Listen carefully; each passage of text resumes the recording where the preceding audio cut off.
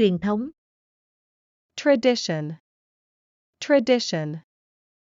Tôi mặc trang phục truyền thống. I wear traditional costume. I wear traditional costume. Thường xuyên. Regular. Regular. Ông ấy cần tập thể dục thường xuyên. He needs regular exercise. He needs regular exercise. Thấp kém. Inferior. Inferior. Chúng ta không hề thua kém ai. We are inferior to none. We are inferior to none. Mạch. Pulse. Pulse. Bác sĩ bắt mạch cho tôi. Doctor feels my pulse. Doctor feels my pulse. Chứng tỏ. Prove. Prove. Điều này chứng tỏ tôi đã đúng. This proves I was right. This proves I was right.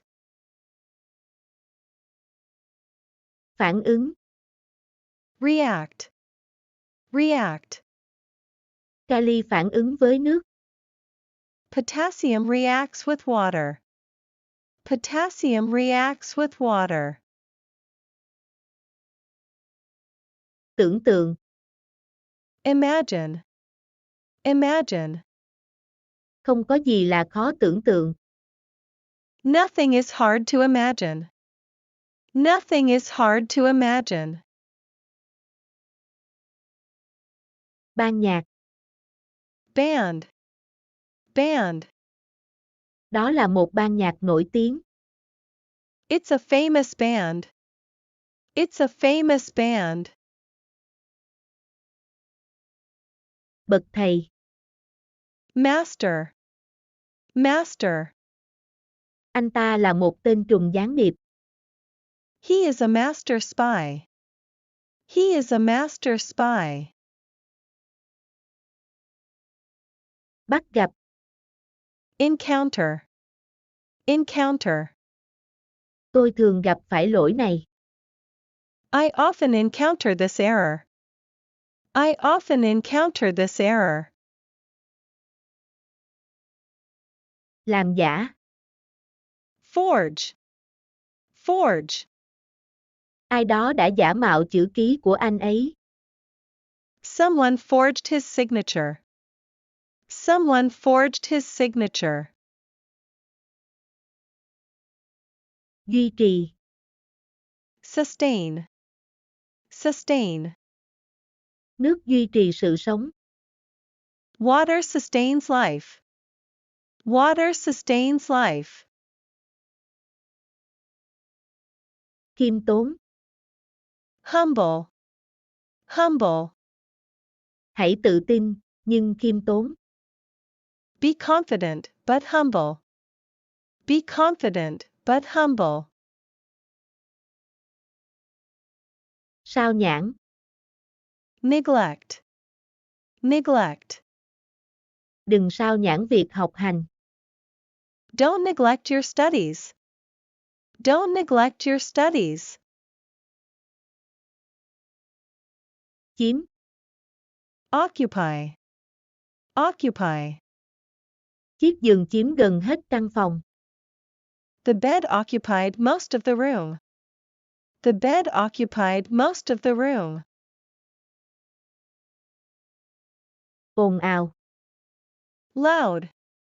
Loud. Còi báo động rất lớn.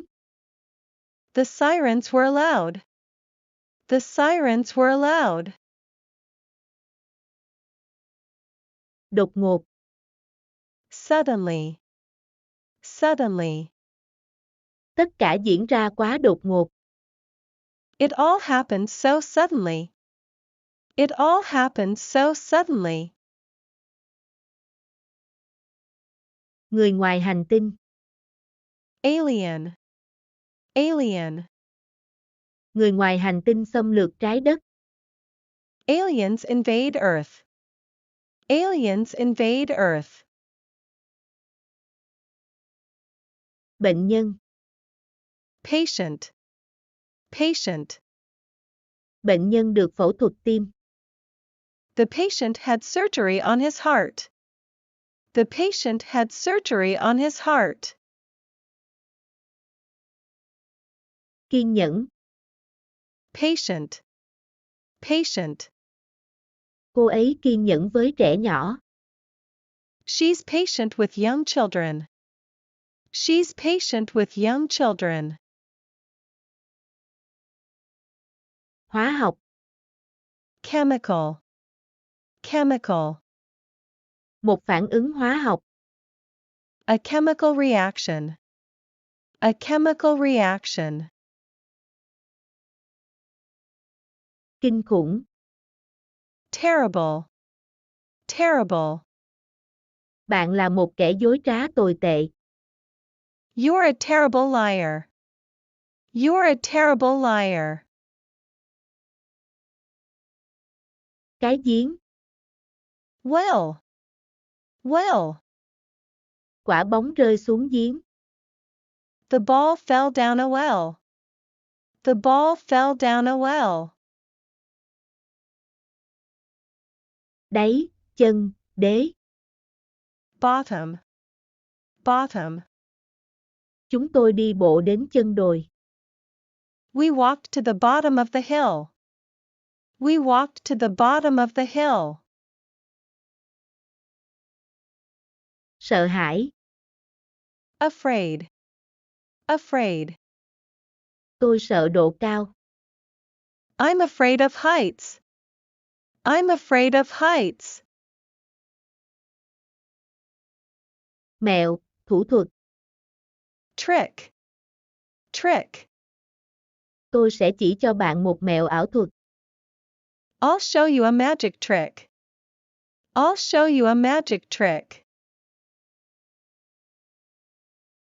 Cười. Laugh. Laugh. Cô ấy luôn làm tôi cười. She always makes me laugh. She always makes me laugh. Kêu la. Shout. Shout. Cô ấy hét lên với Tom. She shouted up to Tom. She shouted up to Tom. Tức giận. Angry. Angry. Tôi hy vọng bạn không giận tôi. I hope you aren't angry with me. I hope you aren't angry with me. Đến. Arrive. Arrive. Tôi sẽ đợi cho đến khi họ đến. I'll wait until they arrive. I'll wait until they arrive. Tạo ra. Create. Create. Du lịch tạo ra của cải cho đất nước. Tourism creates wealth for the country. Tourism creates wealth for the country. Vũ trụ. Universe. Universe. Vũ trụ vẫn đang mở rộng. The universe is still expanding. The universe is still expanding. Tệ hơn. Worse. Worse. Tôi đã từng ở những nơi tệ hơn nhiều. I've been to far worse places. I've been to far worse places. Đến gần. Approach. Approach. Giảm tốc độ khi bạn đến gần chỗ quẹo. Slow down as you approach the corner. Slow down as you approach the corner. Bí mật. Secret. Secret. Anh ấy che giấu một bí mật đen tối. He hides a dark secret. He hides a dark secret. Mây. Cloud. Cloud. Mặt trời khuất sau đám mây. The sun went behind a cloud. The sun went behind a cloud. Phòng thí nghiệm. Laboratory. Laboratory. Tôi gửi mẫu đến phòng thí nghiệm. I send a specimen to the laboratory. I send a specimen to the laboratory. Cuộc phiêu lưu. Adventure. Adventure. Cuốn sách này nói về cuộc phiêu lưu ly kỳ. This book is a thrilling adventure story. This book is a thrilling adventure story. Trả lời. Reply. Reply. Tom thậm chí không thèm trả lời. Tom didn't even bother to reply. Tom didn't even bother to reply. Nhiều. Lot. Lot. Tôi có nhiều việc phải làm hôm nay. I have a lot to do today. I have a lot to do today. Giữa. Middle. Middle. Chúng ta hãy chờ đến giữa tháng 5. Let's wait until the middle of May. Let's wait until the middle of May. An toàn. Safe. Safe. Thuốc này có an toàn cho trẻ em không? Is this medicine safe for children? Is this medicine safe for children? Cuối cùng. Finally. Finally. Cuối cùng chúng tôi đã đồng ý thỏa thuận. We finally agreed a deal. We finally agreed a deal. Đồng ý. Agree. Agree. Tôi hoàn toàn đồng ý với những gì bạn nói. I agree entirely with what you have said. I agree entirely with what you have said. Một lát. Moment. Moment. Bạn có thể đợi một lát được không? Could you wait a few moments? Could you wait a few moments? Vụ tấn công. Attack. Attack. Vụ tấn công xảy ra ở đâu? Where did the attack happen? Where did the attack happen? Trốn, giấu. Hide. Hide. Tôi sẽ tìm một nơi tốt hơn để giấu nó. I'll find a better place to hide it. I'll find a better place to hide it. Hứa. Promise. Promise. Hứa là không được nói cho ai biết nhé. Promise not to tell anyone. Promise not to tell anyone. Săn bắt. Hunt. Hunt. Mèo thích bắt chuột. Cats like to hunt mice. Cats like to hunt mice. Hài lòng. Pleased. Pleased. Tôi rất hài lòng về cả hai bạn. I'm very pleased for you both. I'm very pleased for you both. Thông minh. Clever. Clever. Thật là một ý tưởng thông minh. What a clever idea. What a clever idea. Tàn nhẫn. Cruel. Cruel. Thật tàn nhẫn khi nhốt con chó vào lồng. It's cruel to put a dog in a cage. It's cruel to put a dog in a cage. Dự án. Project. Project. Chúng tôi đã cùng nhau thực hiện dự án này. We worked on this project together. We worked on this project together. Tiếng ồn.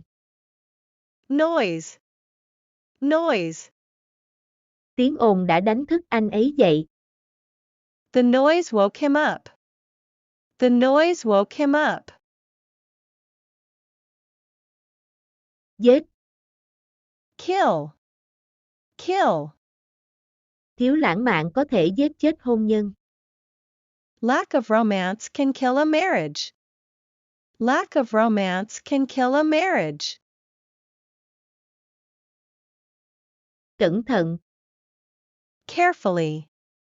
Carefully. Lái xe cẩn thận. Drive carefully. Drive carefully. Thí nghiệm. Experiment. Experiment. Anh ấy đã làm một số thí nghiệm với loài dơi. He did some experiments with bats. He did some experiments with bats. Lo lắng. Nervous. Nervous. Tôi đã rất lo lắng trong suốt bài thi lái xe. I was nervous during my driving test. I was nervous during my driving test. Ngửi mùi. Smell. Smell. Quần áo của anh ấy nồng nặc mùi cá. His clothes smelled strongly of fish. His clothes smelled strongly of fish. Làm sợ hãi. Scare. Scare. Bạn làm tôi sợ. You scared me. You scared me. Độc ác. Evil. Evil. Anh ta nở một nụ cười hiểm ác. He gave an evil laugh. He gave an evil laugh. Tầm nhìn. View. View. Bạn đang chặn tầm nhìn của tôi. You're blocking my view. You're blocking my view. Thư viện. Library. Library. Thư viện này cho mượn băng video. This library loans videotapes. This library loans videotapes. Một vài. Several. Several. Tôi đã xem phim đó vài lần. I've seen that film several times. I've seen that film several times. Bao giờ? Ever. Ever. Trời mưa to hơn bao giờ hết. It was raining harder than ever. It was raining harder than ever. Giữa. Among. Among. Họ đi dạo giữa đám đông. They strolled among the crowds. They strolled among the crowds. Thân thiện. Friendly. Friendly. Cô ấy có nụ cười thân thiện. She had a friendly smile. She had a friendly smile. Thay thế. Instead. Instead. Tom bị ốm nên tôi đã đi thay bạn ấy. Tom was ill, so I went instead. Tom was ill, so I went instead. Điểm số. Grade. Grade. Cô ấy luôn đạt điểm cao.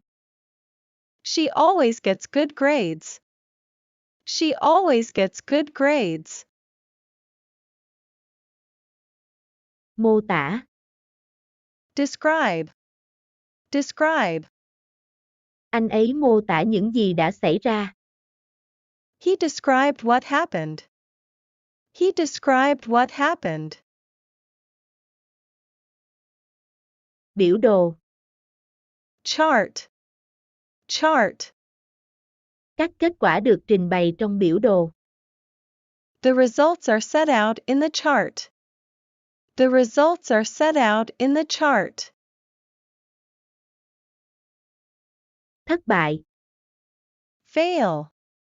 Fail. Cuối cùng mọi nỗ lực của họ đều thất bại. Ultimately, all their efforts failed.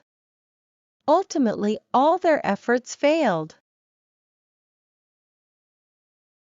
Hành tinh. Planet. Planet. Sao Thủy là hành tinh gần mặt trời nhất. Mercury is the closest planet to the sun. Mercury is the closest planet to the sun.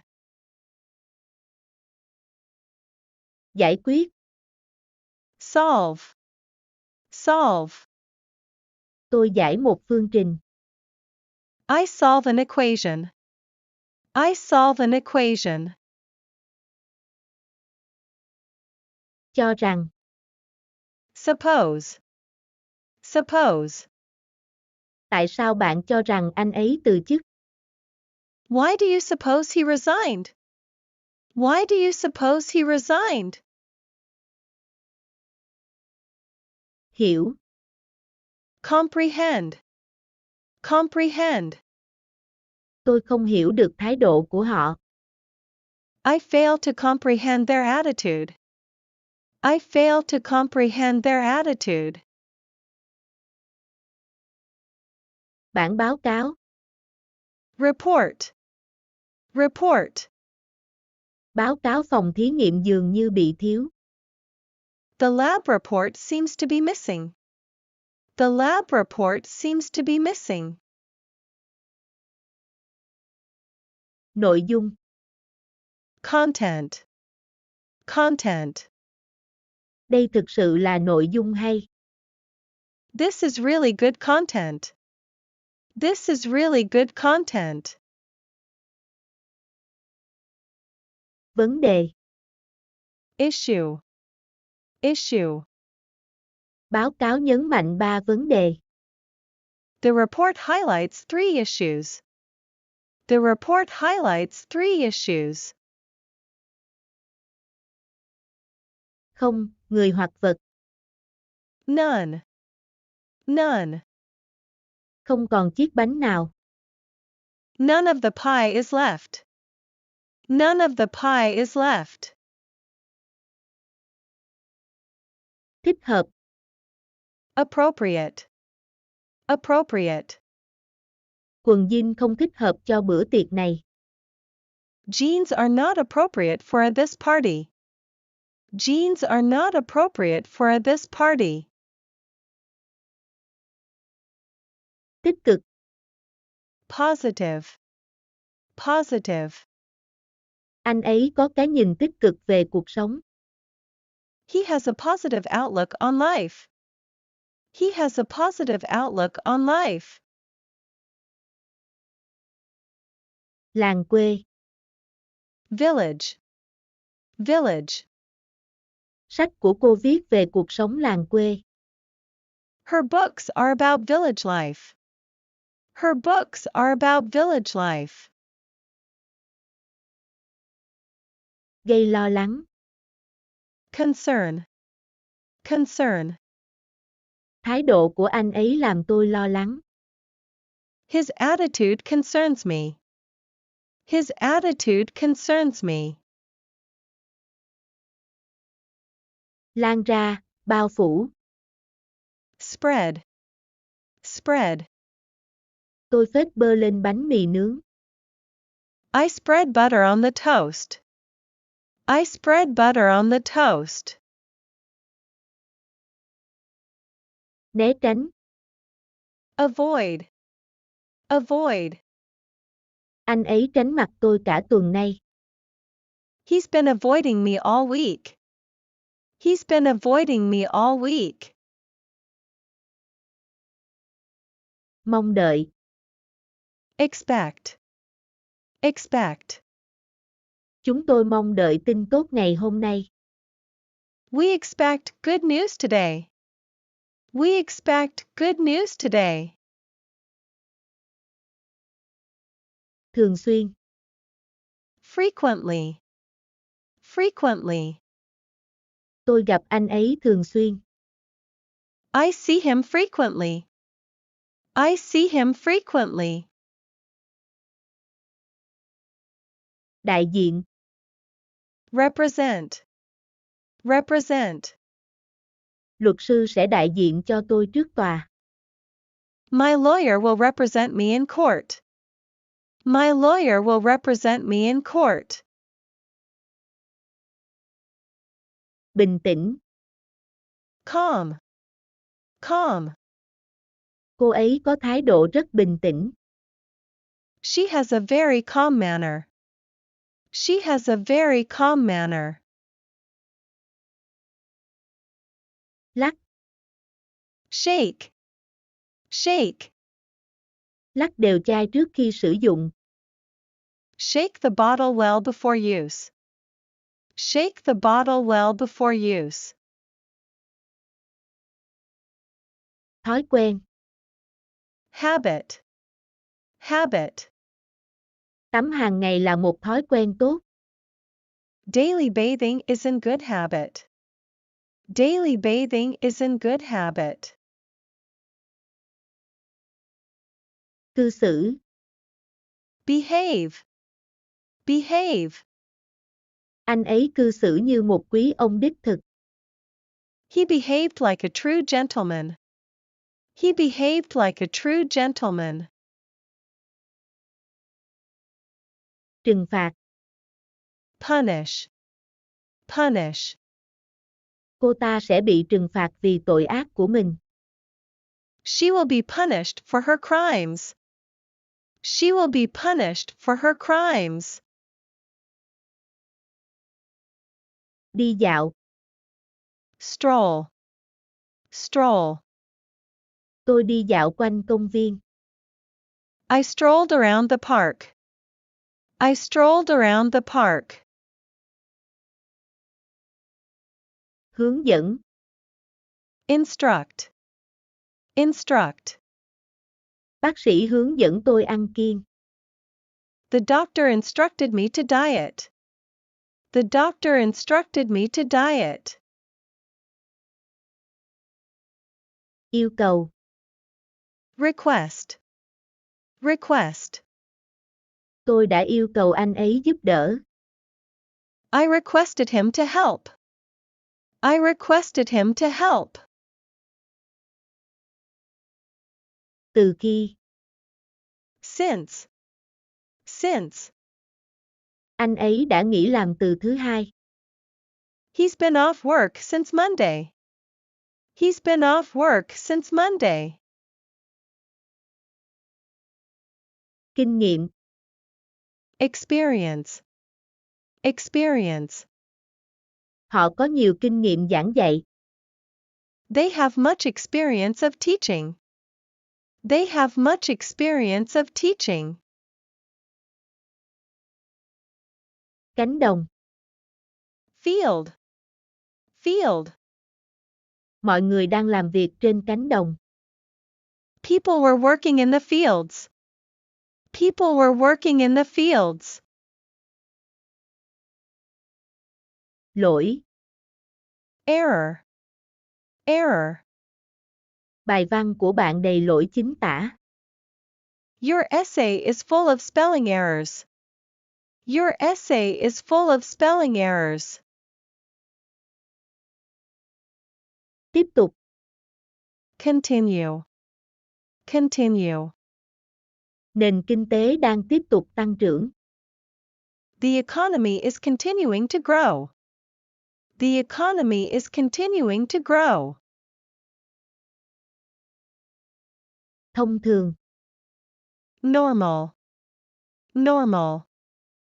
Nhiệt độ của cô ấy là bình thường.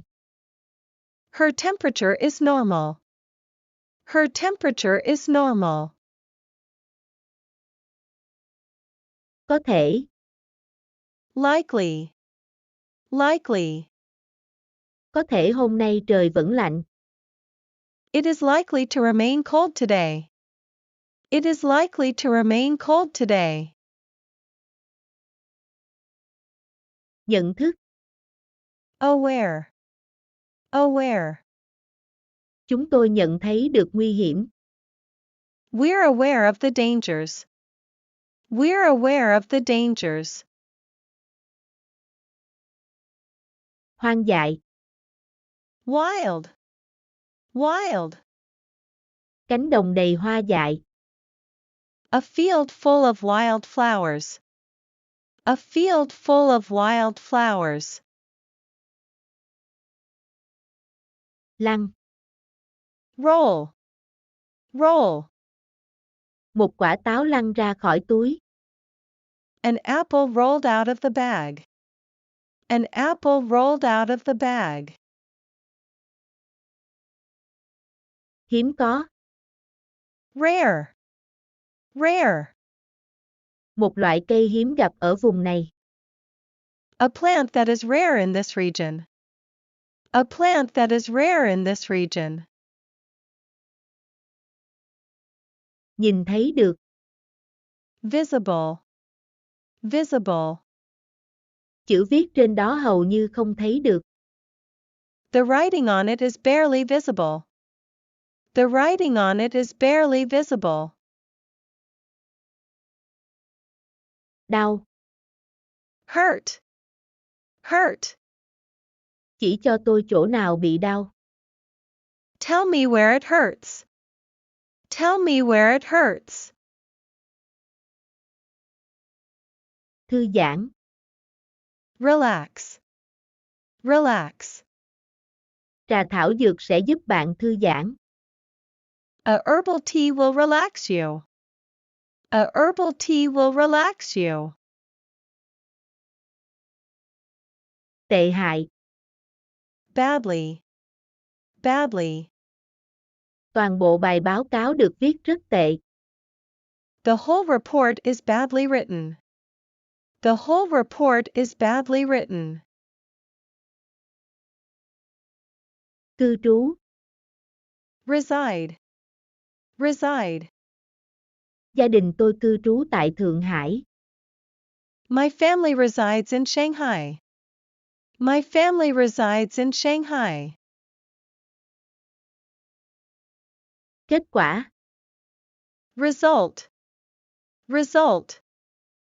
Chúng tôi đã có kết quả rõ ràng. We had definite results. We had definite results. Phán đoán. Judgment. Judgment. Anh ấy tin vào phán đoán của vợ mình. He trusted his wife's judgment. He trusted his wife's judgment. Thuộc về. Belong. Belong.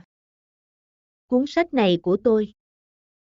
This book belongs to me. This book belongs to me. Cộng đồng. Community. Community. Mục đích của tôi là phục vụ cộng đồng. My aim is to serve the community.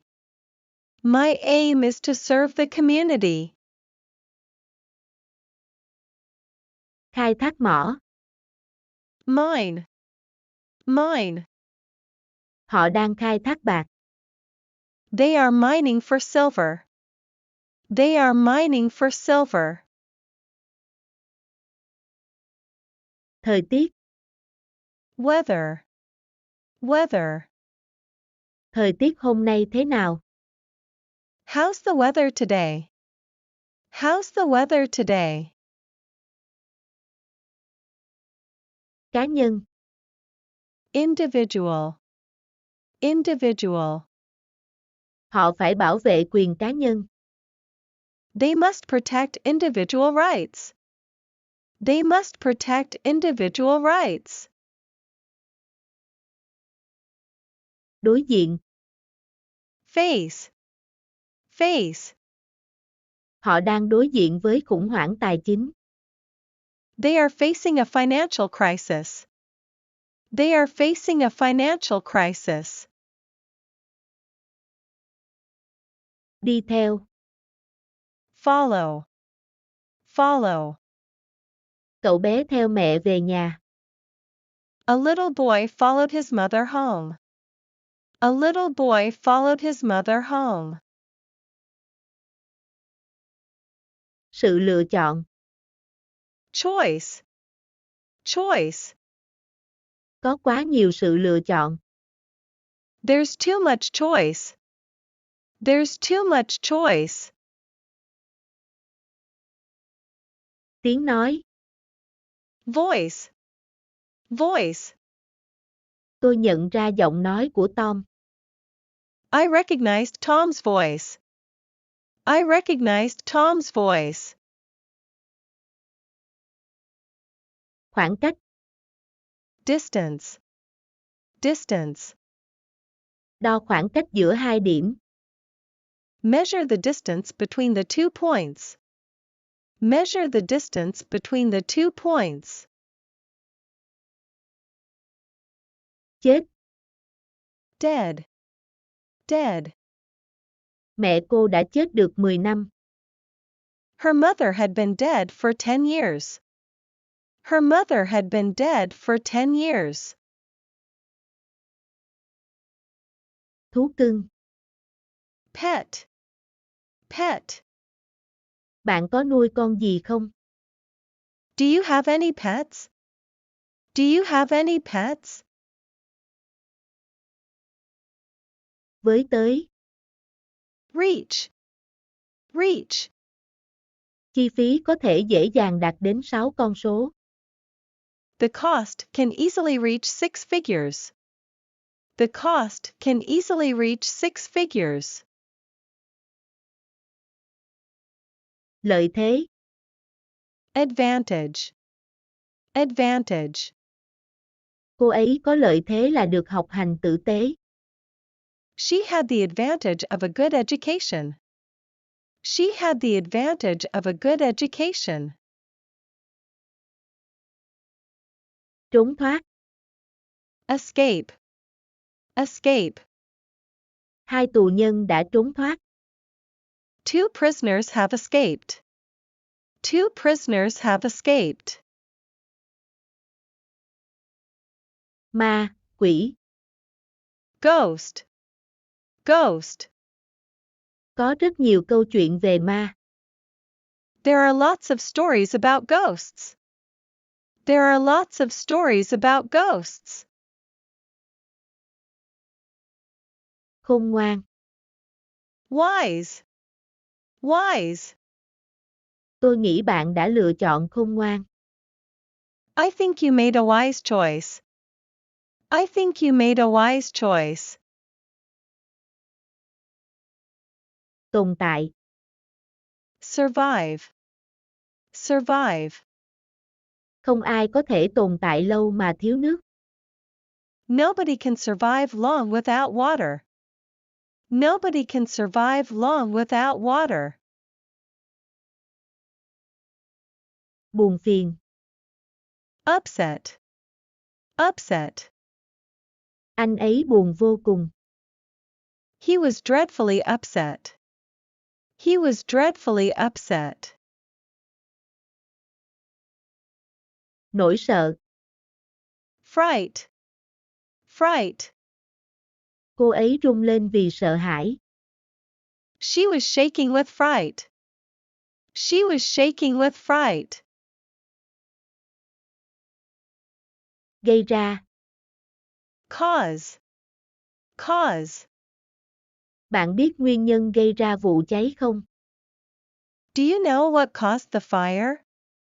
Do you know what caused the fire? Cảm giác. Sense. Sense. Tôi cảm giác ở đó cô ấy không hạnh phúc. I sensed that she wasn't happy there.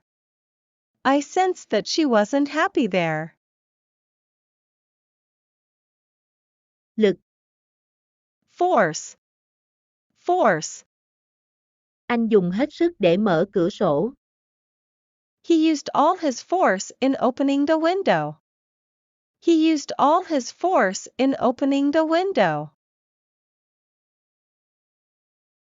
Điều kiện. Condition. Condition. Anh ấy lớn lên trong điều kiện nghèo khó. He grew up in conditions of poverty. He grew up in conditions of poverty. Cho phép. Allow. Allow. Tôi không được phép ra ngoài sau 10 giờ tối. I am not allowed out after 10 p.m. I am not allowed out after 10 p.m. Do đó. Therefore. Therefore. Xe của tôi lớn hơn và do đó thoải mái hơn. My car is bigger and therefore more comfortable. My car is bigger and therefore more comfortable. Hòa bình. Peace. Peace. Anh ấy được trao giải Nobel Hòa bình. He was awarded the Nobel Peace Prize. He was awarded the Nobel Peace Prize. Sự khác biệt. Difference. Difference. Sự khác biệt của hai sản phẩm là chất lượng. The difference in the two products is quality. The difference in the two products is quality. Hoàng tử. Prince. Prince. Hoàng tử sẽ sớm lên ngôi. The prince will soon take over the throne. The prince will soon take over the throne. Đóng góp. Contribute. Contribute. Tập thể dục góp phần cải thiện sức khỏe. Exercise contributes to better health. Exercise contributes to better health. Đòi, yêu cầu. Claim. Claim. Có một số việc đòi hỏi tôi phải chú ý. There are several matters that claim my attention. There are several matters that claim my attention. Chuyên gia. Expert. Expert. Mẹ tôi là một chuyên gia may quần áo. My mother is an expert at dressmaking. My mother is an expert at dressmaking. Bảo vệ. Protect. Protect. Quyền bình đẳng của phụ nữ được pháp luật bảo vệ. The equality of women is protected under law. The equality of women is protected under law. Thử thách. Challenge. Challenge. Thử thách ở phía trước. The challenge is ahead. The challenge is ahead. Nổi tiếng. Famous. Famous. Anh ấy là một nhà thơ nổi tiếng. He's a famous poet. He's a famous poet. Đặt nằm. Lay. Lay. Cô ấy đặt em bé nằm lên giường. She lay the baby on the bed. She lay the baby on the bed. Thông báo. Announce. Announce. Họ thông báo chuyến bay sẽ bị hoãn.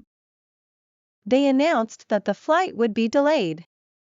They announced that the flight would be delayed.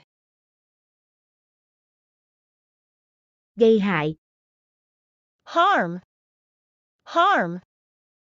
Ô nhiễm có thể gây hại cho sinh vật biển. Pollution can harm marine life. Pollution can harm marine life. Đột ngột. Sudden. Sudden.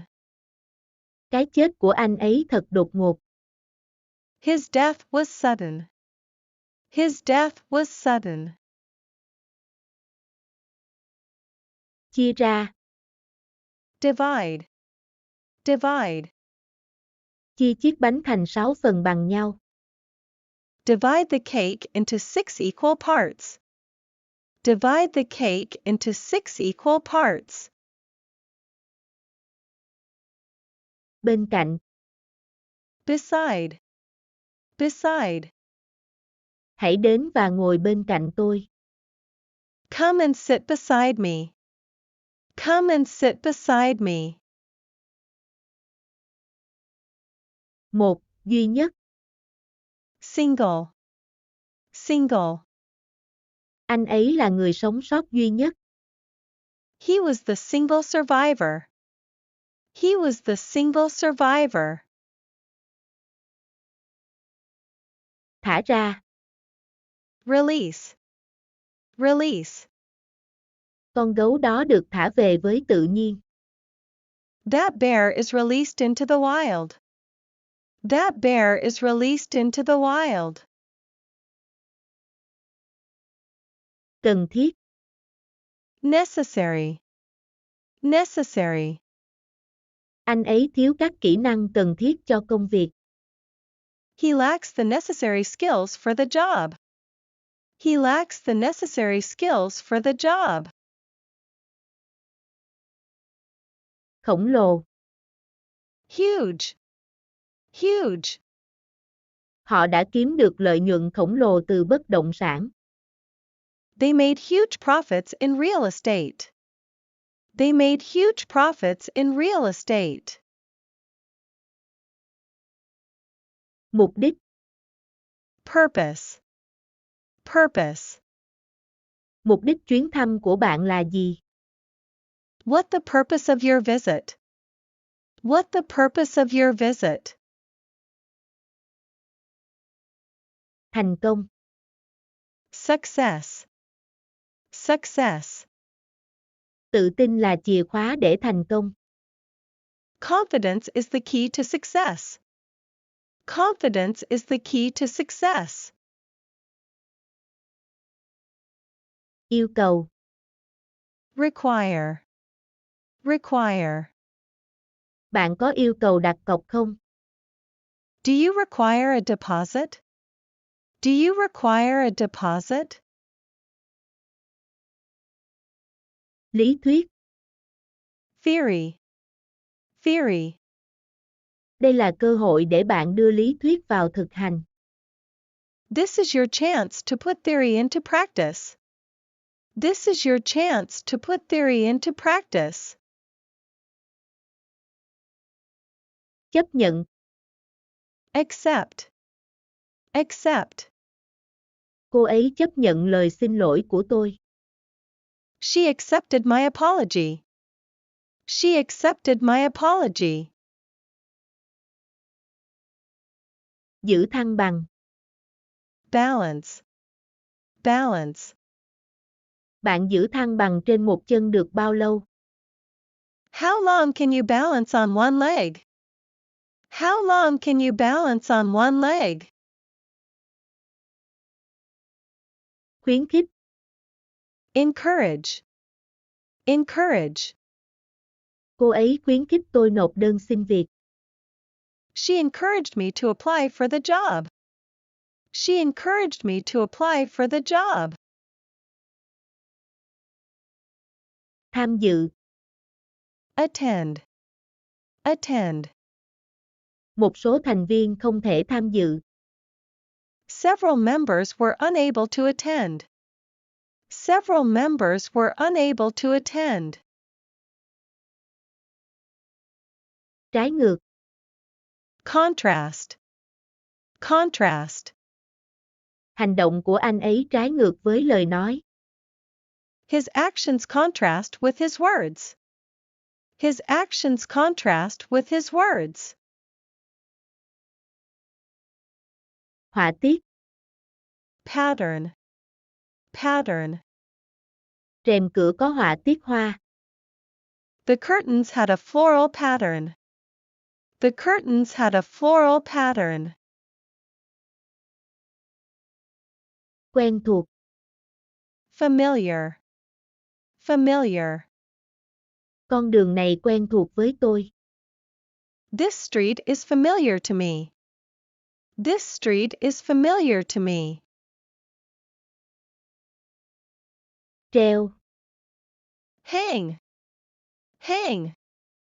Treo áo khoác của bạn trên móc. Hang your coat on the hook. Hang your coat on the hook. Sắp xếp. Arrange. Arrange. Chúng tôi vẫn chưa sắp xếp khi nào gặp nhau. We haven't yet arranged when to meet. We haven't yet arranged when to meet. Vồ lấy. Grab. Grab. Lấy áo khoác của bạn và đi theo tôi. Grab your coat and follow me. Grab your coat and follow me. Cầu hôn. Propose. Propose. Anh ấy cầu hôn tôi. He proposed to me. He proposed to me. Xé. Tear. Tear. Tôi xé một mảnh giấy. I tear off a piece of paper. I tear off a piece of paper. Vẫn còn. Still. Still. Tôi vẫn còn đói. I'm still hungry. I'm still hungry. Tiết kiệm. Save. Save. Chúng ta có thể tiết kiệm thời gian. We can save time. We can save time. Chống lại. Against. Against. Họ bỏ phiếu chống lại đề xuất mới. They vote against the new proposal. They vote against the new proposal. Bãi biển. Beach. Beach. Họ gặp nhau ở bãi biển. They met at the beach. They met at the beach. Đảo. Island. Island. Nó là một đảo hoang. It's a desert island. It's a desert island. Đá. Rock. Rock. Nó cứng như đá. It's as hard as rock. It's as hard as rock. Bước đi. Step. Step. Họ bước ra ban công. They stepped out onto the balcony. They stepped out onto the balcony. Có lẽ. Perhaps. Perhaps. Có lẽ anh ấy đã quên. Perhaps he's forgotten.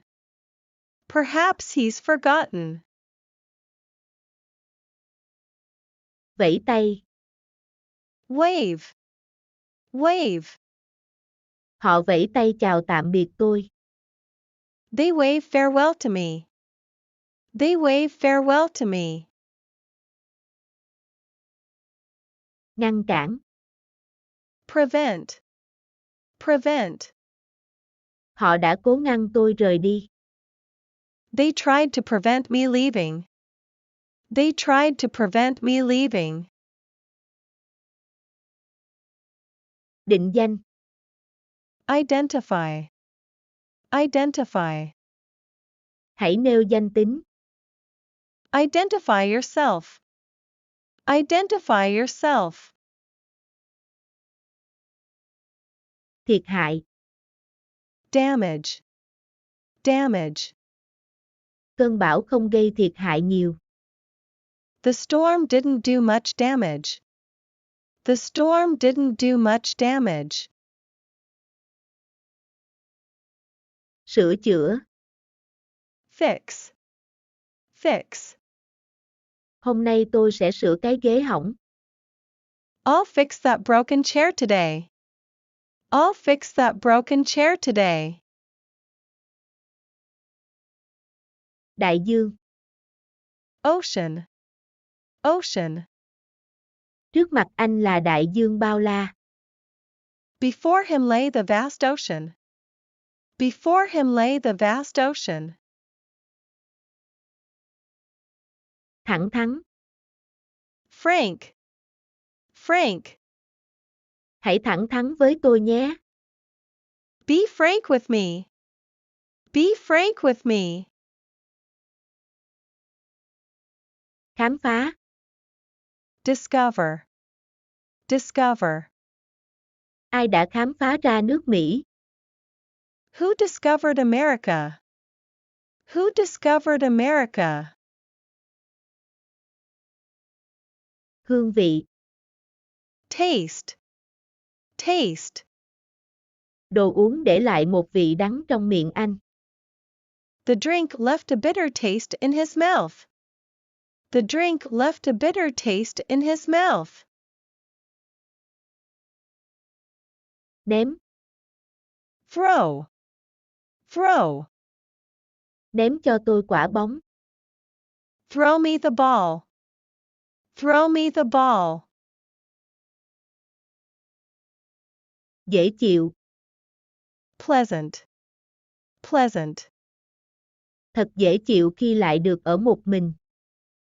It was pleasant to be alone again. It was pleasant to be alone again. Cảm xúc. Emotion. Emotion. Sợ hãi là một cảm xúc bình thường của con người. Fear is a normal human emotion.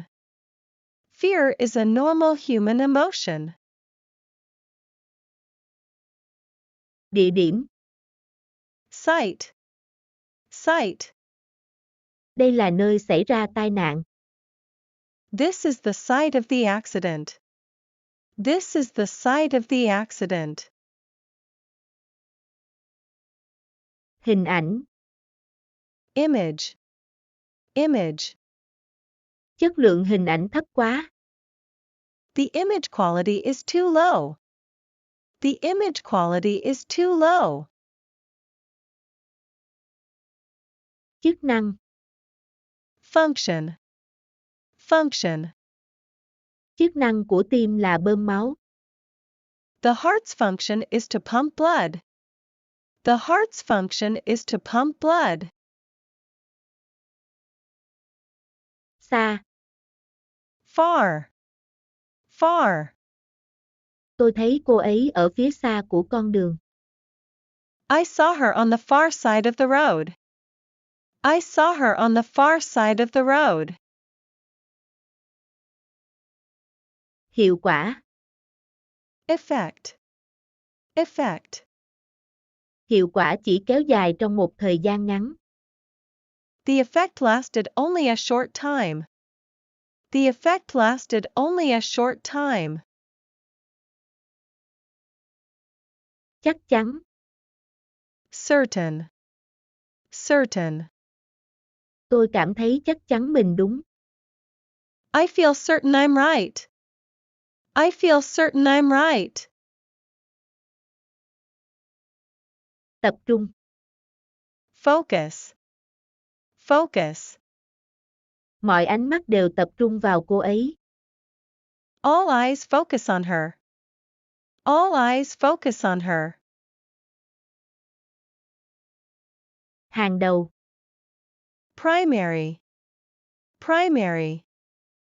Chăm sóc sức khỏe tốt là quan trọng hàng đầu. Good healthcare is of primary importance. Good healthcare is of primary importance. Nghỉ ngơi. Rest.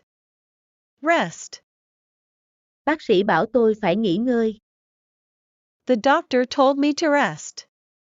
The doctor told me to rest. Lợi ích. Benefit. Benefit. Đến sớm sẽ có lợi cho bạn. It will be to your benefit to arrive early. It will be to your benefit to arrive early. Cơ hội. Chance. Chance. Tôi không có cơ hội để nói lời tạm biệt. I didn't get a chance to say goodbye. I didn't get a chance to say goodbye. Ngay lập tức. Immediate. Immediate. Phản ứng ngay lập tức của tôi là nói có. My immediate response was to say yes. My immediate response was to say yes. Rắc rối. Trouble. Trouble. Rắc rối của chúng ta vẫn chưa kết thúc. Our troubles aren't over yet. Our troubles aren't over yet. Cần thiết. Essential. Essential. Kinh nghiệm là cần thiết cho công việc này. Experience is essential for this job. Experience is essential for this job. Tách rời. Separate. Separate. Vui lòng tách đôi đũa ra. Please separate the chopsticks. Please separate the chopsticks. Vẫn vậy. Remain. Remain. An ninh ở sân bay vẫn được thắt chặt. Security at the airport remains tight. Security at the airport remains tight. Tự hào. Proud. Proud. Ông rất tự hào về con trai mình. He's very proud of his son. He's very proud of his son. Cỏ. Grass. Grass. Đừng đi trên bãi cỏ. Don't walk on the grass. Don't walk on the grass. Đuôi. Tail. Tail. Con chó vẫy đuôi. The dog wagged its tail. The dog wagged its tail. Bảo vệ. Guard. Guard. Những người lính bảo vệ lối vào. Soldiers guarded the entrance. Soldiers guarded the entrance. Một trong hai. Either. Either. Một trong hai bạn ai nói tiếng Anh? Does either of you speak English? Does either of you speak English? Quyết định. Decision. Decision. Kết hôn là một quyết định trọng đại. Marriage is a big decision. Marriage is a big decision. Đất. Ground. Ground. Anh ấy ngồi bệt xuống đất. He sit down on the ground. He sit down on the ground. Rừng. Forest. Forest. Họ bị lạc trong rừng. They got lost in the forest. They got lost in the forest. Chuẩn bị. Prepare. Prepare. Các bài giảng đã được chuẩn bị cẩn thận. The lectures were carefully prepared. The lectures were carefully prepared. Lạ lùng. Strange. Strange. Tôi nghe thấy một tiếng động lạ. I heard a strange noise. I heard a strange noise. Nghiêm túc. Serious. serious. Tin tôi đi, tôi nghiêm túc đấy. Believe me, I'm serious. Believe me, I'm serious. Sự thật, Truth. Truth. tốt hơn là nên nói sự thật. It's better to tell the truth. It's better to tell the truth. Dùng, xài. Spend. Spend. Tôi đã tiêu hết tiền rồi. I've spent all my money already. I've spent all my money already. Thu thập, Collect. Collect. cô ấy thu thập vỏ sò trên bãi biển. She collects seashells on the beach. She collects seashells on the beach. Đánh thức, Wake. Wake. đánh thức tôi dậy sớm mai nhé. Please wake me early tomorrow. Please wake me early tomorrow. Cuộc hội thoại, Conversation. Conversation. cảnh sát đã ghi âm cuộc trò chuyện. Police taped the conversation. Police taped the conversation. Giới thiệu, Introduce. Introduce. cô ấy giới thiệu tôi với gia đình của cô ấy. She introduced me to her family. She introduced me to her family. Không nữa, Anymore. Anymore. cô ấy không sống ở đây nữa. She doesn't live here anymore. She doesn't live here anymore. Cạnh tranh, Compete. Compete. chúng ta không thể cạnh tranh với họ về giá.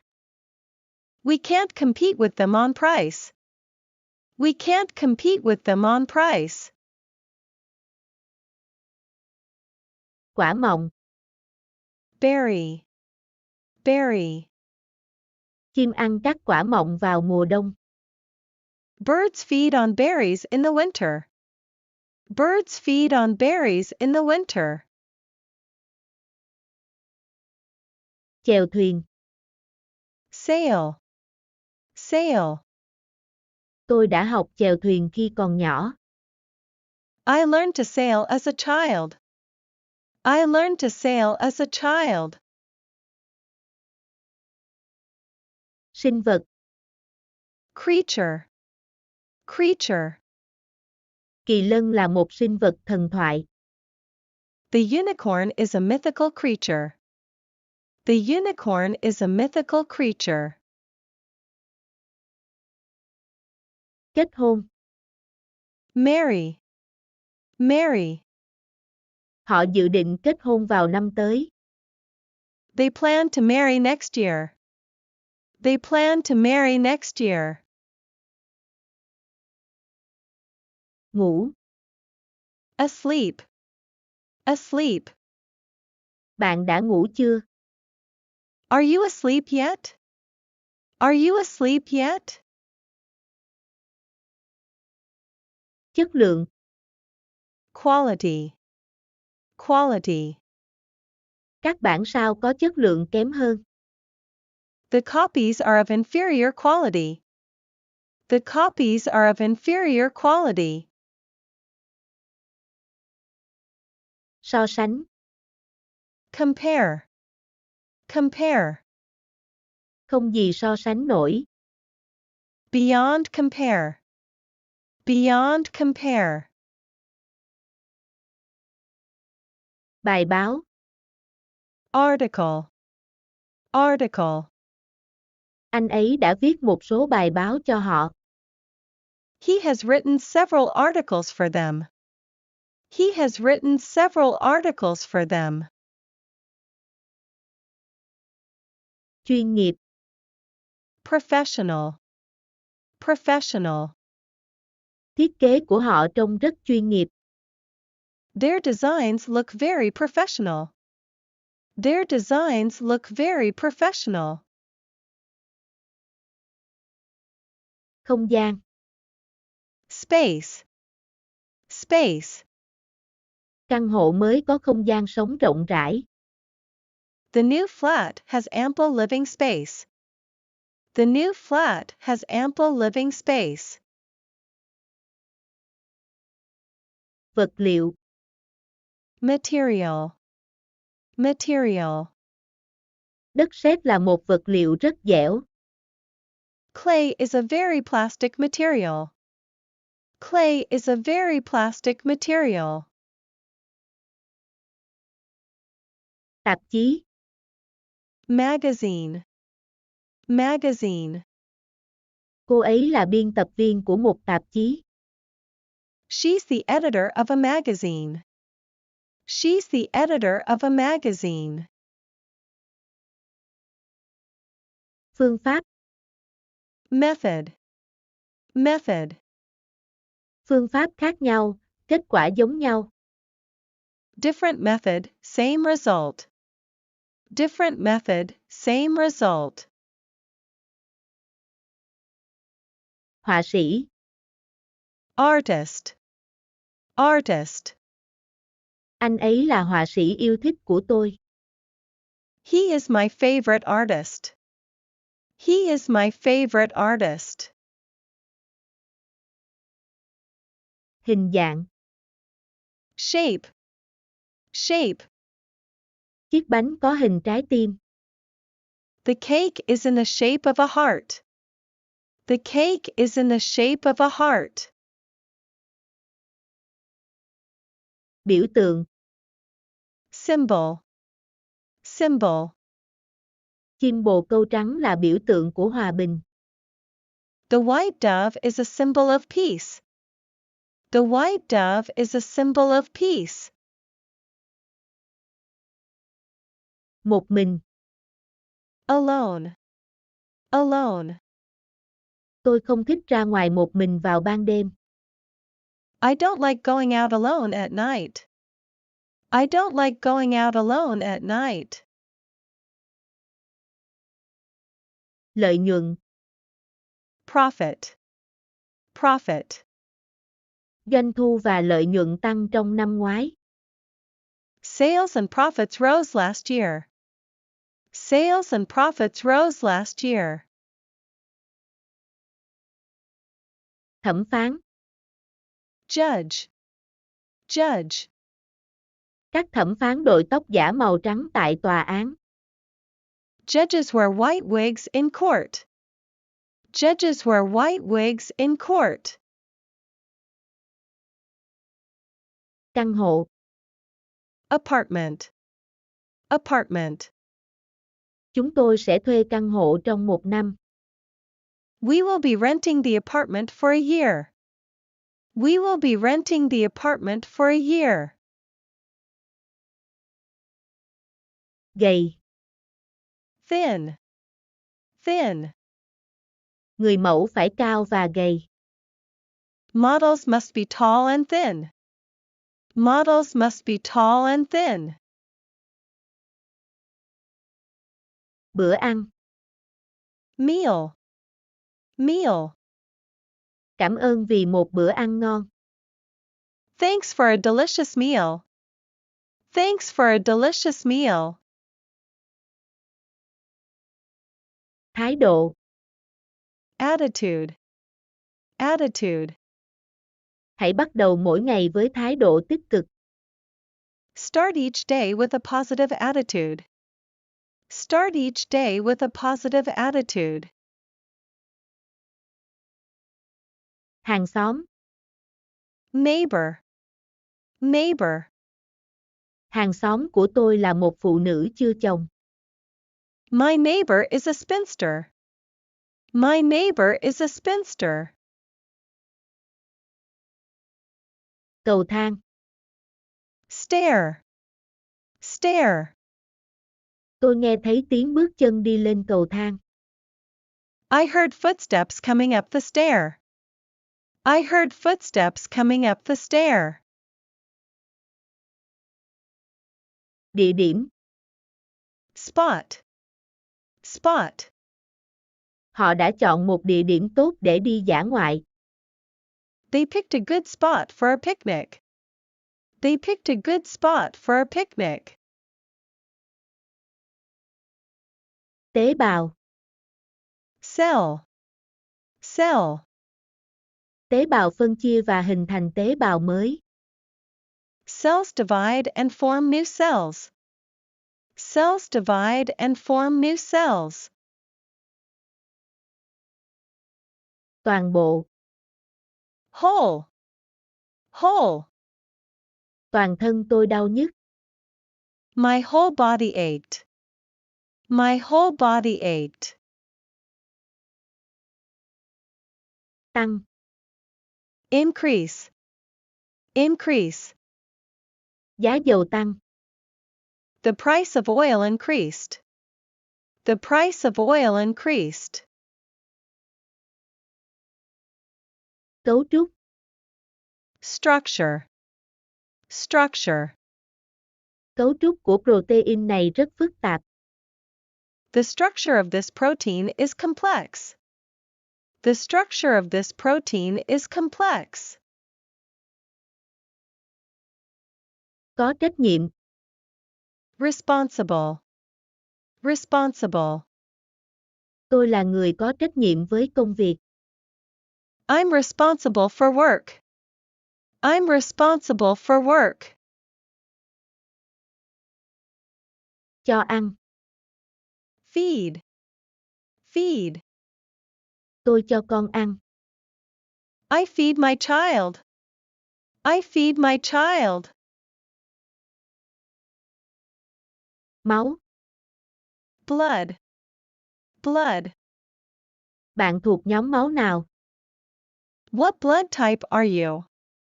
What blood type are you? Lãnh chúa. Lord. Lord. Cô ấy đã kết hôn với một lãnh chúa. She's married to a lord. She's married to a lord. Yêu cầu. Demand. Demand. Yêu cầu của họ đã bị từ chối. Their demand was ignored. Their demand was ignored. Chính xác. Correct. Correct. Chỉ một trong các câu trả lời là chính xác. Only one of the answers is correct. Only one of the answers is correct. Nuôi. Raise. Raise. Một mình bà ấy nuôi 5 người con. She raised 5 children on her own. She raised 5 children on her own. Bằng nhau. Equal. Equal. Cắt nó thành 4 phần bằng nhau. Cut it into 4 equal parts. Cut it into 4 equal parts. Chứa, đựng. Contain. Contain. Cái chai có thể chứa 5 lít. The bottle contains 5 liters. The bottle contains 5 liters. Hố. Hole. Hole.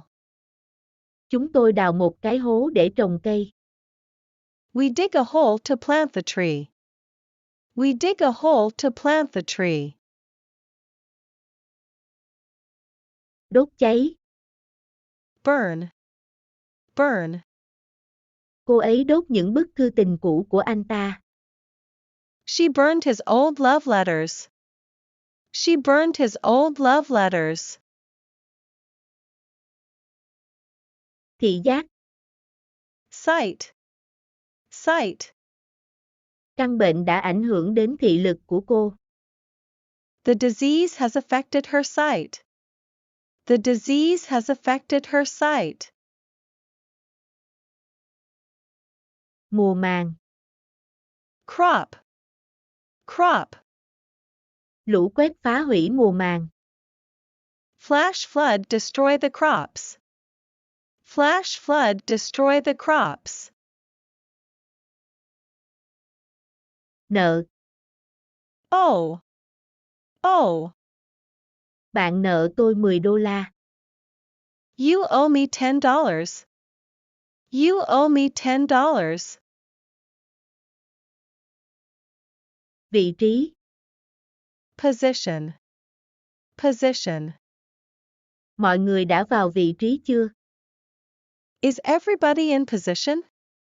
Is everybody in position?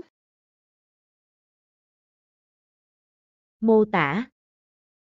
Description. Description. Vẻ đẹp của cô ấy không thể tả được. Her beauty is beyond description. Her beauty is beyond description. Thư. Mail. Mail. Bạn có thư. You have mail. You have mail. Cửa hàng.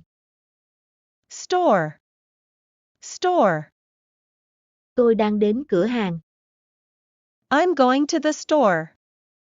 I'm going to the store. Địa phương. Local. Local. Thật khó để hiểu được tiếng địa phương. It was difficult to understand the local dialect. It was difficult to understand the local dialect. Công nghệ.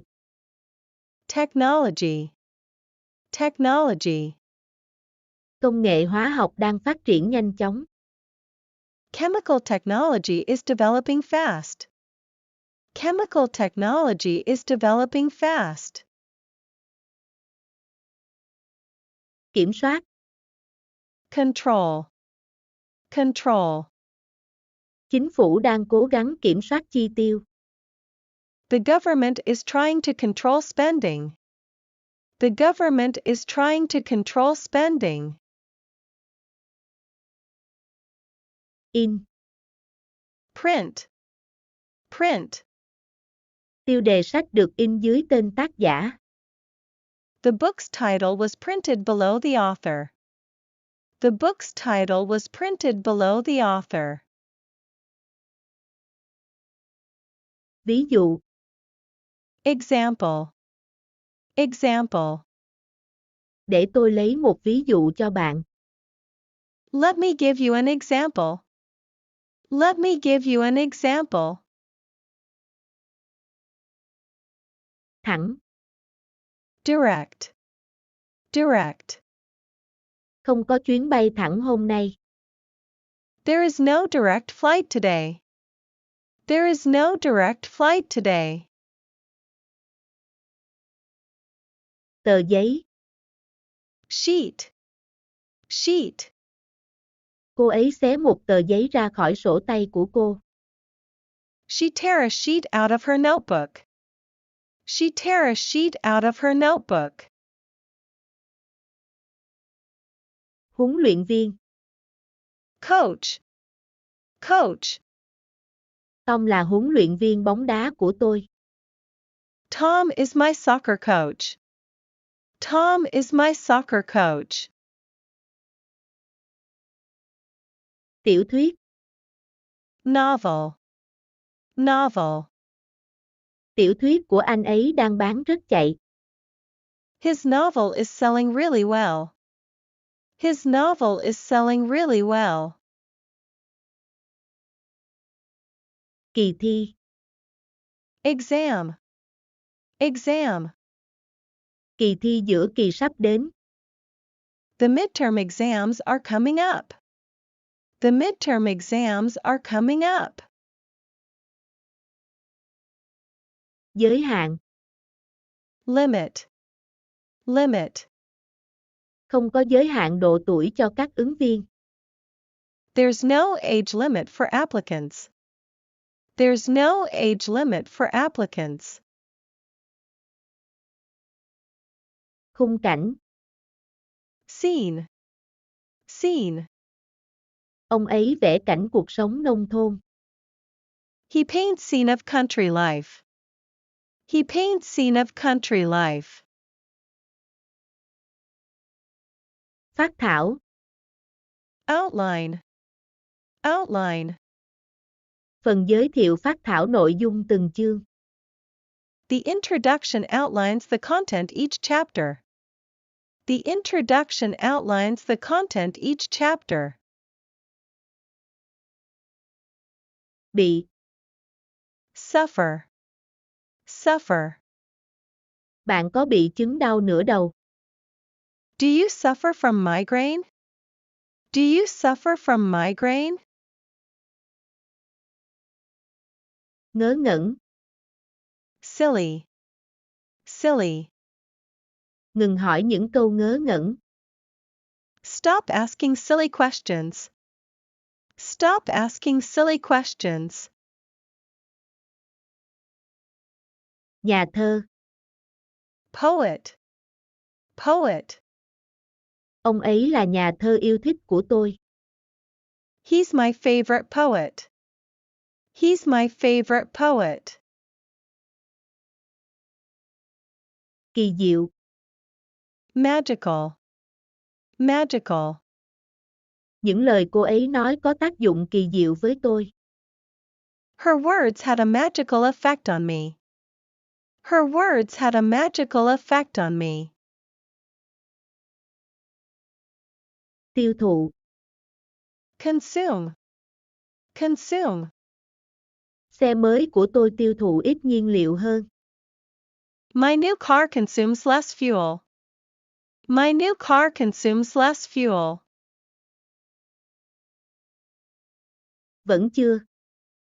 Yet. Yet. Điều tốt nhất vẫn chưa đến. The best was yet to come. The best was yet to come. Rủi ro. Risk. Risk. Bạn phải cân nhắc rủi ro và lợi ích.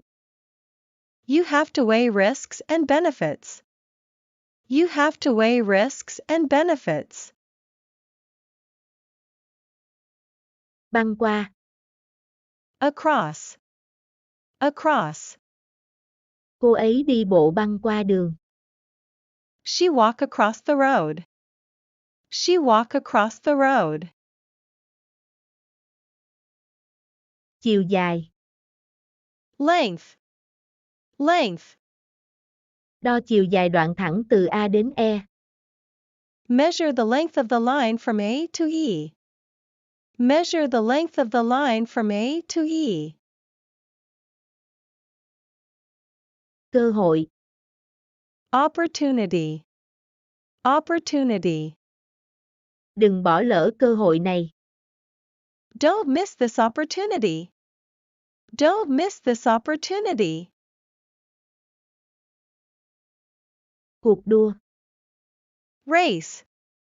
Race. Ai đã thắng cuộc đua? Who won the race? Who won the race? Phản hồi. Respond. Respond. Cô ấy không bao giờ phản hồi lại thư của tôi. She never responded to my letter. She never responded to my letter. Tự hỏi. Wonder. Wonder. Tôi tự hỏi cô ấy là ai? I wonder who she is. I wonder who she is. Cực kỳ. Extreme. Extreme. Họ sống trong cảnh nghèo đói cùng cực. They live in extreme poverty. They live in extreme poverty. Nỗi sợ. Fear. Fear. Cậu bé không hề tỏ ra sợ hãi. The boy showed no fear. The boy showed no fear. Xảy ra. Happen. Happen. Bạn sẽ không thể đoán được những gì đã xảy ra. You'll never guess what's happened. You'll never guess what's happened. Giải thưởng. Prize. Prize. Cô ấy xứng đáng được giải nhất. She deserves first prize. She deserves first prize. Nhận ra. Realize. Realize. Tại sao tôi không nhận ra sớm hơn? Why don't I realize earlier? Why don't I realize earlier? Sai lầm. Mistake. Mistake. Bạn đang phạm một sai lầm lớn. You are making a big mistake. You are making a big mistake. Quan sát. Observe. Observe. Tôi muốn bạn quan sát tất cả các chi tiết. I want you to observe all the details. I want you to observe all the details. Đặc điểm. Characteristic. Characteristic. Mỗi người đều có một điểm đặc biệt. Everyone has a special characteristic. Everyone has a special characteristic. Hít thở. Breathe. Breathe. Hãy luôn thở bằng mũi. Always breathe through your nose. Always breathe through your nose. Kích thích. Excite. Excite. Bạn nên kích thích các giác quan của bé. You should excite the senses of your baby. You should excite the senses of your baby. May mắn. Fortunate. Fortunate. Chúng tôi may mắn có nhiều đất đai. We are fortunate in having a lot of land. We are fortunate in having a lot of land. Địa hạt. County. County. Texas được chia thành 254 hạt. Texas is divided into 254 counties. Texas is divided into 254 counties. Cái bảng. Board. Board. Giáo viên viết tên cô ấy lên bảng. The teacher write her name up on the board. The teacher write her name up on the board. Quá trình. Process. Process. Tóc bạc là một phần của quá trình lão hóa. Graying hair is part of the aging process. Graying hair is part of the aging process. Thế kỷ. Century. Century. Nó được xây dựng vào thế kỷ 20. It was built in the 20th century. It was built in the 20th century. Có lẽ. Maybe. Maybe. Có lẽ bạn nên nói với cô ấy. Maybe you should tell her. Maybe you should tell her. Sĩ quan. Officer. Officer. Anh ta bị buộc tội tấn công một sĩ quan cảnh sát. He was charged with assaulting a police officer. He was charged with assaulting a police officer. Bằng phẳng. Flat. Flat. Tôi cần bề mặt phẳng để viết. I need a flat surface to write on. I need a flat surface to write on. Từ điển. Dictionary. Dictionary. Tôi không thể tìm thấy từ này trong từ điển. I couldn't find this word in the dictionary. I couldn't find this word in the dictionary. Tồn tại. Exist. Exist. Sự sống có tồn tại trên các hành tinh khác không? Does life exist on other planets? Does life exist on other planets? Cổ xưa. Ancient. Ancient. Đó là một thành phố cổ. It's an ancient city. It's an ancient city. Buổi hòa nhạc. Concert. Concert. Họ đang tổ chức buổi hòa nhạc để làm từ thiện. They're organizing a concert for charity. They're organizing a concert for charity. Nhà hát. Theater. Theater. Bạn có thích làm việc trong nhà hát? Do you enjoy working in the theater? Do you enjoy working in the theater? Học viện. Academy. Academy. Tôi là sinh viên học viện tài chính. I'm a student of Academy of Finance. I'm a student of Academy of Finance. Tiềm ẩn. Hidden. Hidden. Camera ẩn được sử dụng để cải thiện an ninh. Hidden cameras were used to improve security. Hidden cameras were used to improve security. Giàu có. Wealth. Wealth. Tom không bao giờ phô trương sự giàu có của anh. Tom's never flaunted his wealth. Tom's never flaunted his wealth. Xuất bản. Publish. Publish. Ấn bản đầu tiên được xuất bản vào năm ngoái. The first edition was published last year. The first edition was published last year. Đập. Pound. Pound. Ai đó đang đập cửa. Someone was pounding at the door. Someone was pounding at the door. Quý ông. Gentleman. Gentleman. Anh ấy là một quý ông hoàn hảo. He is a perfect gentleman. He is a perfect gentleman. Manh mối. Clue. Clue. Tên trộm không để lại manh mối nào. The burglar left no clues. The burglar left no clues. Ban đầu. Original.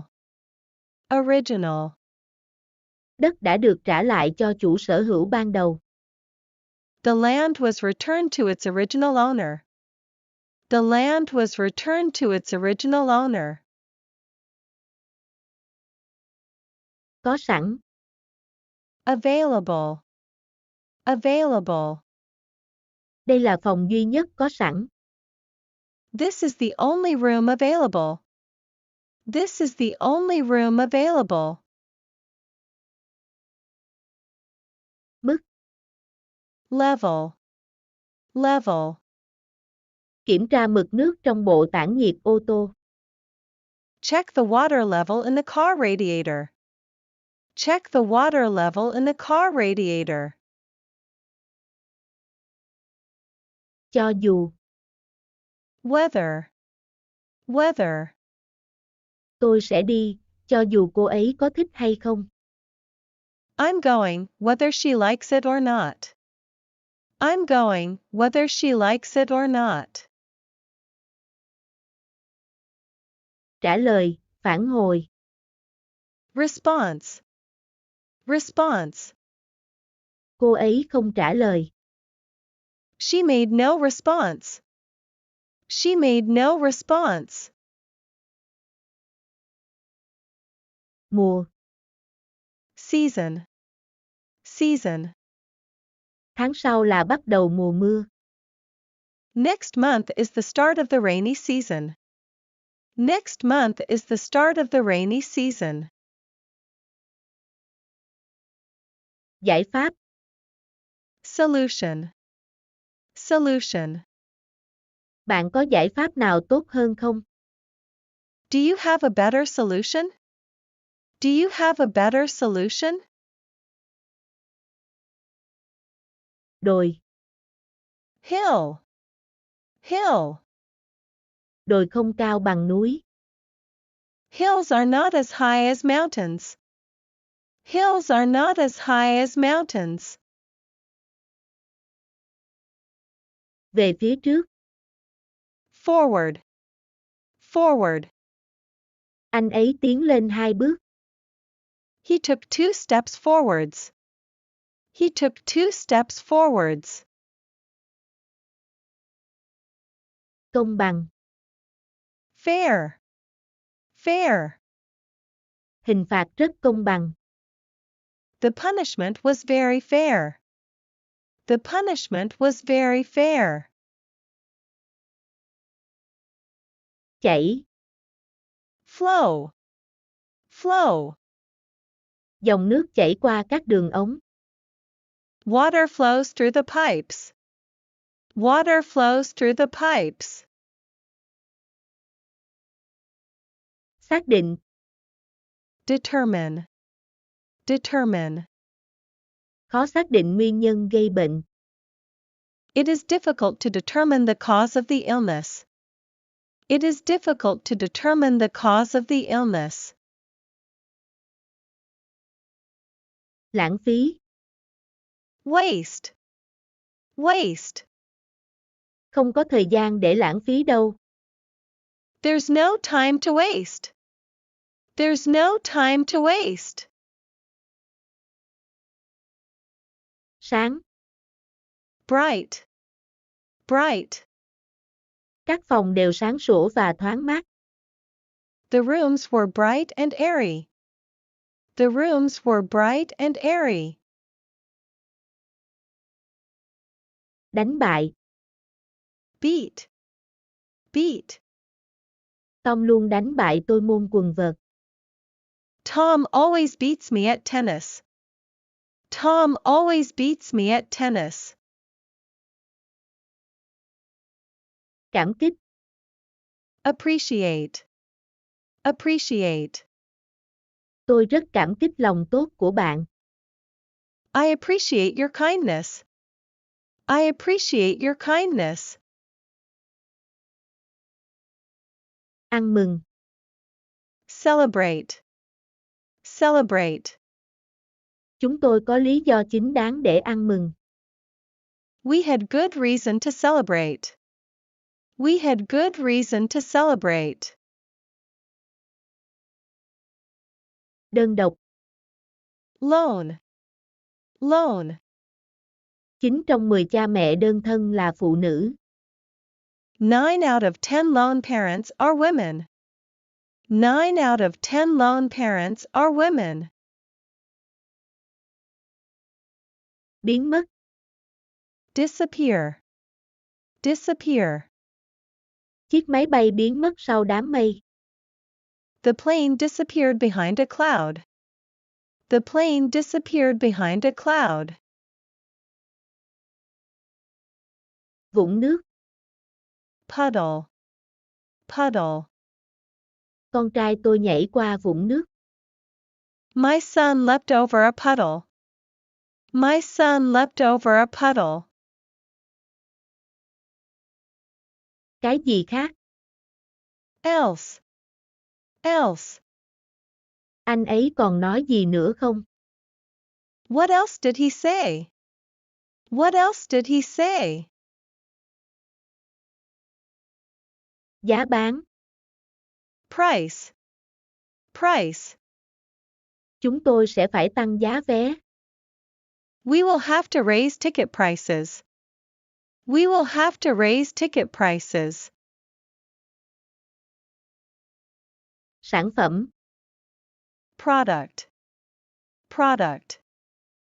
Sản phẩm này có chứa các loại hạt. This product contains nuts. This product contains nuts. Mục. Item. Item. Mỗi mục riêng lẻ có một số. Each individual item has a number. Each individual item has a number. Tài sản. Property. Property. Tòa nhà này là tài sản của chính phủ.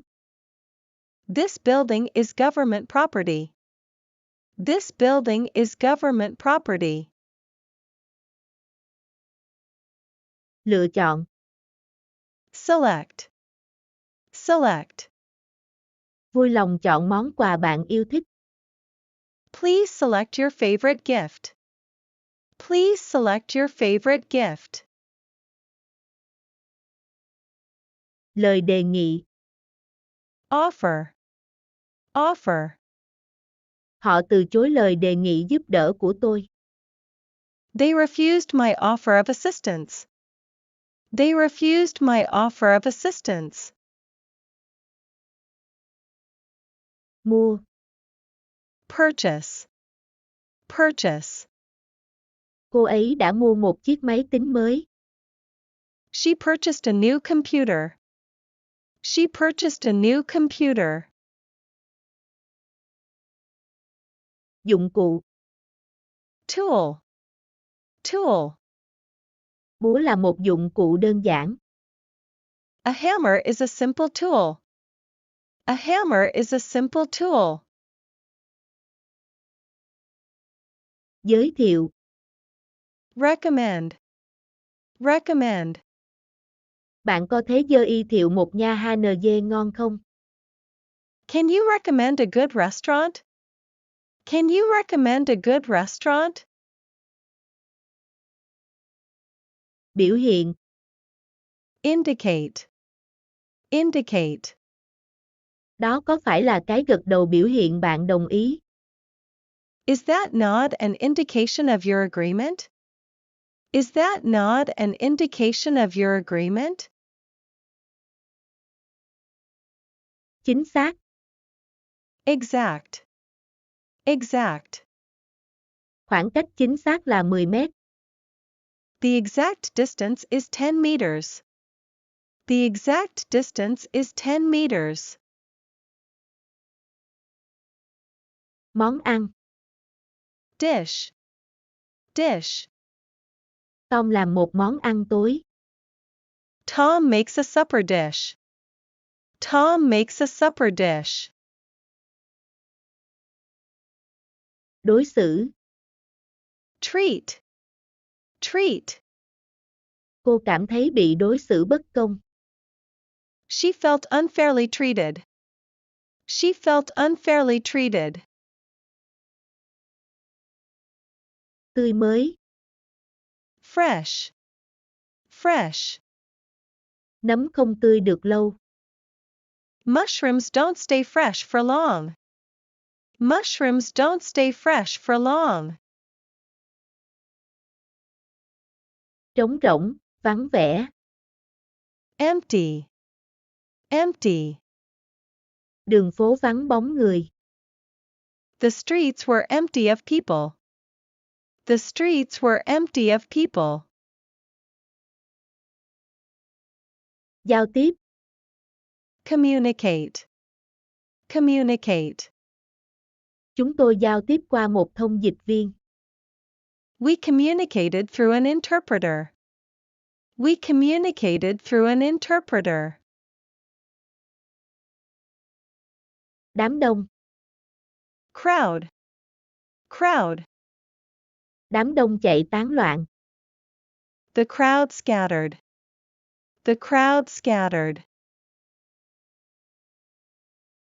Tùy theo. Depend. Depend. Còn tùy vào thời tiết. It depend on the weather. It depend on the weather. Tranh cãi. Argue. Argue. Cô ấy luôn tranh cãi với em gái mình. She's always arguing with her sister. She's always arguing with her sister. Tụ họp. Gather. Gather. Những đứa trẻ tụ họp quanh chiếc xe. The kids gathered around the car. The kids gathered around the car. Chính sách. Policy. Policy. No smoking is company policy. No smoking is company policy. No smoking is company policy. Quốc tế. International. International.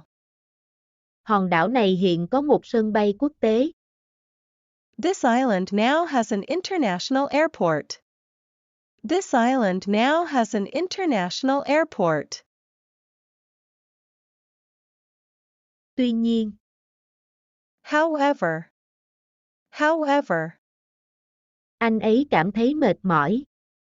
Tuy nhiên, anh vẫn đi làm. He was feeling tired. However, he went to work. He was feeling tired. However, he went to work. Nhân viên. Staff. Staff. Tôi có 10 nhân viên làm việc cho tôi. I have 10 staff working for me. I have 10 staff working for me. Nước ngoài. Foreign. Foreign. Tôi thích học tiếng nước ngoài. I like learning foreign languages. I like learning foreign languages. Gỗ. Wood. Wood. Khung giường này được làm bằng gỗ anh đào. This bed frame is made of cherry wood. This bed frame is made of cherry wood. Nghi ngờ. Doubt. Doubt. Tôi không nghi ngờ gì về điều đó. I have no doubt about it. I have no doubt about it. Nhắc đến. Mention. Mention. Tôi sẽ không nhắc đến nó nữa. I won't mention it again. I won't mention it again. Khám phá. Explore. Explore. Họ bắt đầu đi khám phá thành phố. They set out to explore the city. They set out to explore the city. Bài phát biểu. Speech. Speech. Tôi đọc một bài phát biểu ở đám cưới của Tom. I give a speech at Tom's wedding. I give a speech at Tom's wedding. Luật sư. Lawyer. Lawyer. Cô đã thuê một luật sư bào chữa. She hired a defense lawyer. She hired a defense lawyer. Về phía. Toward. Toward. Anh ấy đi về phía cô. He walked toward her. He walked toward her. Kết luận. Conclusion. Conclusion. Đây là kết luận chính của báo cáo. This is the report's main conclusion. This is the report's main conclusion. Xương. Bone. Bone. Con chó đang gặm xương. The dog was gnawing at a bone. The dog was gnawing at a bone. Thuyền trưởng. Captain. Captain. Chồng cô từng là thuyền trưởng của một con tàu. Her husband had been a ship's captain. Her husband had been a ship's captain. Còn sống. Alive. Alive. Ông nội tôi vẫn còn sống. My grandfather is still alive. My grandfather is still alive. Vui vẻ. Glad. Glad. Tôi rất vui vì bạn được an toàn. I'm just glad you're safe. I'm just glad you're safe. Làm phiền. Bother. Bother. Đừng làm phiền tôi khi tôi đang làm việc. Stop bothering me when I'm working. Stop bothering me when I'm working. Sự bất công. Injustice. Injustice. Ta sẽ dùng công lý đáp trả sự bất công. I will answer injustice with justice. I will answer injustice with justice. Xã hội. Social. Social. Nó là một vấn nạn của xã hội. It is a social problem. It is a social problem. Thật. Real. Real. Đó là tóc thật hay tóc giả? Is that real hair or a wig? Is that real hair or a wig? Chiến tranh. War. War. Chiến tranh cướp đi sinh mạng hàng nghìn người. The war has claimed thousands of lives. The war has claimed thousands of lives. Đã. Already. Already. Tom đã rời đi. Tom had already left. Tom had already left. Cơ bản. Basic. Basic.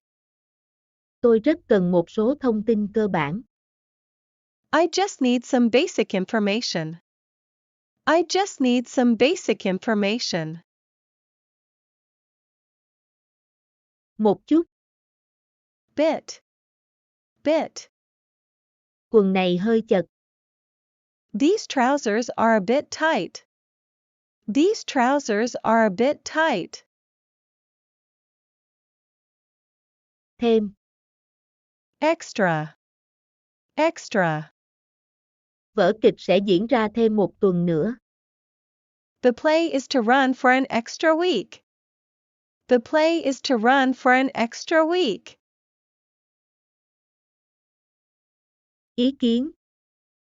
Opinion. Opinion. Tôi không hỏi ý kiến của bạn. I didn't ask for your opinion. I didn't ask for your opinion. Cân nhắc. Consider. Consider. Tôi đang cân nhắc phải làm gì tiếp theo. I am considering what to do next. I am considering what to do next. Bàn thắng. Goal. Goal. Trọng tài không công nhận bàn thắng. The referee disallowed the goal. The referee disallowed the goal. Phản chiếu. Reflect. Reflect. Gương mặt cô ấy phản chiếu trong gương. Her face was reflected in the mirror. Her face was reflected in the mirror. Đánh giá. Regard. Regard. Công việc của cô được đánh giá cao. Her work is highly regarded. Her work is highly regarded. Phục vụ. Serve. Serve. Cô ấy đang phục vụ phía sau quầy. She was serving behind the counter. She was serving behind the counter. Đạt được. Achieve. Achieve. Cuối cùng Tom đã đạt được thành công.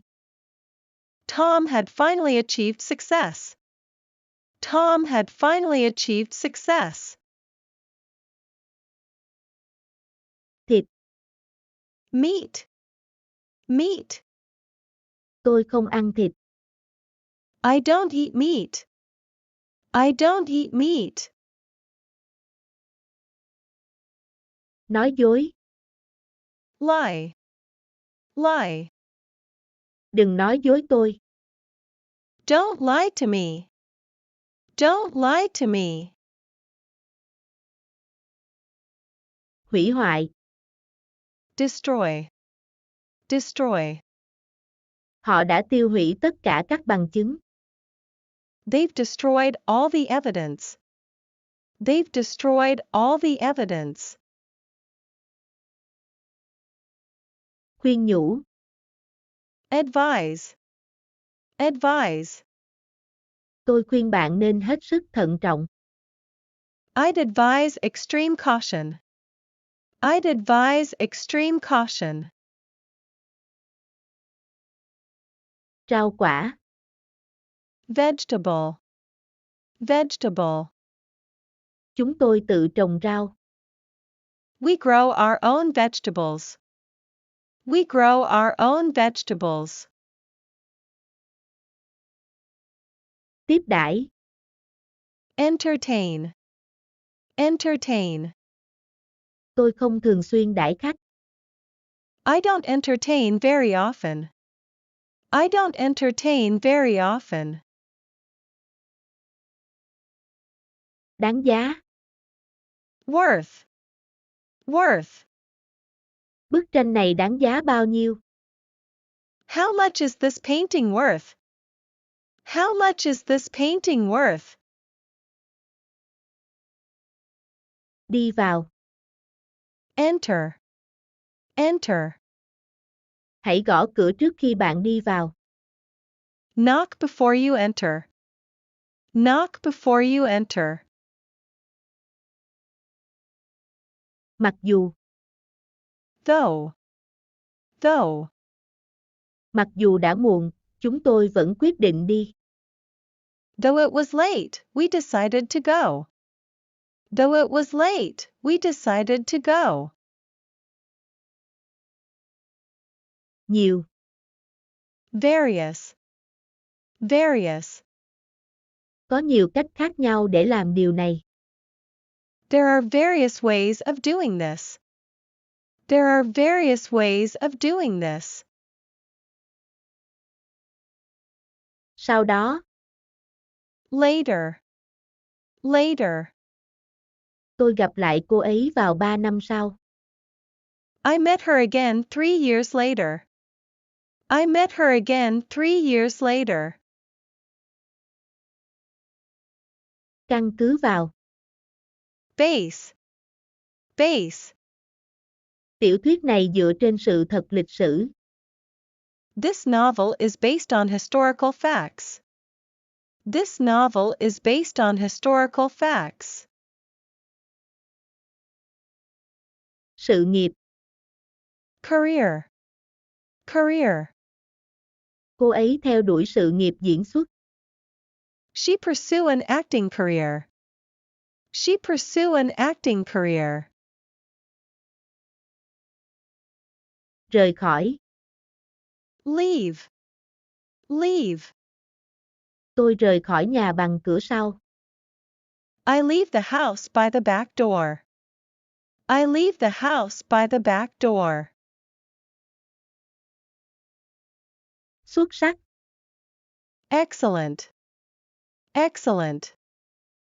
Cô ấy nói tiếng Anh xuất sắc.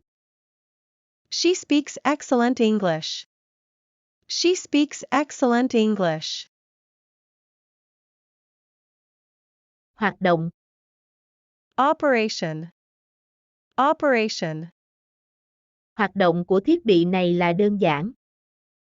Operation of this device is simple. Operation of this device is simple. Xuất hiện. Appear. Appear. Tom thình lình xuất hiện ở ngưỡng cửa. Tom suddenly appeared in the doorway. Tom suddenly appeared in the doorway. Đau. Pain. Pain.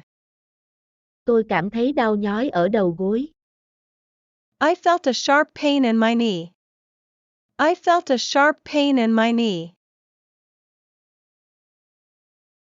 Cố gắng. Effort. Effort. Hãy cố gắng đến đúng giờ. Please make an effort to be on time. Please make an effort to be on time. Não. Brain. Brain.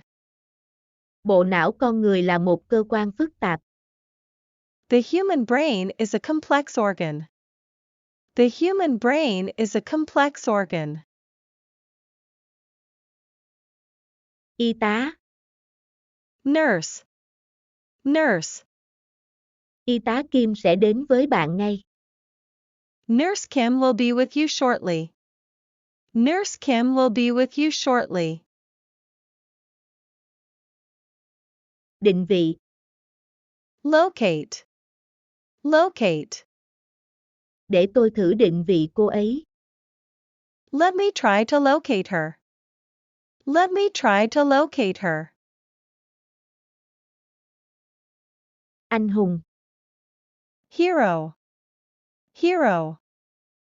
Bố tôi là người hùng duy nhất của tôi. My dad is my only hero. My dad is my only hero. Nhân viên bán hàng. Clerk. Clerk. Nhân viên bán hàng đã trả lời câu hỏi của tôi. The clerk answered my questions. The clerk answered my questions. Báo. Inform. Inform. Bạn đã báo cảnh sát chưa? Have you informed the police? Have you informed the police? Từ chối. Refuse. Refuse. Anh ấy không dám từ chối. He didn't dare to refuse. He didn't dare to refuse. Vội vã. Hurry. Hurry. Tom vội vã đuổi theo cô ấy. Tom hurried after her. Tom hurried after her. Nguồn an ủi. Comfort. Comfort. Tom là nguồn an ủi lớn cho mẹ anh. Tom's a great comfort to his mother. Tom's a great comfort to his mother. Tiếp xúc. Contact. Contact. Bệnh lây lan qua tiếp xúc. The disease is spread by contact. The disease is spread by contact. Đặt. Set. Set. Cô ấy đặt máy ảnh ở chế độ tự động. She set the camera on automatic. She set the camera on automatic. Khách hàng. Customer. Customer. Bạn là khách hàng thường xuyên của tôi. You are my regular customer. You are my regular customer. Bao gồm. Include. Include. Giá đã bao gồm thuế chưa? Does the price include tax? Does the price include tax? Nhận. Receive. Receive. Bạn đã nhận được thư của tôi chưa? Did you receive my letter? Did you receive my letter? Thật sự. Actual. Actual. Tình hình thật phức tạp hơn. The actual situation was more complicated. The actual situation was more complicated. Xảy ra. Occur. Occur. Sự cố xảy ra khi nào? When did the incident occur? When did the incident occur? Cái đĩa. Plate. Plate. Đĩa của tôi đã đầy. My plate was already full. My plate was already full. Giao. Deliver. Deliver.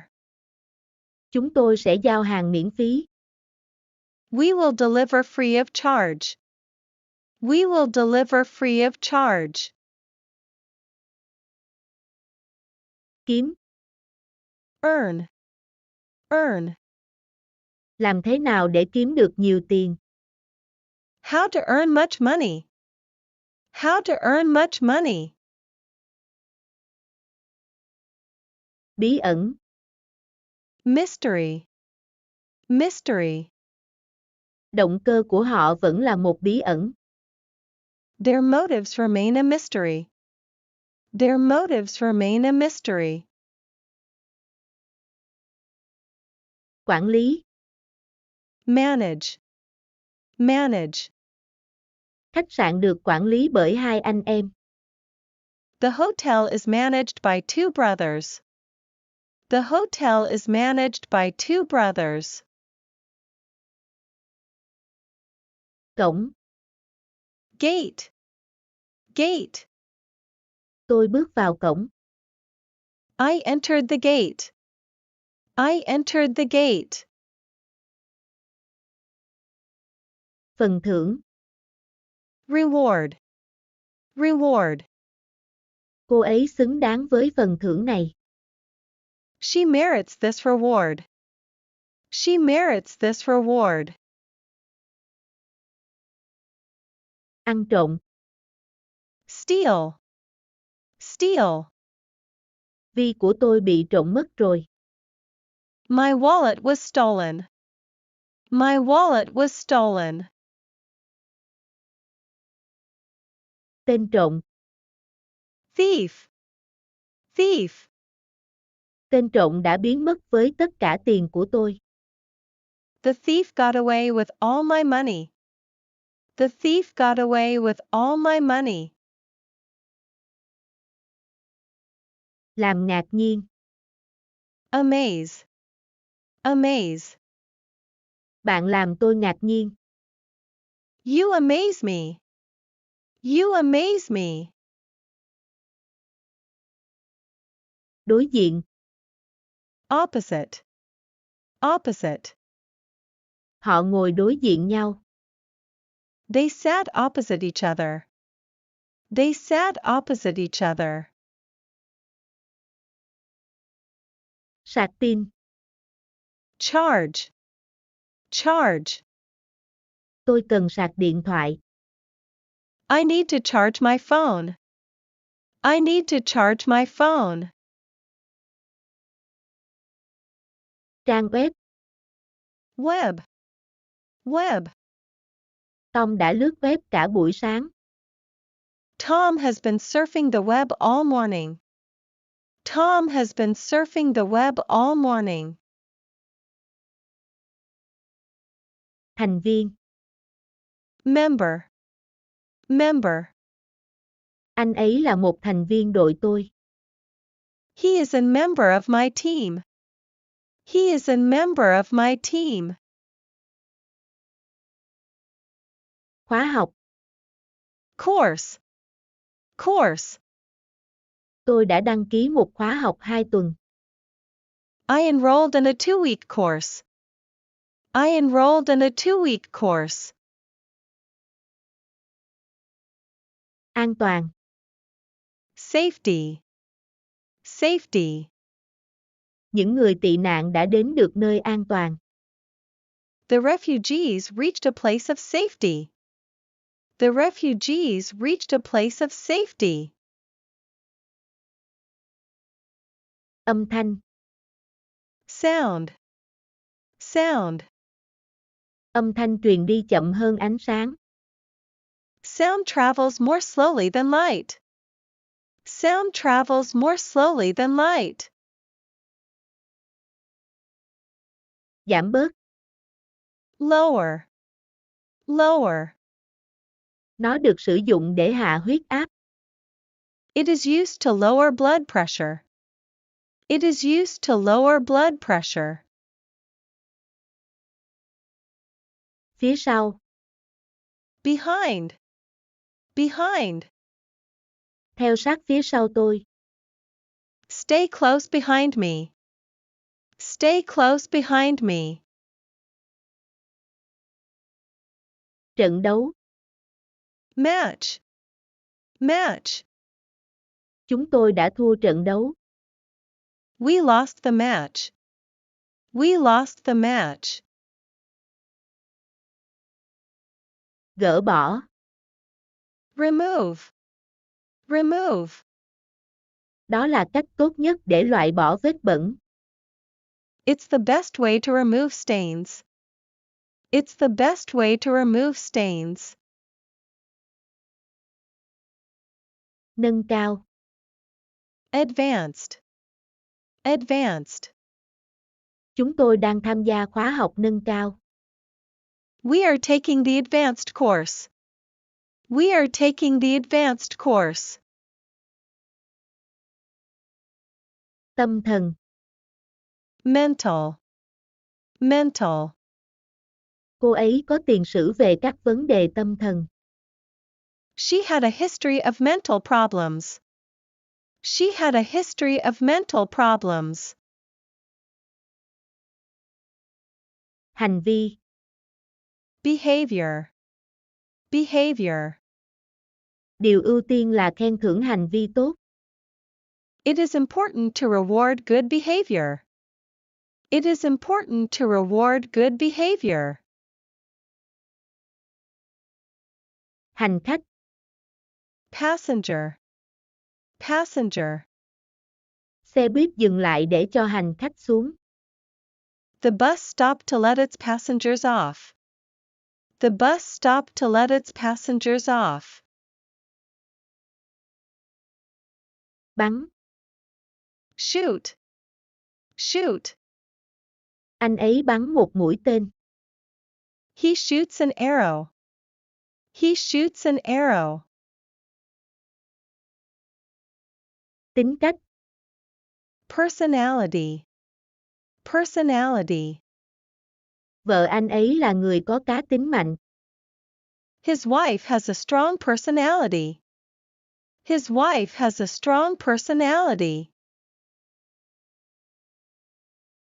Cây sào, cây cọc. Pole. Pole. Các cọc lều được làm bằng nhôm. The tent poles are made of aluminium. The tent poles are made of aluminium. Bài thơ. Poem. Poem. Cô ấy đọc to bài thơ. She read the poem aloud. She read the poem aloud. Bơi. Swim. Swim. Tôi không biết bơi. I can't swim. I can't swim. Vận động viên. Athlete. Athlete. Các vận động viên đang tập luyện cho Thế vận hội. The athletes are training for the Olympics. The athletes are training for the Olympics. Trung bình. Average. Average. Tỷ lệ thanh toán là trên trung bình. Rates of pay are above average. Rates of pay are above average. Ủng hộ. Support. Support. Anh ấy ủng hộ việc cắt giảm thuế. He supports the tax cuts. He supports the tax cuts. Công cộng. Public. Public. Đây có phải là bãi biển công cộng không? Is this a public beach? Is this a public beach? Dẫn, dắt. Guide. Guide. Cô ấy dẫn chúng tôi đi qua khu rừng. She guided us through the woods. She guided us through the woods. Sự kiện. Event. Event. Họ tài trợ cho các sự kiện cộng đồng.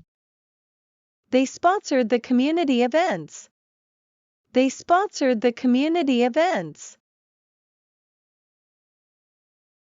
Áp lực. Pressure. Pressure. Áp lực công việc ngày càng cao. The work pressure is increasing. The work pressure is increasing. Khối. Block. Block. Bức tường được làm từ những khối đá khổng lồ. The wall was made from massive blocks of stone. The wall was made from massive blocks of stone. Phức tạp. Complex. Complex. Họ đã tạo ra một hệ thống phức tạp. They made a complex system. They made a complex system. Vừa, phù hợp. Fit. Fit. Chiếc áo khoác đó vừa vặn. That coat fits well. That coat fits well. Đánh. Strike. Strike. Anh ấy đã bao giờ đánh bạn chưa? Did he ever strike you? Did he ever strike you? Nhiệm vụ. Task. Task. Tôi được giao nhiệm vụ nhóm lửa. I was given the task of building a fire. I was given the task of building a fire. Tập thể dục. Exercise. Exercise. Bác sĩ khuyên nên tập thể dục thường xuyên. The doctor recommended regular exercise.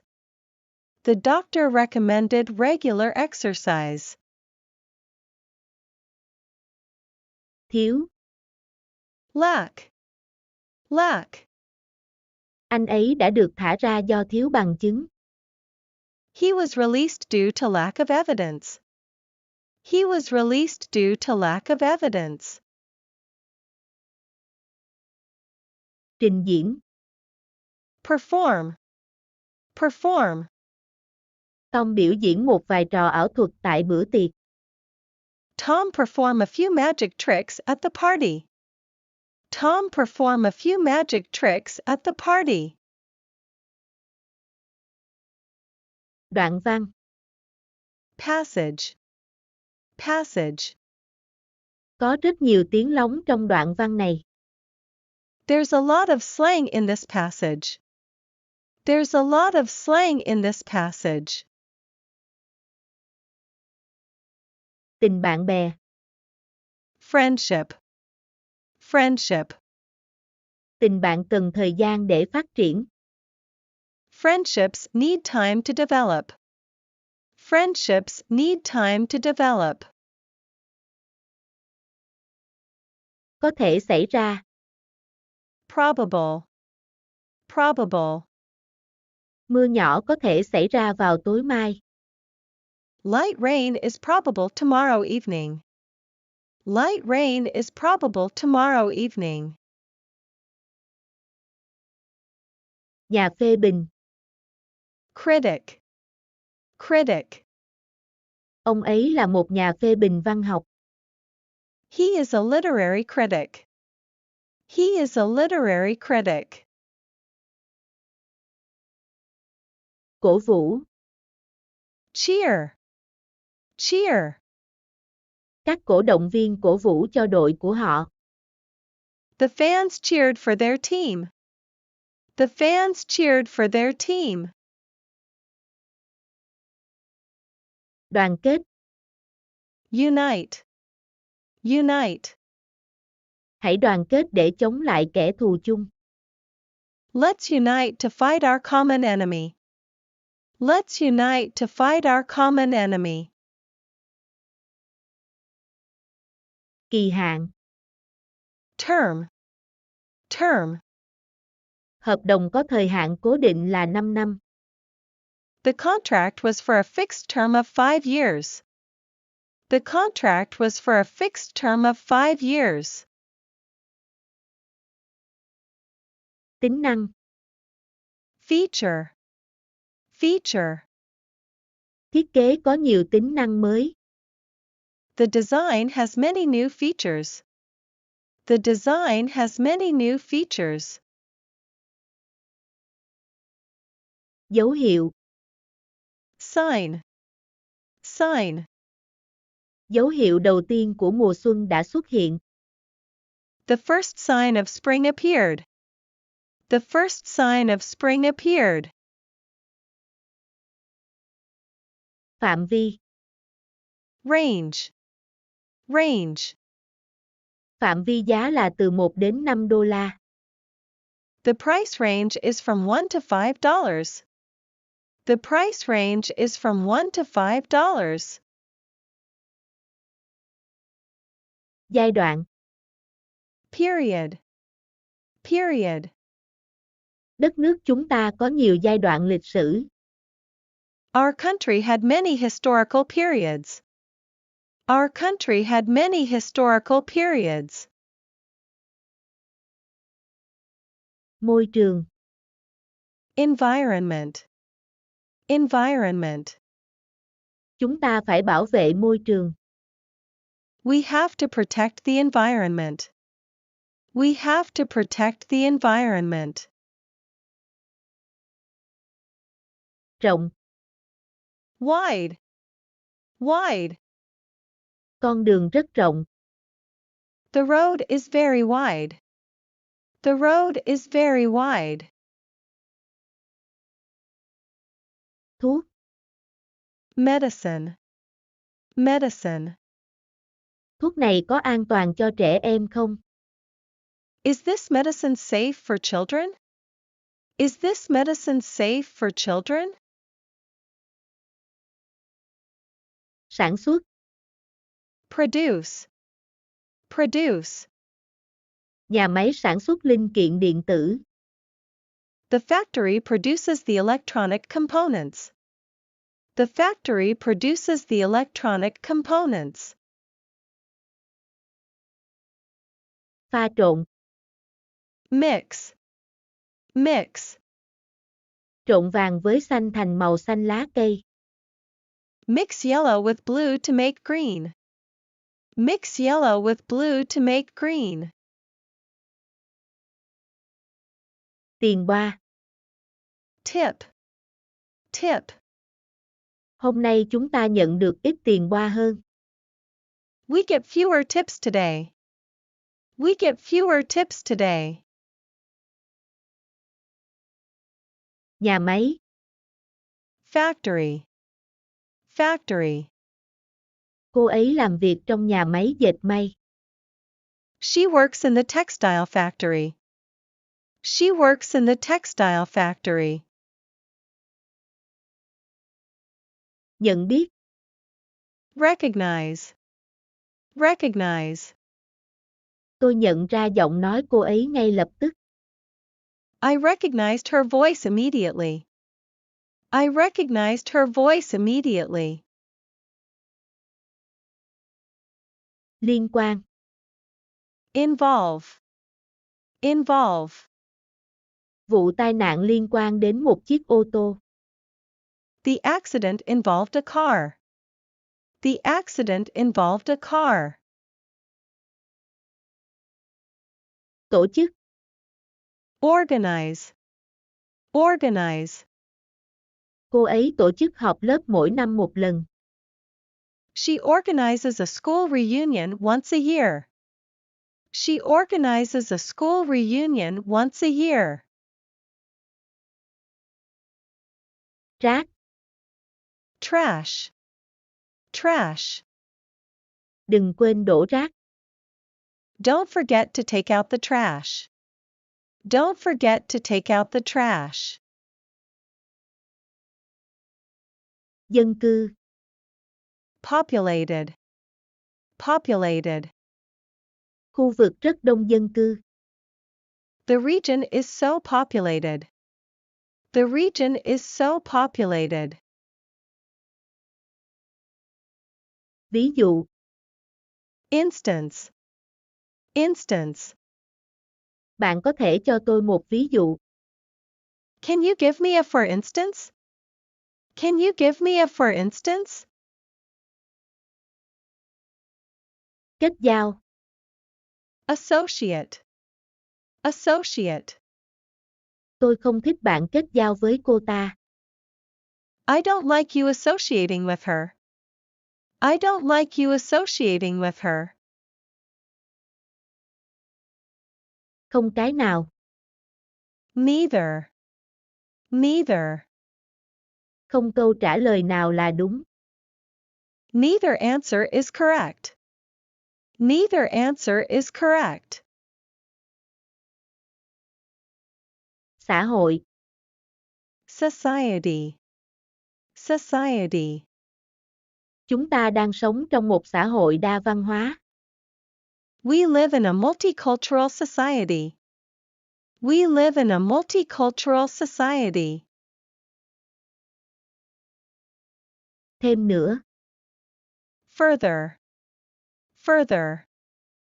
Nấu thêm 2 phút nữa. Cook for a further 2 minutes. Cook for a further 2 minutes. Cuối cùng. Final. Final. Dự án đang ở giai đoạn cuối. The project is in its final stages.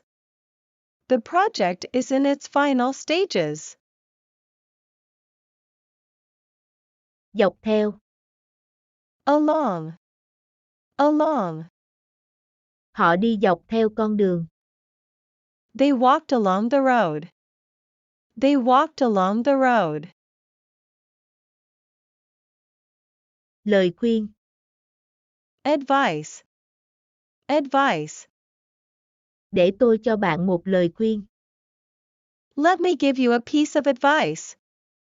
Let me give you a piece of advice. Thể chất. Physical. Physical. Các phi công trải qua một cuộc kiểm tra thể chất. Pilots undergo a physical examination. Pilots undergo a physical examination. Nếu không thì. Otherwise. Otherwise. Vào trong ngay, nếu không sẽ ướt mất. Come in now, otherwise you'll get wet. Come in now, otherwise you'll get wet. Chú ý. Attention. Attention. Họ lắng nghe với sự chú ý say mê. They listened with rapt attention. They listened with rapt attention. Làm rơi. Drop. Drop. Anh ấy làm rơi chìa khóa. He dropped her keys.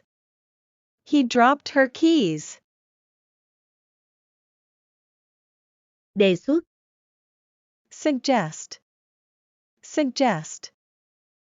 Cô ấy đề xuất Tom làm chủ tịch. She suggested Tom as chairman. She suggested Tom as chairman. Duy trì. Maintain. Maintain. Một ngôi nhà lớn tốn nhiều chi phí để duy trì. A large house costs a lot to maintain. A large house costs a lot to maintain. Đạp xe. Ride. Ride. Tôi đã học đi xe đạp khi tôi lên 6. I learned to ride a bike when I was 6. I learned to ride a bike when I was 6. Nằm, ở. Situated. Situated. Trường học nằm gần công viên. The school is situated near the park. The school is situated near the park. Thu hút. Attract. Attract. Ngọn lửa thu hút bướm đêm. A flame attracts moths. A flame attracts moths. Trèo. Climb. Climb. Tôi thích trèo cây khi còn nhỏ. I loved climbing trees when I was a kid. I loved climbing trees when I was a kid. Ám chỉ, ngụ ý. Imply. Imply. Bạn đang ám chỉ tôi sai. Are you implying I am wrong? Are you implying I am wrong? Tiêu chuẩn. Standard. Standard. Công việc của cô ấy không đạt tiêu chuẩn. Her work is not up to standard. Her work is not up to standard. Giá trị. Value. Value. Đừng để gì có giá trị trong xe. Don't leave anything of value in the car. Don't leave anything of value in the car. Quà tặng. Gift. Gift. Hãy nhận món quà nhỏ này. Please accept this small gift. Please accept this small gift. Cụ thể. Specific. Specific. Tôi đã hướng dẫn cụ thể cho bạn. I gave you specific instructions. I gave you specific instructions. Hiệu quả. Effective. Effective. Phương pháp này đơn giản, nhưng hiệu quả. This method is simple but effective. This method is simple but effective. Chuyến du lịch. Tour. Tour. Đó là một chuyến du lịch cá nhân. It's a private tour. It's a private tour. Khá. Rather. Rather. Đó là một câu hỏi khá khó. It was a rather difficult question. It was a rather difficult question. Thực sự. Actually. Actually. Cô ấy thực sự đã nói gì? What did she actually say? What did she actually say? Thỏa thuận. Deal. Deal. Nó không nằm trong thỏa thuận của chúng ta. That wasn't in our deal. That wasn't in our deal. Hoàn toàn. Quite. Quite. Tôi hoàn toàn đồng ý. I quite agree. I quite agree. Chuyến đi. Trip. Trip. Đó là một chuyến đi thú vị. It's an exciting trip. It's an exciting trip. Bờ biển. Coast. Coast. Chúng tôi lái xe về phía nam dọc theo bờ biển. We drove south along the coast. We drove south along the coast. Hành trình. Journey. Journey. Cuộc sống là một hành trình. Life is a journey. Life is a journey. Sa mạc. Desert. Desert. Châu Phi phần lớn là sa mạc. Africa is mostly desert.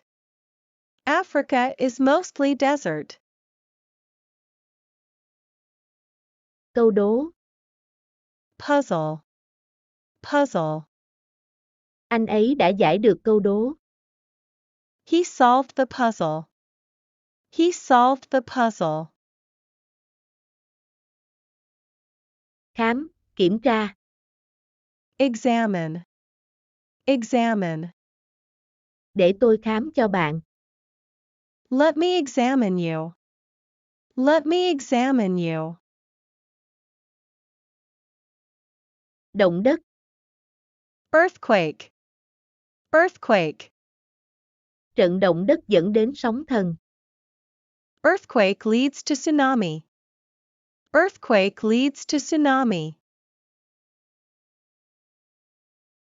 Cắn. Bite. Bite. Đừng cắn móng tay. Stop biting your nails. Stop biting your nails. Đói. Hunger. Hunger. Hàng ngàn người đã chết vì đói. Thousands of people have died of hunger. Thousands of people have died of hunger. Danh sách. List. List. Tôi đã lập một danh sách những việc cần làm. I made a list of things to do. I made a list of things to do.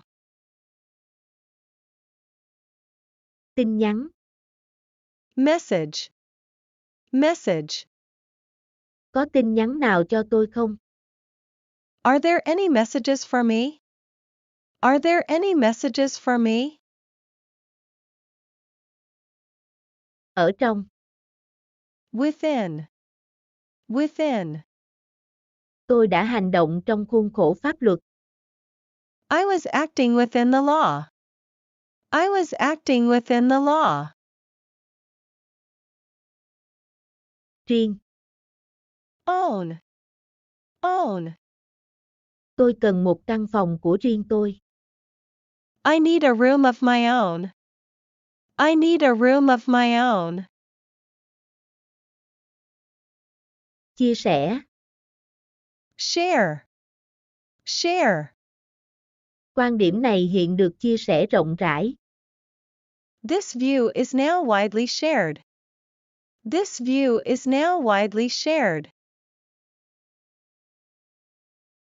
Để ý. Notice. Notice. Tom dường như không để ý đến cô. Tom didn't seem to notice her. Tom didn't seem to notice her. Lịch trình. Schedule. Schedule. Lịch trình sáng nay của chúng ta là gì? What's our schedule for this morning? What's our schedule for this morning? Sân khấu. Stage. Stage. Khán giả tung hoa lên sân khấu. The audience threw flowers onto the stage. The audience threw flowers onto the stage. Cơn bão. Storm. Storm. Cơn bão kéo dài trong 3 ngày. The storm lasted for 3 days. The storm lasted for 3 days. Hủy bỏ. Cancel. Cancel. Chuyến bay của tôi đã bị hủy. My flight was cancelled. My flight was cancelled. Dụng cụ. Instrument. Instrument. Anh ấy chơi nhạc cụ giỏi quá. He plays musical instruments so well. He plays musical instruments so well. Giáo sư. Professor. Professor. Cô ấy là một giáo sư lịch sử. She is a history professor. She is a history professor. Ảo thuật. Magic. Magic. Tôi sẽ chỉ cho bạn một trò ảo thuật. I will show you a magic trick. I will show you a magic trick. Vội vàng. Rush. Rush. Chúng tôi vội vàng đưa anh ấy đến bệnh viện. We rushed him to the hospital. We rushed him to the hospital. Vừa vặn.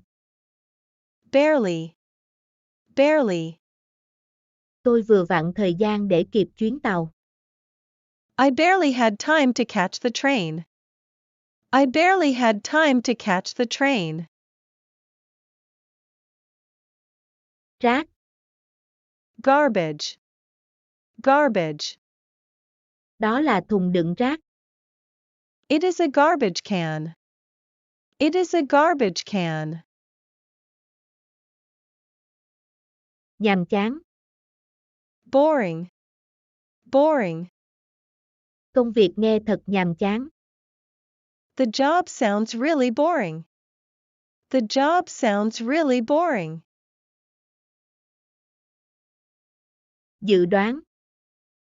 Predict. Predict. Không thể dự đoán được tương lai. It is impossible to predict the future. It is impossible to predict the future. Đường xe vào nhà. Driveway. Driveway. Có một chiếc ô tô đậu trên đường xe vào nhà. There was a car parked on the driveway. There was a car parked on the driveway. Chính. Major. Major. Đường là nguyên nhân chính gây sâu răng. Sugar is a major cause of tooth decay. Sugar is a major cause of tooth decay. Chủ tịch, giám đốc. President. President. Anh ấy là giám đốc của ngân hàng. He's the president of the bank. He's the president of the bank. Hiểu biết. Knowledge. Knowledge. Cậu ấy có hiểu biết rộng về hội họa. He has a wide knowledge of painting. He has a wide knowledge of painting. Quảng cáo. Advertise. Advertise. Tôi muốn quảng cáo trên TV. I want to advertise on TV. I want to advertise on TV. Nghĩa là. Mean. Mean. Những từ này không có nghĩa gì cả. These words mean nothing. These words mean nothing. Bỏ phiếu. Vote. Vote.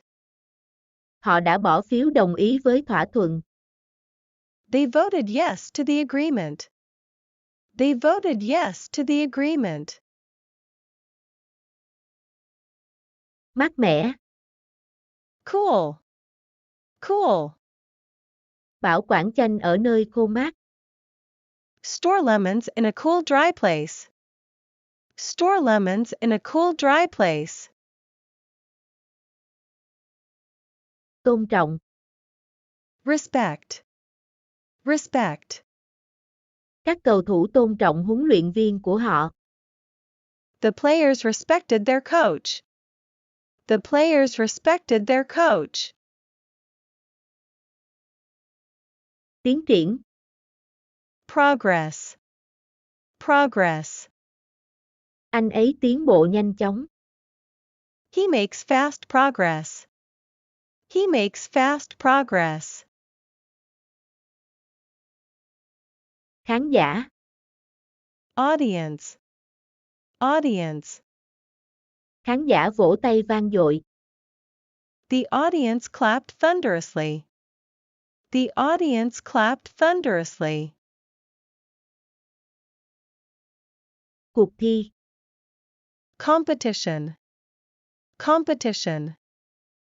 Tôi khuyến khích cô ấy tham gia cuộc thi đó. I encouraged her to enter that competition. I encouraged her to enter that competition. Giàu. Rich. Rich. Cam rất giàu vitamin C. Oranges are rich in vitamin C. Oranges are rich in vitamin C. Bữa ăn sáng. Breakfast. Breakfast. Chúng tôi ăn ngũ cốc cho bữa sáng. We had cereal for breakfast. We had cereal for breakfast. Tăng thêm. Gain. Gain. Tôi đã tăng cân gần đây. I've gained weight recently. I've gained weight recently. Tầm quan trọng. Importance. Importance. Thông tin này có tầm quan trọng trước nhất. This information is of the first importance. This information is of the first importance. Thích hơn. Prefer. Prefer. Tôi thích cà phê đen hơn. I prefer my coffee black. I prefer my coffee black. Kỹ năng. Skill. Skill. Nó sẽ giúp phát triển kỹ năng đọc viết của tôi. It will help to develop my literacy skills. It will help to develop my literacy skills. Bằng mọi cách. Somehow. Somehow. Tôi phải ngăn Tom gặp bạn bằng mọi cách. I must stop Tom from seeing you somehow. I must stop Tom from seeing you somehow. Giao phó. Assign. Assign. Giáo viên nên giao thêm bài tập về nhà. Teachers should assign more homework. Teachers should assign more homework. Sức mạnh. Strength. Strength. Bạn cho tôi sức mạnh. You give me strength. You give me strength. Ở trên. Above. Above. Anh giơ hai tay lên trên đầu. He raised his arms above his head. He raised his arms above his head. Trung tâm. Center. Center. Cô đứng ở giữa sân khấu. She stood in the center of the stage. She stood in the center of the stage. Khác nhau. Different. Different. Phong tục của họ rất khác với chúng ta. Their customs are very different to ours. Their customs are very different to ours. Có giá, trị giá. Cost. Cost. Nó có giá bao nhiêu? How much did it cost? How much did it cost? Sức nhớ. Memory. Memory. Tôi không giỏi nhớ tên. I have a bad memory for names. I have a bad memory for names. Phổ biến. Common. Common. Tom là một tên tiếng Anh phổ biến. Tom is a common English name. Tom is a common English name. Số lượng. Amount. Amount. Trộn các màu với số lượng bằng nhau. Mix the colors in equal amounts. Mix the colors in equal amounts. Bên trong. Inside. Inside. Đi vào trong nhà. Go inside the house. Go inside the house. Độc lập. Independent. Independent. Tôi luôn độc lập về tài chính. I've always been financially independent. I've always been financially independent. Bằng chứng. Evidence. Evidence. Tòa lắng nghe bằng chứng. The court hears the evidence. The court hears the evidence. Mặt ngoài. Surface. Surface. Nhiệt độ bề mặt trái đất đang tăng lên. The Earth's surface temperature is rising. The Earth's surface temperature is rising.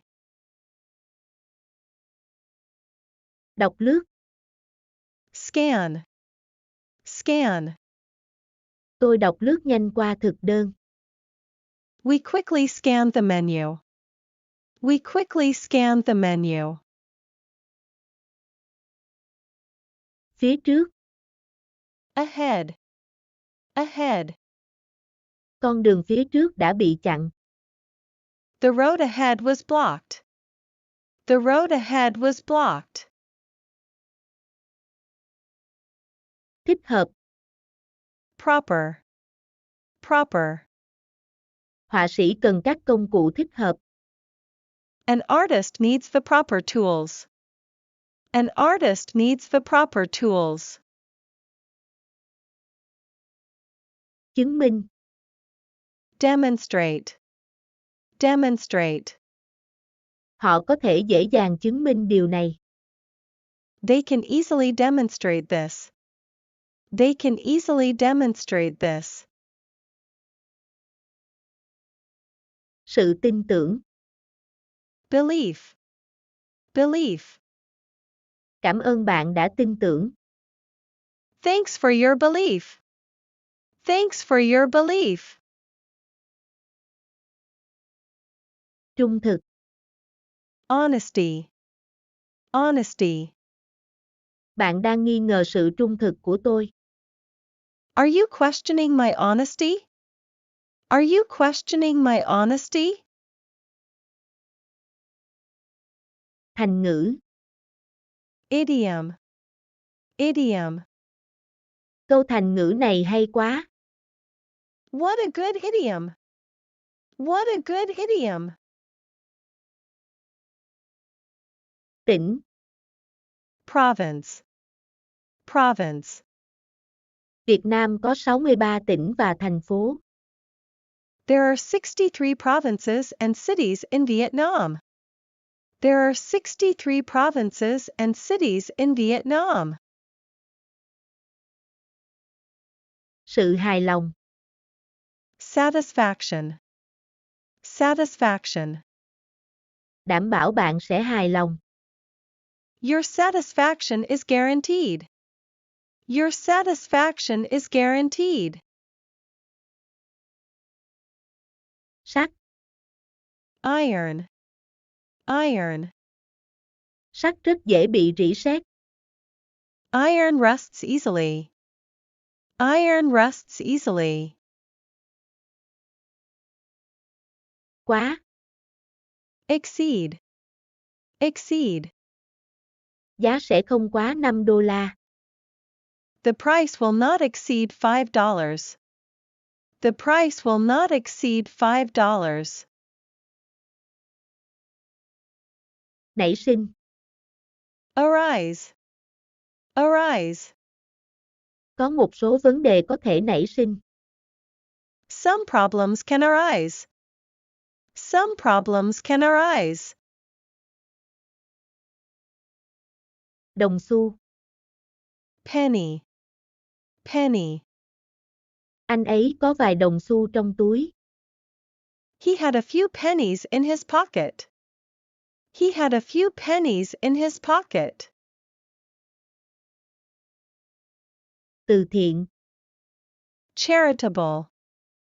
Charitable. Anh ấy đã thành lập một tổ chức từ thiện. He established a charitable organization. He established a charitable organization. Khiêm tốn. Modest. Modest. Đừng khiêm tốn như vậy. Don't be so modest. Don't be so modest. Bồi thường. Compensate. Compensate. Bạn phải bồi thường cho tổn thất của tôi. You have to compensate for my loss. You have to compensate for my loss. Ống khói. Chimney. Chimney. Ống khói đó được làm bằng gạch. That chimney was made of bricks. That chimney was made of bricks. Nhà hảo tâm. Benefactor. Benefactor. Nhà hảo tâm đó đã tặng $1.000. That benefactor donated $1,000. That benefactor donated $1,000. Thợ rèn. Blacksmith. Blacksmith. Thị trấn đang tìm một thợ rèn mới. The town is looking for a new blacksmith. The town is looking for a new blacksmith. Thuyết giáo. Preach. Preach. Tôi nghe anh thuyết giáo đến phát chán. I'm tired of listening to you preach. I'm tired of listening to you preach. Phát đạt. Prosper. Prosper. Công cuộc kinh doanh đang phát đạt. The business is prospering. The business is prospering. Thang. Ladder. Ladder. Anh ấy đang leo lên thang. He's climbing up the ladder. He's climbing up the ladder. Quản gia. Caretaker. Caretaker. Tôi cần một người quản gia tiết kiệm. I need a frugal caretaker. I need a frugal caretaker. Mạo hiểm. Venture. Venture. Tôi sẽ không mạo hiểm đưa ra ý kiến. I wouldn't venture an opinion. I wouldn't venture an opinion. Giả mạo. Fake. Fake. Bức tranh là giả. The painting was a fake. The painting was a fake. Thu được. Acquire. Acquire. Tôi muốn tiếp thu kiến thức tốt hơn. I want to acquire knowledge better. I want to acquire knowledge better. Lúa mì. Wheat. Wheat. Họ đóng lúa mì vào bao. They bag up wheat. They bag up wheat. Xúc phạm. Offense. Offense. Tôi không có ý xúc phạm. I didn't intend to give offense. I didn't intend to give offense. Đạt yêu cầu. Satisfactory. Satisfactory. Công việc đạt yêu cầu. The work is satisfactory. The work is satisfactory. Người chăn cừu. Shepherd. Shepherd. Anh ấy là một người chăn cừu. He is a shepherd. He is a shepherd. Lố bịch. Ridiculous. Ridiculous. Bạn thật lố bịch. You're being ridiculous. You're being ridiculous. Túp lều. Hut. Hut. Một túp lều được dựng bằng cành cây. A hut was constructed of branches. A hut was constructed of branches. Sự thù ghét. Hatred. Hatred. Có sự thù ghét trong giọng nói của anh ta. There was hatred in his voice. There was hatred in his voice. Khó xử. Awkward. Awkward. Tình thế rất khó xử. The situation is very awkward. The situation is very awkward. Trả lại. Repay. Repay. Tôi sẽ trả lại tiền cho bạn vào ngày mai. I'll repay you the money tomorrow. I'll repay you the money tomorrow. Lừa dối. Deceive. Deceive. Chồng cô đã lừa dối cô. Her husband had been deceiving her. Her husband had been deceiving her. Can ngăn. Discourage. Discourage. Chúng tôi cố gắng ngăn cản cô ấy từ chức. We tried to discourage her from resigning.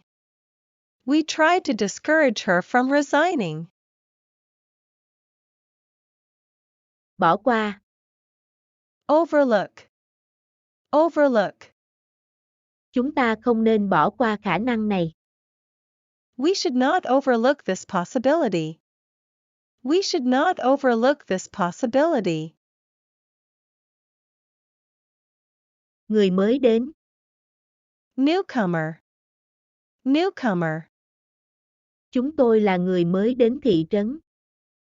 We are the newcomers to the town. We are the newcomers to the town. Đứa trẻ. Kid. Kid. Tôi đưa bọn trẻ đến công viên. I took the kids to the park. I took the kids to the park. Lễ tình nhân. Valentine. Valentine. Tôi tặng thiệp cho anh ấy vào ngày lễ tình nhân. I gifted him card at Valentine Day. I gifted him card at Valentine Day.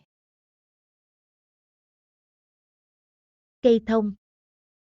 Pine. Pine. Tôi thích mùi của cây thông. I love the smell of pine trees. I love the smell of pine trees. Qua đêm. Overnight. Overnight. Bạn có thể ở lại qua đêm. You can stay overnight. You can stay overnight. Lỏng lẻo. Loose. Loose. Tôi có một chiếc răng lung lay. I have a loose tooth. I have a loose tooth. Bó. Bunch. Bunch. Cô ấy hái cho tôi một bó hoa. She picked me a bunch of flowers. She picked me a bunch of flowers. Kha khá. Decent. Decent. Tom kiếm được một mức lương kha khá. Tom earns a decent wage. Tom earns a decent wage. Biết ơn. Grateful. Grateful. Tôi biết ơn sự giúp đỡ của bạn. I'm grateful for your help. I'm grateful for your help. Hẻm. Alley. Alley. Họ đã dồn anh vào một con hẻm. They had cornered him in an alley. They had cornered him in an alley. Cái rìu. Axe. Axe. Rìu rất hữu ích để bổ củi. An axe is useful for chopping wood. An axe is useful for chopping wood. Khuỷu tay. Elbow. Elbow. Con mèo đó cào khuỷu tay của tôi. That cat scratches my elbow. That cat scratches my elbow. Cảm giác. Sensation. Sensation. Cảm giác của tôi chỉ là đau đớn. My sensation is only painful. My sensation is only painful. Vết sẹo. Scar. Scar. Sao bạn có một cái sẹo lớn vậy? Why do you have a big scar? Why do you have a big scar? Chọc ghẹo. Tease. Tease. Có ai chọc ghẹo bạn không? Does anybody tease you? Does anybody tease you? Khăng khăng. Persist. Persist. Anh ta khăng khăng đeo cái cà vạt đó. He persists in wearing that tie. He persists in wearing that tie. Việc vặt. Chore. Chore. Đó chỉ là việc vặt. It's such a chore. It's such a chore. Xúc phạm. Offend. Offend. Tôi không xúc phạm đến ai cả. I do not offend anyone. I do not offend anyone. Sự nhục nhã. Disgrace. Disgrace. Anh ta là một nỗi nhục của gia đình. He is a disgrace to his family. He is a disgrace to his family. Chọc tức. Irritate. Irritate. Đừng chọc tức họ. You don't irritate them. You don't irritate them. Xe trượt tuyết. Sled. Sled. Tôi đi xe trượt tuyết xuống đồi. I went down a hill on a sled. I went down a hill on a sled. Sự thỏa thuận. Compact. Compact. Họ đã đạt được một thỏa thuận chung. They reached a general compact. They reached a general compact. Thời gian rỗi. Leisure. Leisure. Nhàn cư vi bất thiện. Leisure makes for vice. Leisure makes for vice. Đam mê. Passion. passion. Anh ấy là một người đam mê ẩm thực. He's a man of cuisine passions. He's a man of cuisine passions. Nhật thực. Eclipse. Eclipse. Tôi đã thấy nhật thực năm ngoái. I saw the solar eclipse last year. I saw the solar eclipse last year. Len. Wool. Wool. Nó được làm bằng len. It is made of wool. It is made of wool. Gia vị. Spice. Spice. Ớt là loại gia vị cay nồng. Chili is a pungent spice. Chili is a pungent spice. Nàng tiên. Fairy. Fairy. Em là cô gái hay nàng tiên? You are a girl or a fairy. You are a girl or a fairy. Cái gối. Pillow. Pillow. Cái gối rất êm. The pillow is very soft. The pillow is very soft. Xa xôi. Distant. Distant. Em thấy gì nơi chân trời xa? What do you see at the distant horizon? What do you see at the distant horizon? Nhúng. Dip. Dip. Hãy nhúng tôm vào bột. Dip the shrimp in batter. Dip the shrimp in batter. Nở hoa. Bloom. Bloom.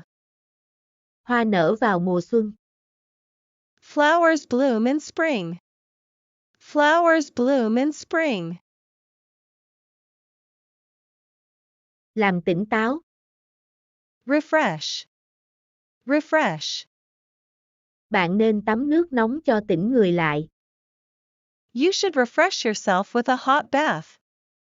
You should refresh yourself with a hot bath. Món tráng miệng. Dessert. Dessert. Hãy cho tôi một món tráng miệng. Take me a dessert. Take me a dessert. Nhân loại. Mankind. Mankind. Nền văn minh của nhân loại thật vĩ đại. The civilization of mankind is great. The civilization of mankind is great. Cái còi. Whistle. Whistle. Anh ấy lại dùng còi. He's using whistle again. He's using whistle again. Hắt hơi. Sneeze. Sneeze.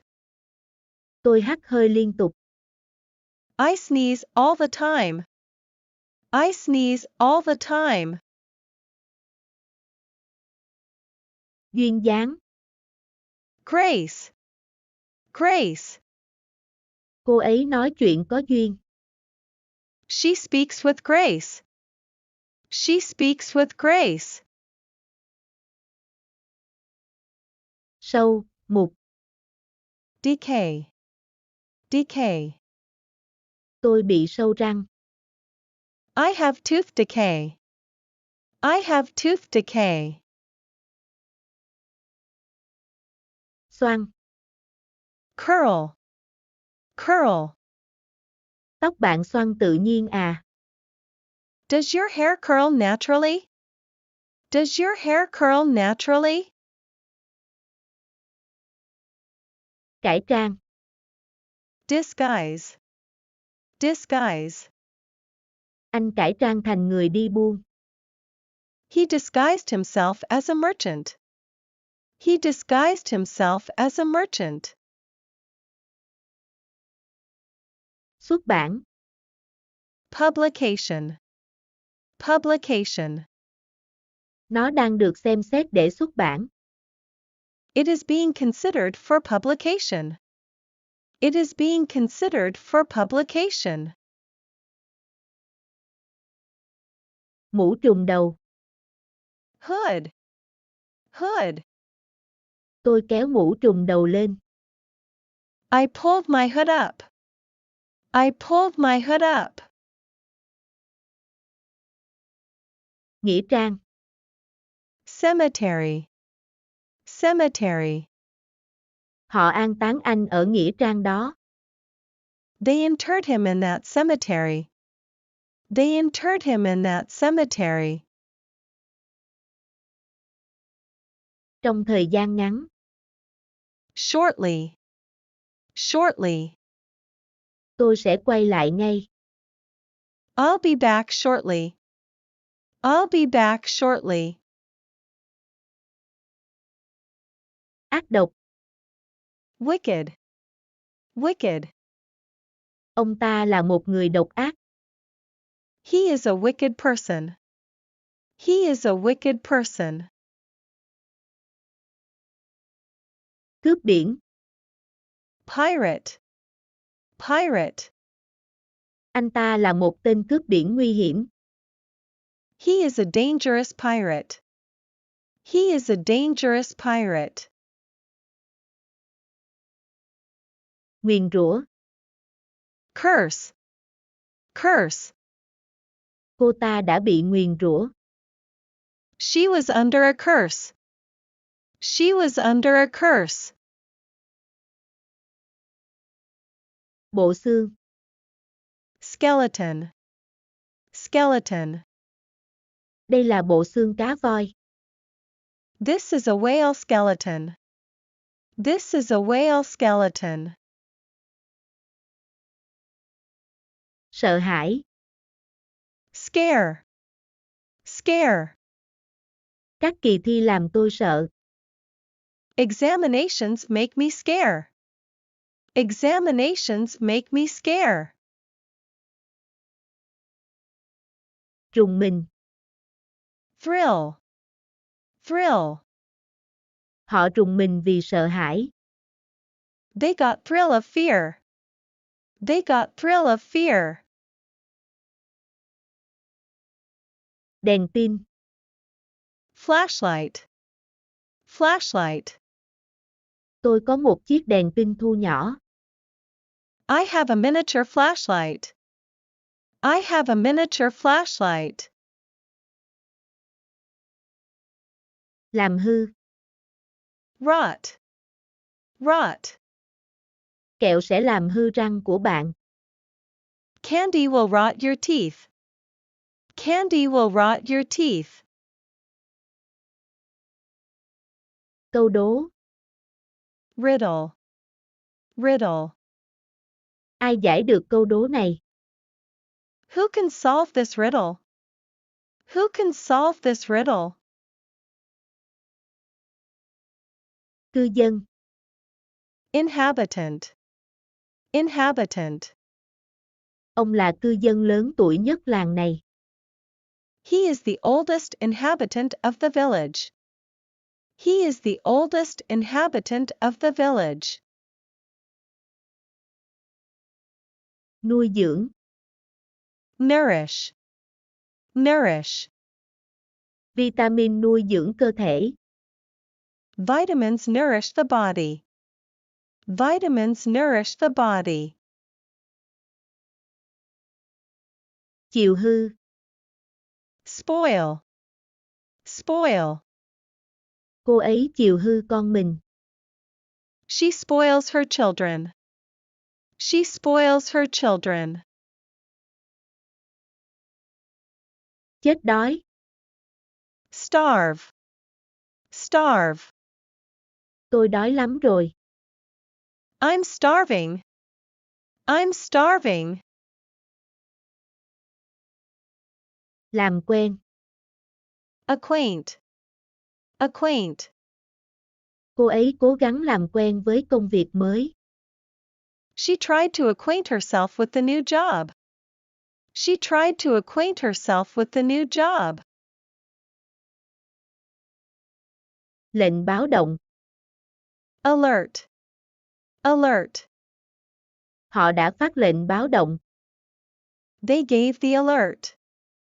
They gave the alert. Quận. District. District. Cầu chữ Y ở quận 8. Y-shaped bridge is in District 8. Y-shaped bridge is in District 8. Bản tin. Bulletin. Bulletin. Bản tin không còn được in nữa. The bulletin is no longer printed. The bulletin is no longer printed. Phát tin. Broadcast. Broadcast. Hôm nay họ có thể phát tin tức. Today they can broadcast the news. Today they can broadcast the news. An ủi. Console. Console. Tôi chỉ có thể an ủi cô ấy. I only can console her. I only can console her. Thượng nghị sĩ. Senator. Senator. Họ sẽ đãi tiệc cho các thượng nghị sĩ. They will give a banquet for senator. They will give a banquet for senator. Vỗ nhẹ. Tap. Tap. Tom vỗ nhẹ vào vai cô ấy. Tom tapped her gently on the shoulder. Tom tapped her gently on the shoulder.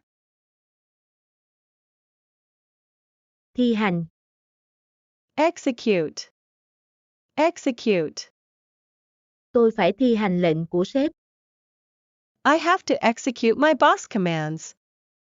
I have to execute my boss commands. To lớn. Tremendous. Tremendous. Đó là một thành công to lớn. That was a tremendous success.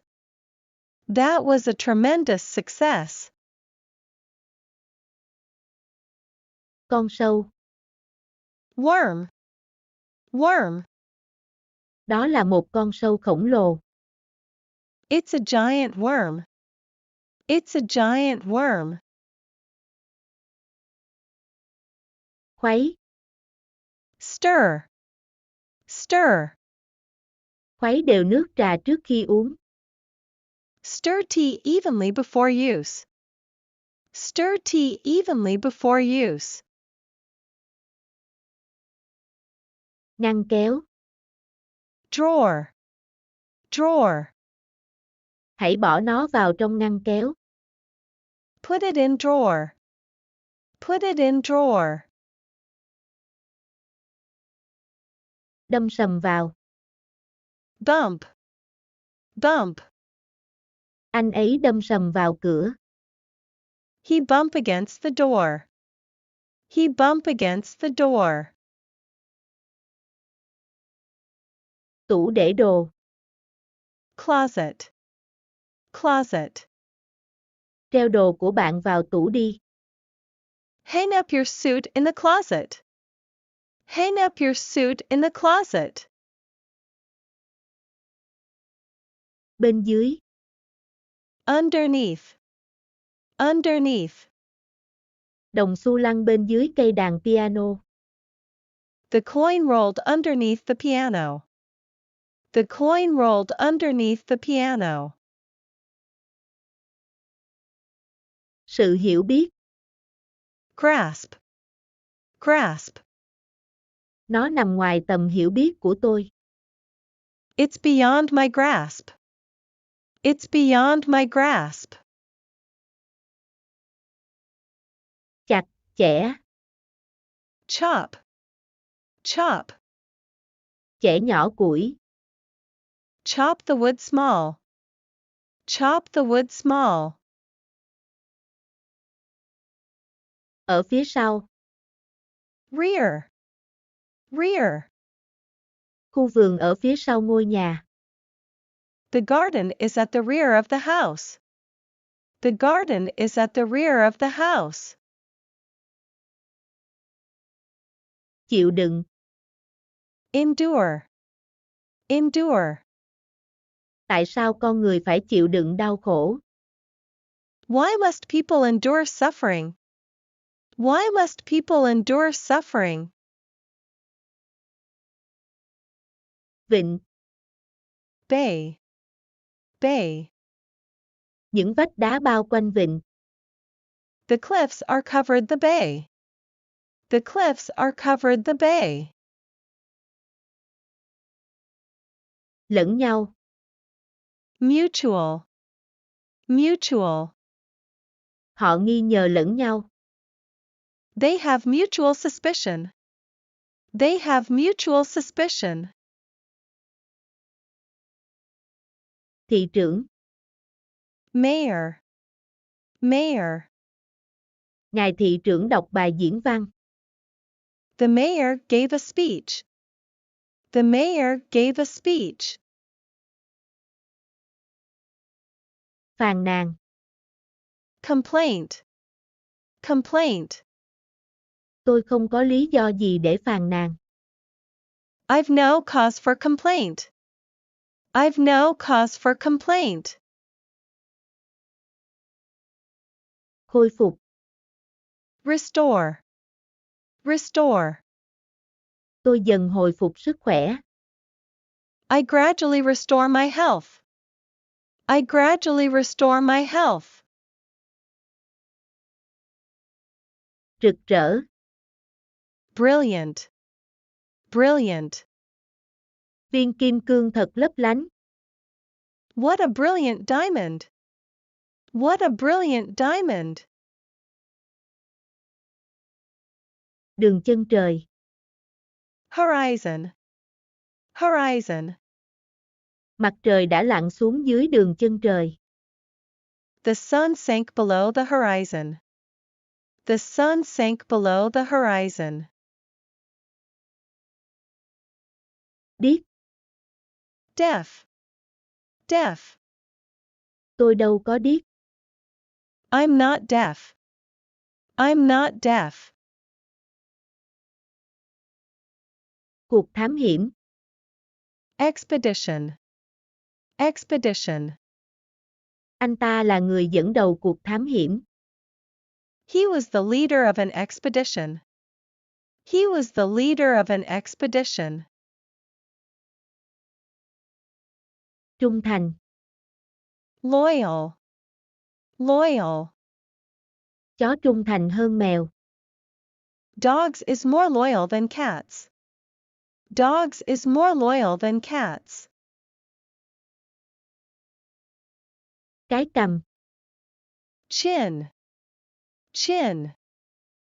Có cái mụn trên cằm bạn kìa.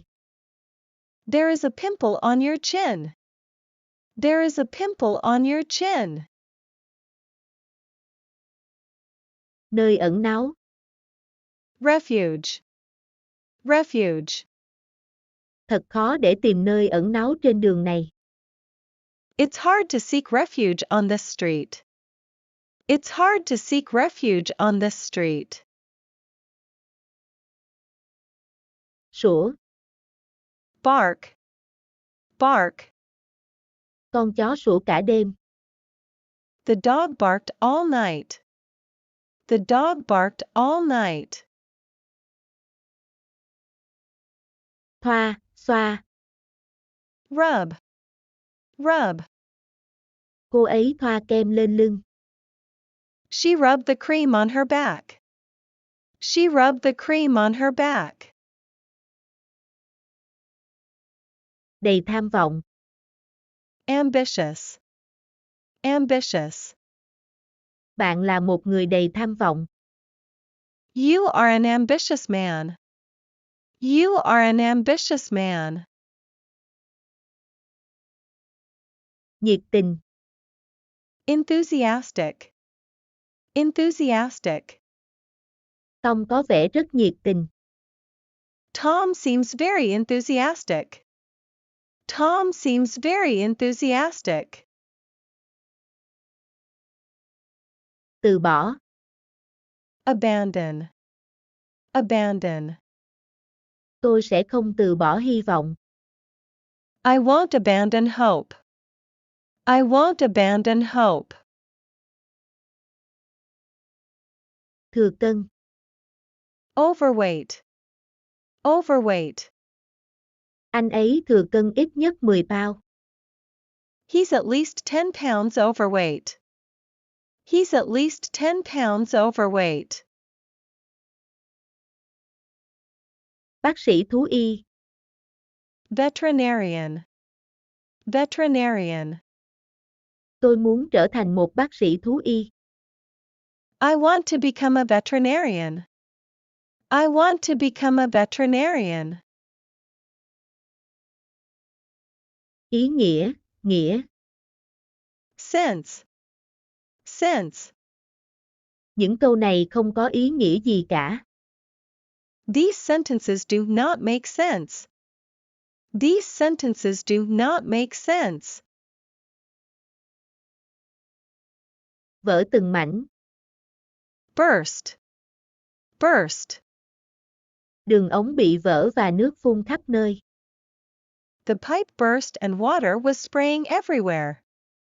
The pipe burst and water was spraying everywhere.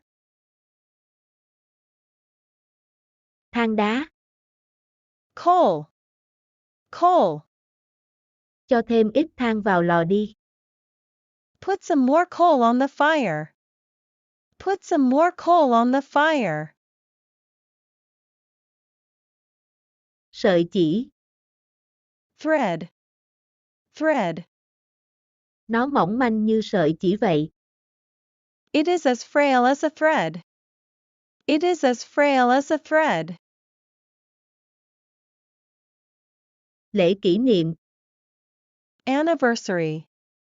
Anniversary. Hôm nay là kỷ niệm ngày cưới chúng tôi.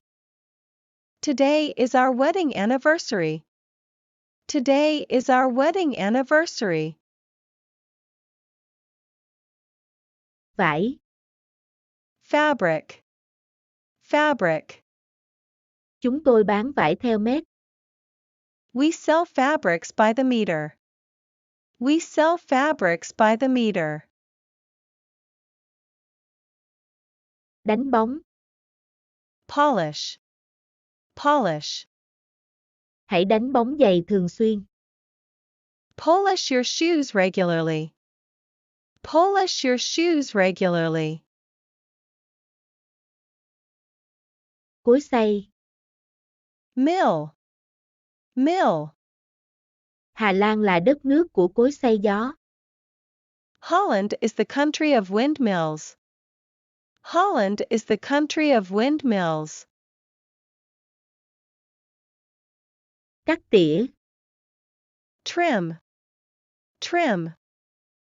Chúng tôi cắt tỉa bụi cây thành hình trái tim. We trimmed the bush into a heart shape. We trimmed the bush into a heart shape. Ngà voi. Ivory. Ivory. Cấm xuất khẩu ngà voi. There is a ban on the export of ivory. There is a ban on the export of ivory. Nhà kho. Shed. Shed. Tôi để dụng cụ làm vườn trong nhà kho. I keep the garden tools in the shed. I keep the garden tools in the shed. Cây kim. Needle. Needle. Lỗ kim quá nhỏ. The eye of a needle is too small. The eye of a needle is too small. Thợ mộc. Carpenter. Carpenter. Anh ấy là một thợ mộc lành nghề. He is a skilled carpenter. He is a skilled carpenter. Môn số học. Arithmetic. Arithmetic. Tôi rất giỏi toán số học. I'm very good at arithmetic. I'm very good at arithmetic. Xấu hổ. Ashamed. Ashamed. Cô ấy thấy xấu hổ về những gì cô làm. She was ashamed of what she had done. She was ashamed of what she had done. Nhỏ giọt. Drip. Drip. Nước nhỏ giọt xuống tường. Water dripped down the wall. Water dripped down the wall. May vá. Sew. Sew. Mẹ tôi đã dạy tôi may vá. My mother taught me how to sew. My mother taught me how to sew. Hướng lên trên. Upward. Upward. Cô ấy nhìn lên bầu trời. She peered upward at the sky. She peered upward at the sky. Tao nhã. Elegant. Elegant. Cô ấy có những cử chỉ tao nhã. She has elegant gestures. She has elegant gestures. Đồng minh. Ally. Ally. Họ là những đồng minh thân thiết. They are very close ally. They are very close ally. Tra tấn. Torture. Torture. Đợi chờ là cực hình. The waiting is sheer torture. The waiting is sheer torture.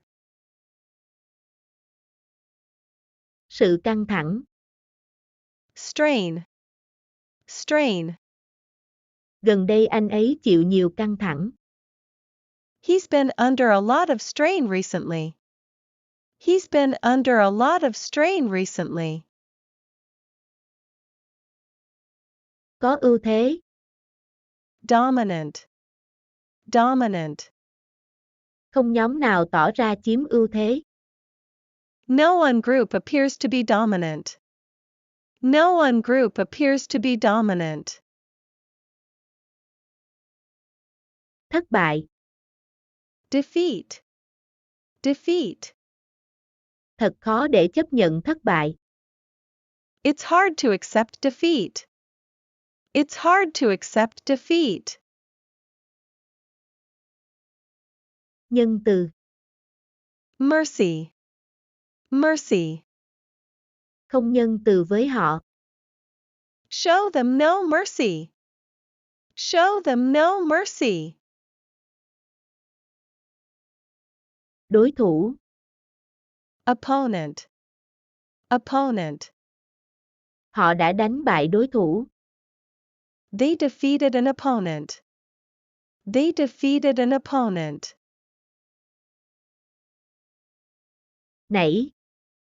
Bounce. Bounce. Quả bóng nảy cao. The ball bounced high.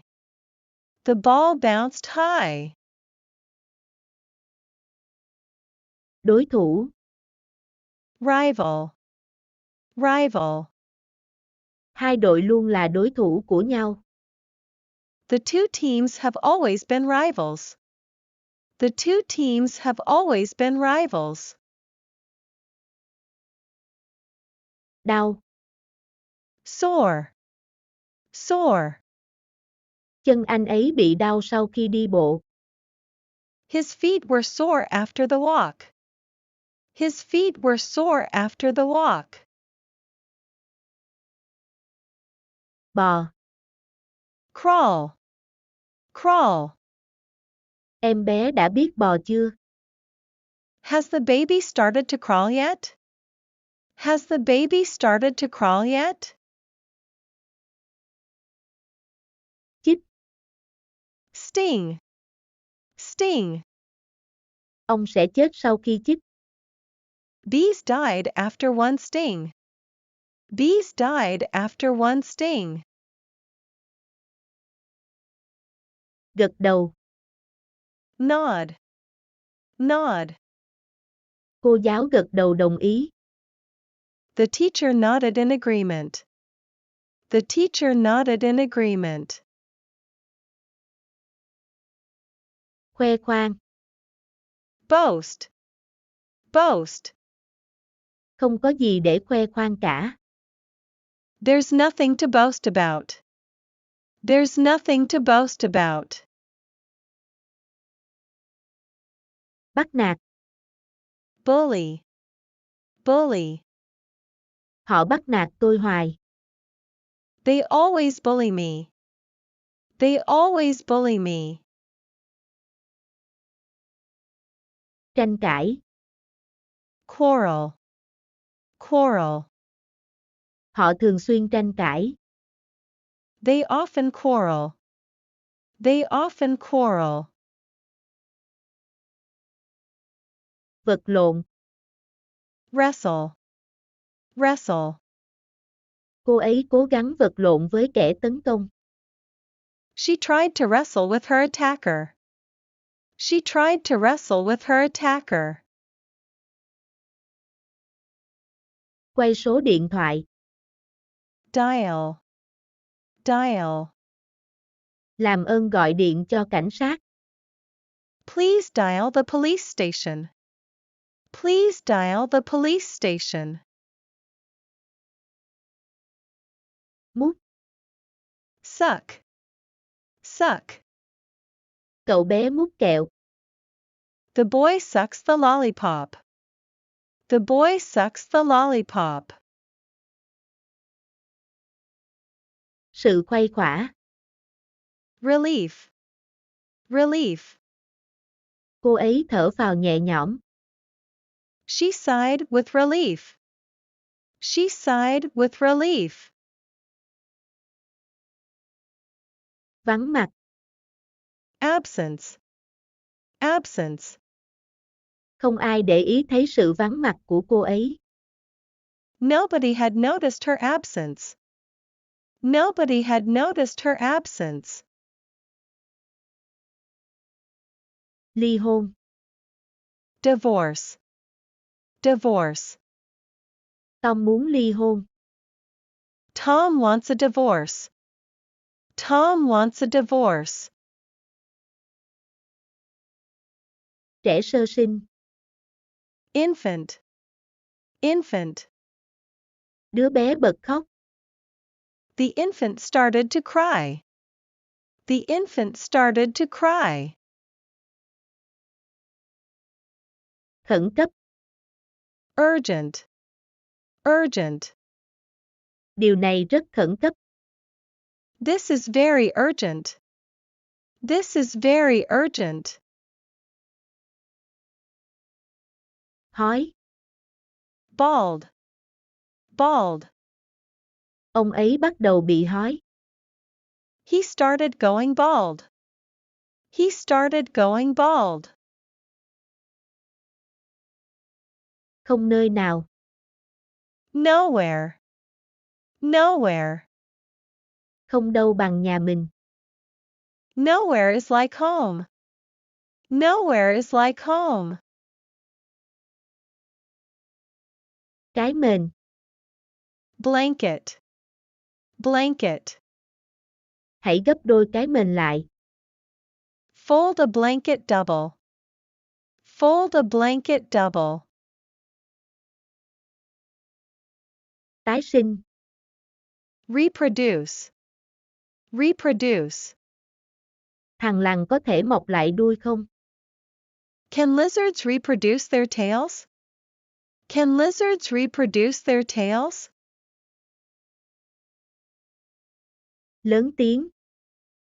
Aloud. Aloud. Anh đọc to bức thư cho chúng tôi nghe. He read the letter aloud to us. He read the letter aloud to us. Giấc ngủ ngắn. Nap. Nap. Chúng ta ngủ trưa thôi. Let's have an afternoon nap. Let's have an afternoon nap. Đi rón rén. Creep. Creep. Cô ấy rón rén đến sau lưng tôi. She crept up behind me. She crept up behind me. Bắt chước. Imitate. Imitate. Tom bắt chước rất giống giọng của cô ấy. Tom imitated her accent perfectly. Tom imitated her accent perfectly. Bắt cóc.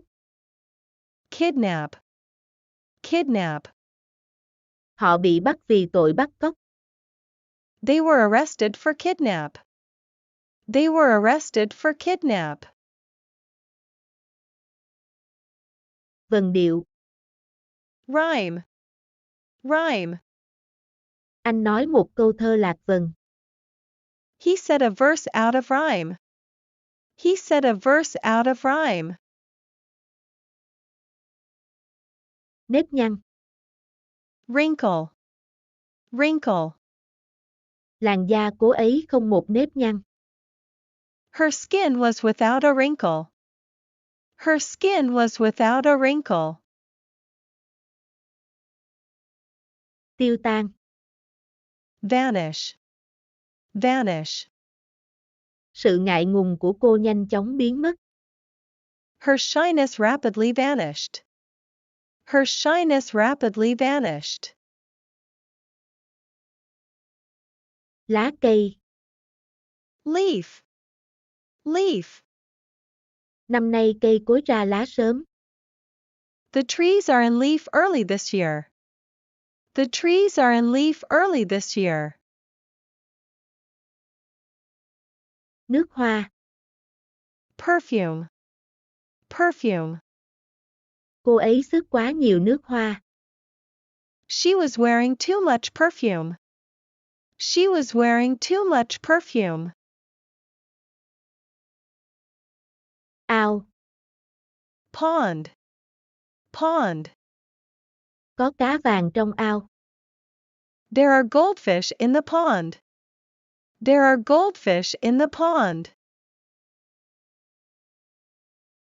Hoang dã. Wilderness. Wilderness. Đất nước họ đến là một vùng hoang vu. The country they came to was a wilderness. The country they came to was a wilderness. Gây tử vong. Fatal. Fatal. Bệnh có khả năng gây tử vong.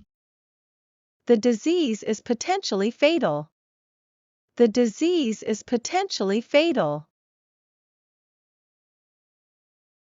Sự theo. Pursuit. Pursuit. Cảnh sát đã đuổi theo.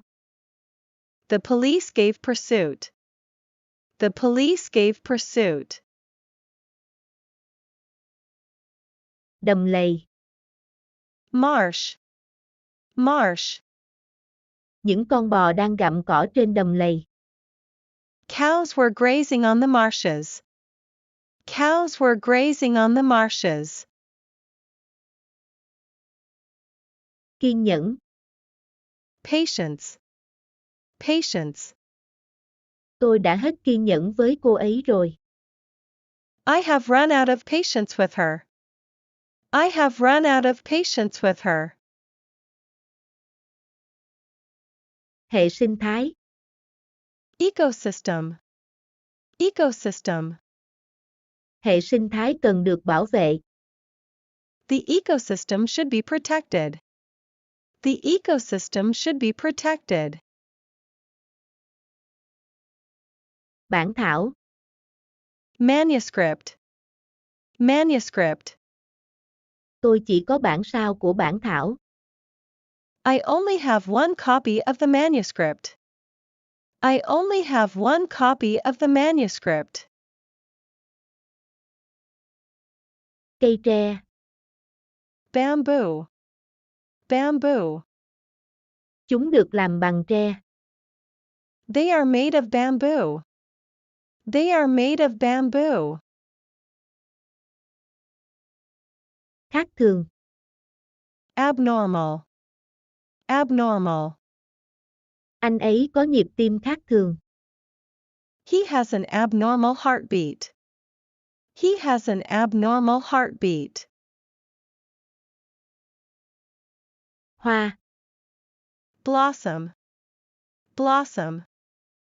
Cây đang nở hoa. The trees are in blossom. The trees are in blossom. Không trung thực. Dishonest. Dishonest. Anh ta là người không trung thực. He is the dishonest person. He is the dishonest person. Nóng nảy. Impatient. Impatient. Cố gắng đừng quá nóng nảy với cô ấy. Try not to be too impatient with her. Try not to be too impatient with her. Tục ngữ. Proverb. Proverb. Đó là câu tục ngữ yêu thích của tôi. That is my favorite proverb. That is my favorite proverb. Đọc thuộc lòng. Recite. Recite. Kim đọc thuộc lòng bài thơ trước lớp. Kim recited the poem in front of the class. Kim recited the poem in front of the class. Tiếng địa phương. Dialect. Dialect. Đó là vở kịch viết bằng tiếng địa phương. It's a play written in dialect. It's a play written in dialect. Bộ dụng cụ. Kit. Kit. Bộ sơ cứu ở đâu? Where's the first aid kit? Where's the first aid kit? Thép. Steel. Steel. Cái khung này được làm bằng thép. This frame is made of steel. This frame is made of steel. Bình thường. Casual. Casual.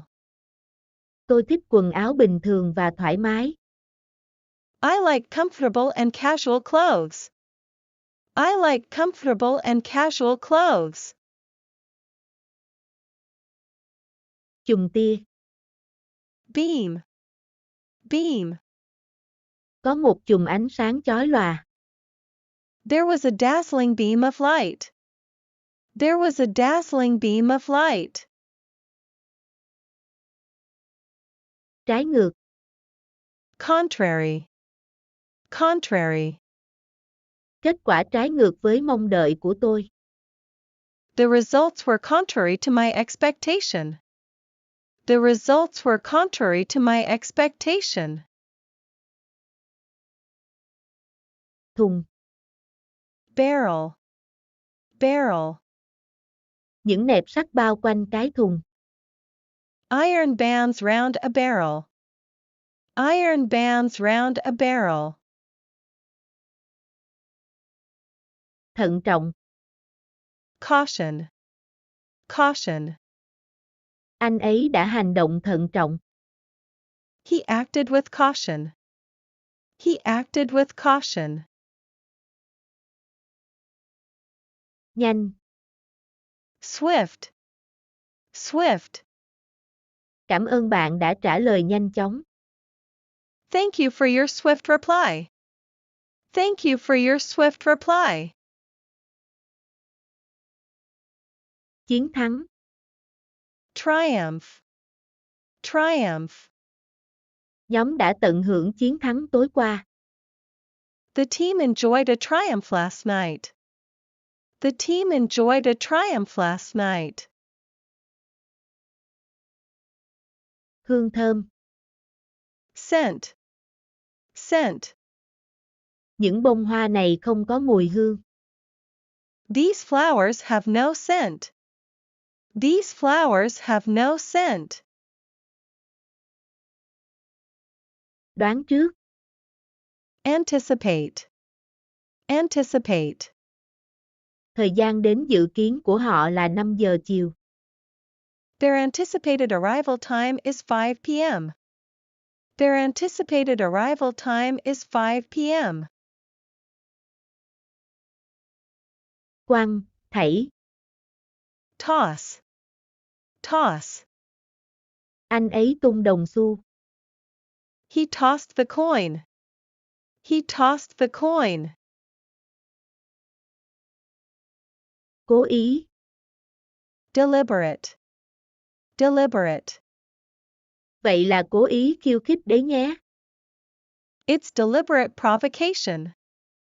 It's deliberate provocation. Dẻ. Rag. Rag. Tôi giữ những miếng dẻ này để lau xe. I keep these rags for cleaning the car. I keep these rags for cleaning the car. Phát nổ. Explode. Explode. Pháo hoa nổ trên tay cậu ấy. The firework exploded in his hand. The firework exploded in his hand. Hòa tan. Dissolve. Dissolve. Muối hòa tan trong nước. Salt dissolves in water. Salt dissolves in water. Buộc chặt. Fasten. Fasten. Hãy thắt dây an toàn. Fasten your seat belt. Fasten your seat belt. Vi trùng. Germ. Germ. Chất khử trùng giết chết vi trùng. Disinfectant kills germs. Disinfectant kills germs. Rải. Scatter. Scatter. Họ rải tro cốt của anh ấy trên biển. They scattered his ashes at sea.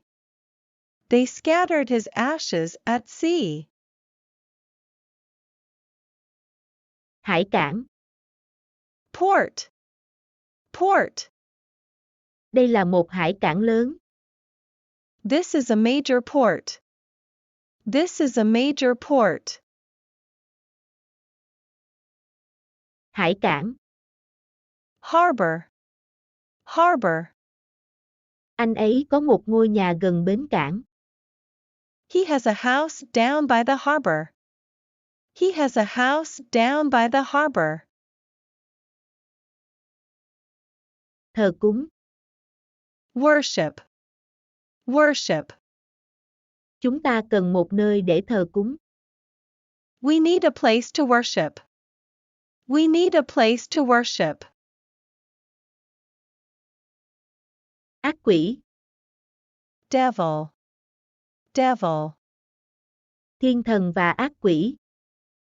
Angel and devil. Angel and devil. Tàu. Vessel.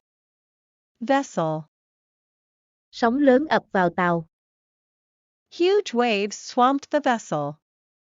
Huge waves swamped the vessel. Đài phun nước. Fountain. Fountain. Tôi ném đồng xu vào đài phun nước. I throwed a coin into the fountain. I throwed a coin into the fountain. Cảnh sát trưởng. Sheriff. Sheriff. Ông ấy được bầu làm cảnh sát trưởng. He was elected sheriff. He was elected sheriff. Vị đắng. Bitter. Bitter. Đồ uống có vị đắng. The drink tasted bitter. The drink tasted bitter. Thi hành. Enforce. Enforce. Các quy tắc đã được thi hành nghiêm ngặt. The rules were strictly enforced. The rules were strictly enforced. Chảy mồ hôi. Sweat. Sweat. Anh đổ mồ hôi đầm đìa. He was sweating profusely. He was sweating profusely. Hành trình. Voyage. Voyage. Họ bắt đầu hành trình vòng quanh thế giới. They set off on their voyage around the world. They set off on their voyage around the world. Trên máy bay, trên tàu. Aboard. Aboard. Họ chào đón chúng tôi trên máy bay. They welcomed us aboard. They welcomed us aboard. Trôi dạt. Drift. Drift. Mây trôi ngang trời. Clouds drifted across the sky. Clouds drifted across the sky. Triệu phú. Millionaire. Millionaire. Cô ấy là một triệu phú. She's a millionaire. She's a millionaire. Thống nhất. Unify. Unify. Ông mong thống nhất đất nước. He hopes to unify the country. He hopes to unify the country. Cư ngụ. Inhabit. Inhabit. Nhiều loài động vật sống trong rừng. Many animals inhabit forests. Many animals inhabit forests. Giật mình. Startle. Startle. Tôi không có ý làm bạn giật mình. I didn't mean to startle you. I didn't mean to startle you. Liên kết. Bond. Bond. Chúng tôi bắt đầu gắn bó với nhau. We begin to bond together. We begin to bond together. To lớn, đồ sộ. Massive. Massive. Ngôi nhà của họ rất đồ sộ. Their house is massive. Their house is massive. Ưu tiên. Priority. Priority. Giáo dục là ưu tiên hàng đầu. Education is a top priority. Education is a top priority. Sang trọng. Luxury. Luxury. Anh ấy sống trong khách sạn sang trọng. He lives in luxury hotel. He lives in luxury hotel. Vương miện. Crown. Crown. Nhà vua đội vương miện vàng. The king wore a gold crown. The king wore a gold crown. Chất xơ. Fiber. Fiber. Trái cây sấy khô đặc biệt giàu chất xơ. Dried fruits are especially high in fiber. Dried fruits are especially high in fiber. Khởi hành. Departure. Departure. Anh ấy khởi hành vội vã. He made a hasty departure. He made a hasty departure. Đầu bếp. Chef. Chef. Em gái tôi là một đầu bếp. My sister is a chef. My sister is a chef. Cam đoan. Assure. Assure. Tôi có thể cam đoan với bạn. I can assure you. I can assure you. Hoảng loạn. Panic. Panic. Họ đang trong tình trạng hoảng loạn. They were in a state of panic. They were in a state of panic. Kinh khủng. Horrible. Horrible. Anh tỉnh dậy sau cơn ác mộng kinh hoàng. He woke from a horrible nightmare. He woke from a horrible nightmare. Hoàng đế. Emperor. Emperor. Đó là lăng mộ của Hoàng đế Trung Quốc. It is the tomb of the Emperor of China. It is the tomb of the Emperor of China. Thực tập sinh. Apprentice. Apprentice. Anh ấy là thợ sửa ống nước thực tập. He is a plumber's apprentice. He is a plumber's apprentice. Áo choàng. Robe. Robe. Các thẩm phán mặc áo choàng đen. Judges wear black robes. Judges wear black robes. Băng bó. Bandage. Bandage. Bạn nên băng vết thương này lại. You should bandage this wound. You should bandage this wound. Siêng năng. Diligent. Diligent. Tom là một học sinh siêng năng. Tom is a diligent student. Tom is a diligent student. Bất lịch sự. Impolite. Impolite.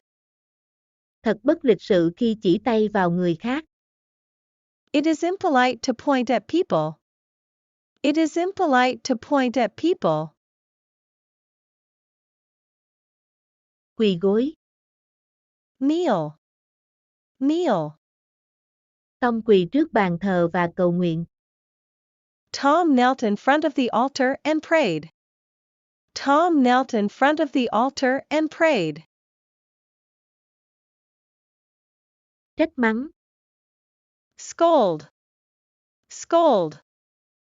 Mẹ mắng tôi làm vỡ cái bình hoa. My mom scolded me for breaking the vase. My mom scolded me for breaking the vase.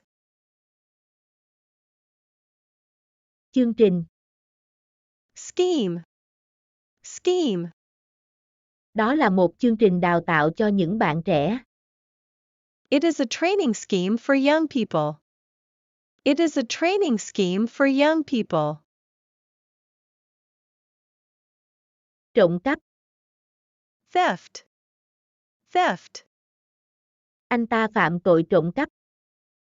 He committed theft. He committed theft. Việc thường làm. Routine. Routine. Thể dục là một phần thời gian biểu của tôi. Exercise has become part of my daily routine. Exercise has become part of my daily routine. Đường kính. Diameter. Diameter. Chiếc gương có đường kính 20 cm. The mirror is 20 centimeters in diameter. The mirror is 20 centimeters in diameter. Mảnh mai. Slim. Slim. Cô ấy có thân hình mảnh mai đáng yêu. She has a lovely slim figure. She has a lovely slim figure. Mùa gặt. Harvest. Harvest. Nông dân năm nay được mùa. Farmers had a good harvest this year. Farmers had a good harvest this year. Chín. Ripe. Ripe. Trái cây được hái trước khi chín. The fruit is picked before it turns ripe. The fruit is picked before it turns ripe. Hạt. Nut. Nut. Tôi bị dị ứng với các loại hạt. I'm allergic to nuts. I'm allergic to nuts. Vui vẻ. Merry. Merry. Chúc Giáng sinh vui vẻ. Have a Merry Christmas. Have a Merry Christmas. Ban phước. Bless. Bless. Chúa phù hộ bạn. God bless for you. God bless for you. Khai thác. Exploit. Exploit. Chúng ta phải khai thác các nguồn lực. We must exploit the resources. We must exploit the resources. Bếp. Stove. Stove. Đừng quên tắt bếp. Don't forget to turn off the stove. Don't forget to turn off the stove. Nướng, quay. Roast. Roast. Họ ăn gà nướng cho bữa tối. They ate roast chicken for dinner. They ate roast chicken for dinner. Ngũ cốc. Cereal. Cereal. Bạn muốn ngũ cốc hay trứng? Do you want cereal or eggs? Do you want cereal or eggs? Vui vẻ. Cheerful. Cheerful. Cô ấy vui vẻ và tràn đầy năng lượng. She is cheerful and full of energy. She is cheerful and full of energy. Nạn đói. Famine. Famine. Nhiều người đang đương đầu với nạn đói. Many people are now facing famine. Many people are now facing famine. Việc. Affair. Affair. Hãy lo việc của bạn đi đã. Mind your own affair. Mind your own affair. Ngăn nắp. Tidy. Tidy. Ngôi nhà của chúng tôi gọn gàng và ngăn nắp. Our house is neat and tidy. Our house is neat and tidy. Sự riêng tư. Privacy. Privacy. Tôi tôn trọng sự riêng tư của bạn. I respect your privacy. I respect your privacy. Công bằng. Justice. Justice. Pháp luật dựa trên các nguyên tắc công bằng. Laws based on the principles of justice. Laws based on the principles of justice. Tiệm thuốc. Pharmacy. Pharmacy. Anh ấy làm việc trong một tiệm thuốc. He works in a pharmacy. He works in a pharmacy. Tự do. Liberty. Liberty. Cô ấy có nguy cơ bị mất tự do. She is in danger of losing her liberty. She is in danger of losing her liberty. Văn học. Literary. Literary. Ông ấy là một nhà phê bình văn học. He is a literary critic. He is a literary critic. Viên thuốc. Pill. Pill. Uống 3 viên mỗi ngày sau bữa ăn. Take 3 pills daily after meals. Take 3 pills daily after meals. Bồi thẩm đoàn. Jury. Jury. Chỉ có một phụ nữ trong bồi thẩm đoàn. There was only one woman on the jury. There was only one woman on the jury. Nghề làm báo. Journalism. Journalism. Nghề làm báo có nhiều khó khăn. Journalism has a lot of difficulties. Journalism has a lot of difficulties. Hình phạt. Punishment. Punishment. Hình phạt cho hành vi trộm cắp là gì? What is the punishment for theft? What is the punishment for theft? Lát cắt. Slice. Slice. Cắt thịt thành lát mỏng. Cut the meat into thin slices. Cut the meat into thin slices. Rơm rạ. Straw. Straw. Con chuột trốn trong đống rơm. The rat hid in the straw. The rat hid in the straw. Hợp lý. Sensible. Sensible. Lời khuyên đó nghe có vẻ hợp lý. That advice sounds sensible enough. That advice sounds sensible enough. Nỗi buồn. Sorrow. Sorrow. Tôi không thể che giấu nỗi buồn của tôi. I couldn't hide my sorrow. I couldn't hide my sorrow. Sưng lên. Swell. Swell. Bàn chân cô ấy sưng lên. Her feet swelled up. Her feet swelled up. Khen ngợi. Compliment. Compliment. Cảm ơn lời khen của bạn. Thanks for your compliment.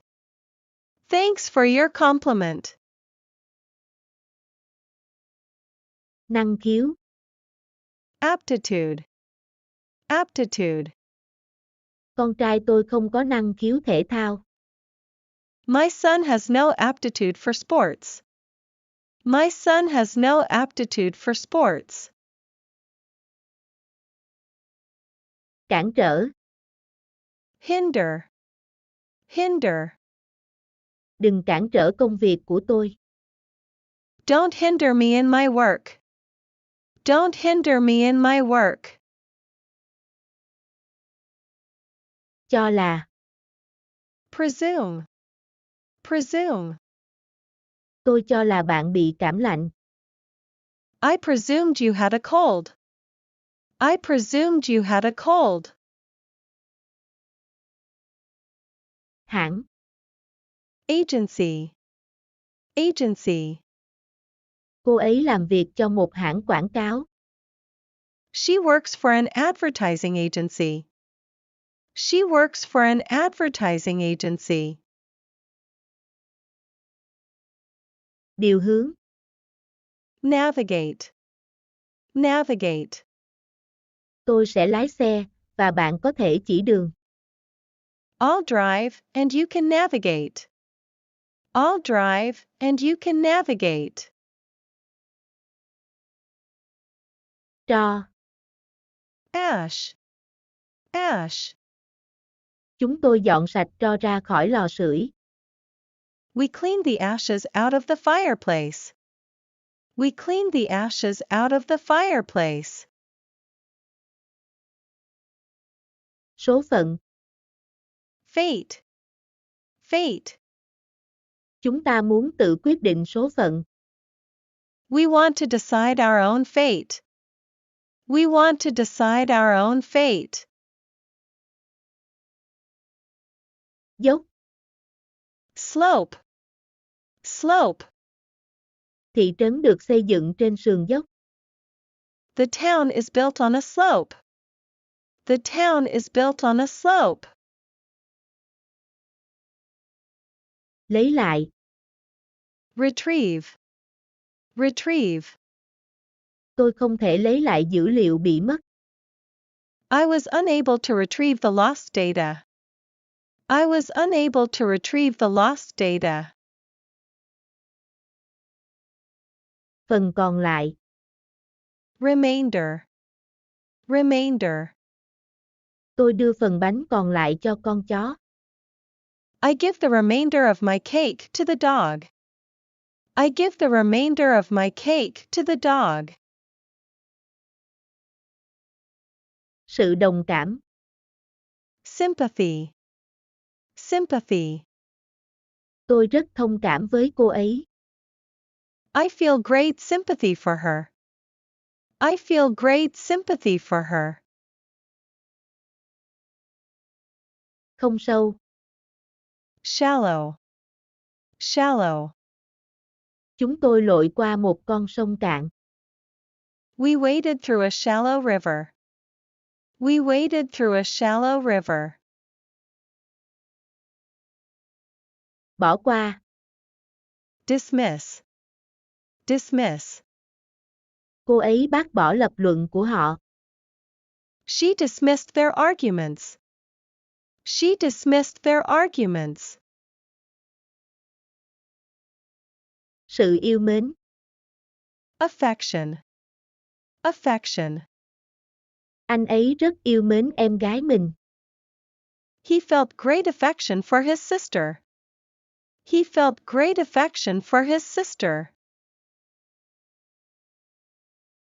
Khổ sở, Miserable. Miserable. tôi đã trải qua một cuối tuần khốn khổ. I spent a miserable weekend. I spent a miserable weekend. Đi lang thang, Wander. Wander. họ đang đi lang thang ngoài phố. They are wandering about the streets. They are wandering about the streets. Giam, Confine. Confine. con chó bị giam trong một cái chuồng lớn. The dog was confined in a large pen. The dog was confined in a large pen. Phun trào, Erupt. Erupt. núi lửa có thể phun trào bất cứ lúc nào. The volcano could erupt at any time. The volcano could erupt at any time. Bắt nguồn, Originate. Originate. từ này có nguồn gốc từ một thuật ngữ tiếp thị. This word originated as a marketing term.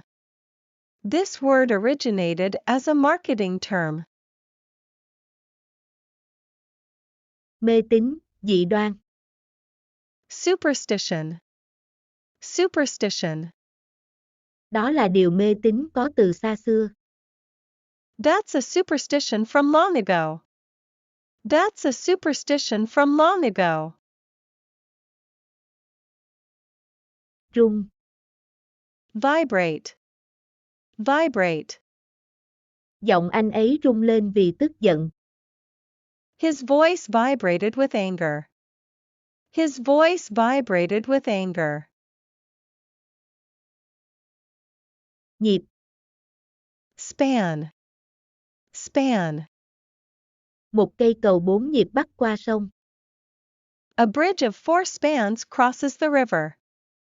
A bridge of 4 spans crosses the river.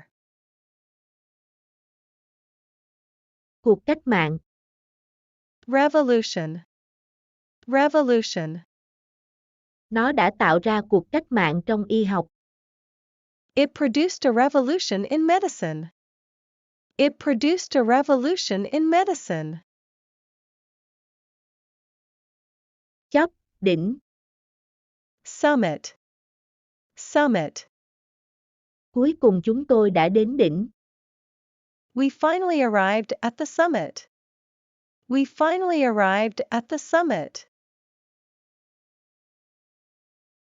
Sản lượng. Yield.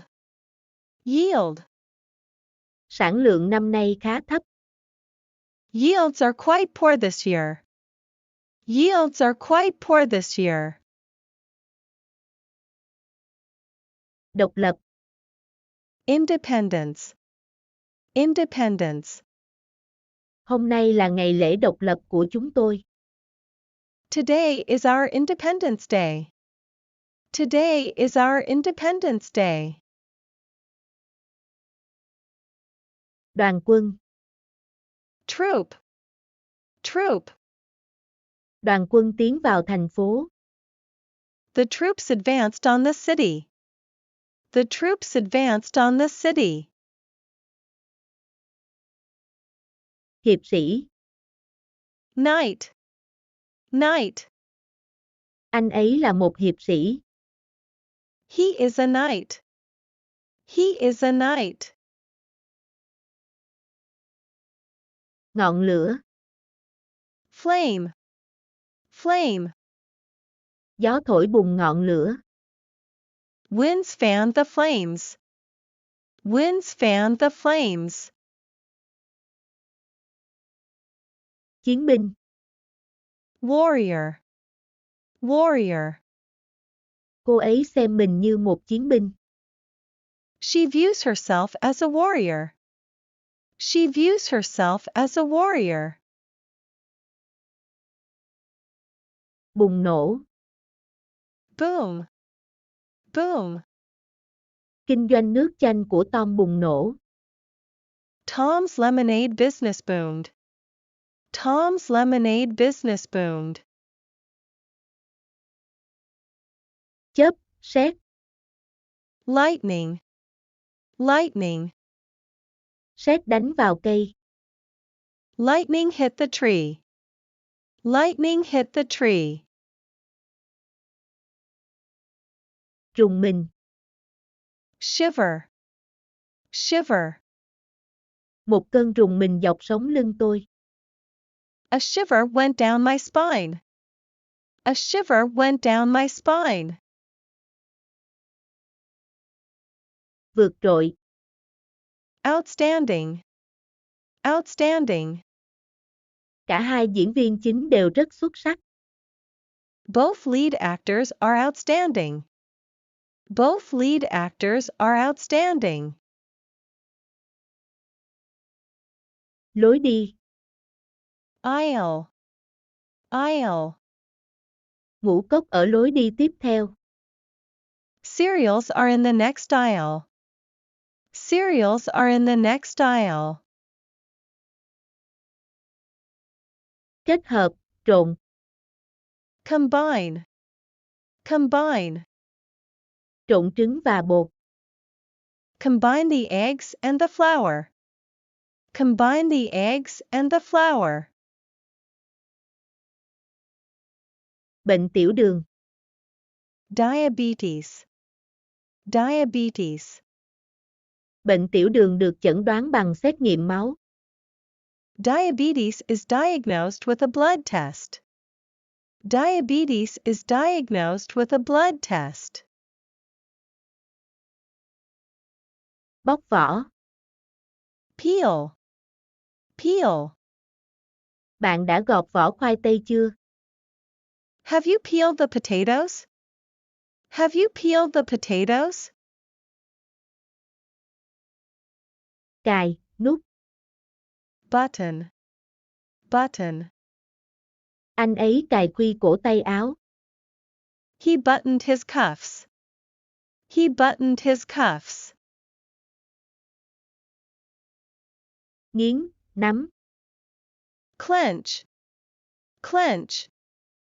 Anh ấy nghiến răng. He clenched his teeth. He clenched his teeth. bao phủ. Cover. Cover. Anh ấy đắp chăn cho tôi. He covered me up with a blanket. He covered me up with a blanket. Xoăn. Curly. Curly. Anh ấy có mái tóc xoăn. He has curly hair. He has curly hair. Liếm. Lick. Lick. Anh ta liếm môi. He licked his lips. He licked his lips. Lúng túng. Embarrassed. Embarrassed. Trông anh ấy hơi ngượng ngùng. He looked a little embarrassed. He looked a little embarrassed. Kéo. Pull. Pull. Anh ấy kéo ghế ra cho tôi. He pulled out a chair for me. He pulled out a chair for me. Trả lại. Return. Return. Anh ấy đã trả lại đồng hồ cho tôi. He returned my watch. He returned my watch. Nhét vào, dúi vào. Slip. Slip. Anh xỏ chiếc nhẫn vào ngón tay cô. He slipped the ring on her finger. He slipped the ring on her finger. Vuốt ve. Stroke. Stroke. Ông ta trầm ngâm vuốt cằm. He stroked his chin thoughtfully. He stroked his chin thoughtfully. Giàu có. Wealthy. Wealthy. Cậu ấy sinh ra trong một gia đình giàu có. He was born into a wealthy family. He was born into a wealthy family. Thuộc về bố. Paternal. Paternal. Ông nội của cô đã 80 tuổi. Her paternal grandfather is 80-year-olds. Her paternal grandfather is 80-year-olds. Nhồi nhét. Cram. Cram. Tủ quần áo của cô chất đầy váy. Her wardrobe was crammed full of dresses. Her wardrobe was crammed full of dresses. Làm cong. Curve. Curve. Miệng cô ấy cong lên thành một nụ cười. Her mouth curved into a smile. Her mouth curved into a smile. Xiên, xéo. Ask you. Ask you. Cà vạt của anh ta bị lệch. His tie was askew. His tie was askew. Tóm tắt. Briefly. Briefly. Tôi giới thiệu sơ qua về anh ấy với bố mẹ tôi. I briefly introduced him to my parents. I briefly introduced him to my parents. Người quen. Acquaintance. Acquaintance. Tôi tình cờ gặp một người quen trong thị trấn. I bumped into an acquaintance in town. I bumped into an acquaintance in town. Đắt tiền. Expensive. Expensive. Tôi thấy thức ăn rất đắt. I found the food very expensive. I found the food very expensive. Vết bầm tím. Bruise. Bruise. Tôi có một vết bầm tím lớn trên chân. I had a big bruise on my leg. I had a big bruise on my leg. Một chồng. Pile. Pile. Tôi ôm một chồng sách trên tay. I had a pile of books in my arms. I had a pile of books in my arms. Bất ngờ.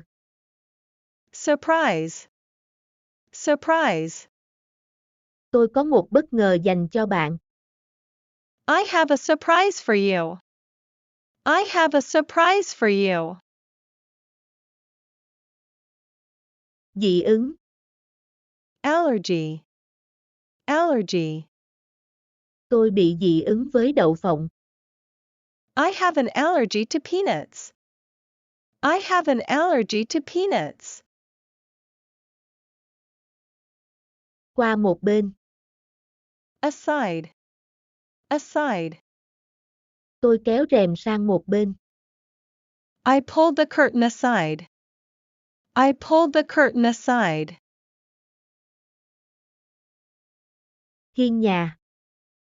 Porch. Porch. Tôi ngồi ngoài hiên sau bữa trưa. I sat out on the porch after lunch. I sat out on the porch after lunch. Hoài nghi. Disbelief. Disbelief. Tôi lắc đầu không tin. I shook my head in disbelief. I shook my head in disbelief. Vấp ngã. Trip. Trip. Tôi vấp phải tấm thảm. I tripped over the rug. I tripped over the rug. Cứng.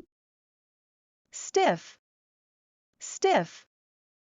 Tôi thức dậy với một cái cổ cứng đơ. I woke up with a stiff neck. I woke up with a stiff neck. Mơ hồ. Confuse. Confuse. Tôi bối rối bởi toàn bộ sự việc. I'm confused by the whole thing. I'm confused by the whole thing. Họng. Throat. Throat. Tôi bị đau họng. I've got a sore throat. I've got a sore throat. Thoải mái. Comfortable. Comfortable. Đó là một căn phòng thoải mái. It's such a comfortable room. It's such a comfortable room. Xung đột. Conflict. Conflict. Kim thường xuyên xung đột với Tom. Kim often comes into conflict with Tom. Kim often comes into conflict with Tom. Lủng lẳng. Dangly. Dangly. Kim đeo một đôi hoa tai lủng lẳng. Kim wore a pair of dangly earrings. Kim wore a pair of dangly earrings. Về hưu. Retire. Retire. Hầu hết nhân viên nghỉ hưu ở tuổi 60. Most employees retire at 60. Most employees retire at 60. Đau nhức. Ache. Ache. Chân tôi đang đau nhức. My feet are aching. My feet are aching. Bệnh sởi. Measles. Measles. Một trong những đứa trẻ mắc bệnh sởi. One of the children got the measles. One of the children got the measles. Hen suyễn. Asthma. Asthma. Hay anh ấy lên cơn hen suyễn. Or he has an asthma attack. Or he has an asthma attack. Hâm nóng lại. Reheat. Reheat. Hâm nóng chúng lại trong lò vi sóng. Reheat them in the microwave oven. Reheat them in the microwave oven. Xỉu, ngất. Faint. Faint. Cô ấy gần như ngất đi vì sốc. She almost fainted with shock. She almost fainted with shock. Nhuộm. Dye. Dye. Cô ấy nhuộm tóc vàng. She dyed her hair blonde. She dyed her hair blonde. Dần dần. Gradually. Gradually. Cô ấy dần tự tin hơn. She gradually grew more confident. She gradually grew more confident. Nhìn chằm chằm. Stare. Stare. Cô ấy nhìn chằm chằm khuôn mặt mình trong gương. She stared at her face in the mirror. She stared at her face in the mirror. Chữa khỏi. Cure. Cure. Cô ấy đã khỏi bệnh một cách thần kỳ. She was miraculously cured. She was miraculously cured. Một cách tự nhiên. Naturally. Naturally. Cô ấy đẹp một cách tự nhiên. She was naturally beautiful. She was naturally beautiful. Triệu chứng. Symptom. Symptom. Các triệu chứng bao gồm ho và sốt. Symptoms include cough and fever. Symptoms include cough and fever. Bụi bặm. Dusty. Dusty. Cái đèn bàn đó bụi bẩn quá. That table lamp is so dusty. That table lamp is so dusty. Cấy, ghép.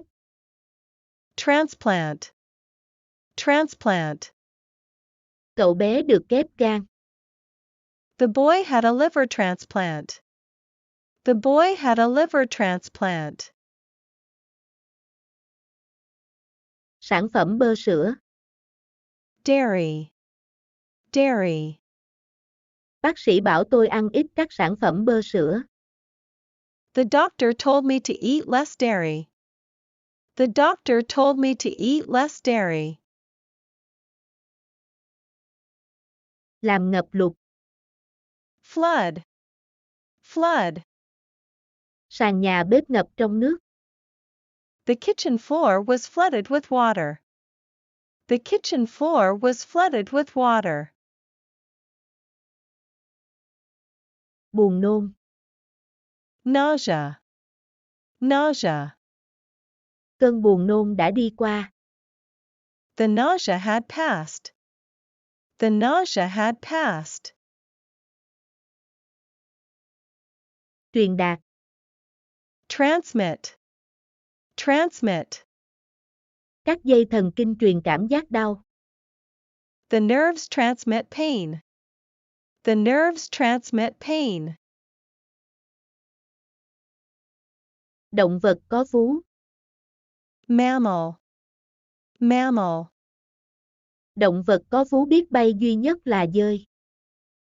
The only flying mammal is the bat. The only flying mammal is the bat. Mắc kẹt. Stuck. Stuck. Các bánh xe bị mắc kẹt trong bùn. The wheels were stuck in the mud. The wheels were stuck in the mud. Tiếng gõ cửa. Knock. Knock.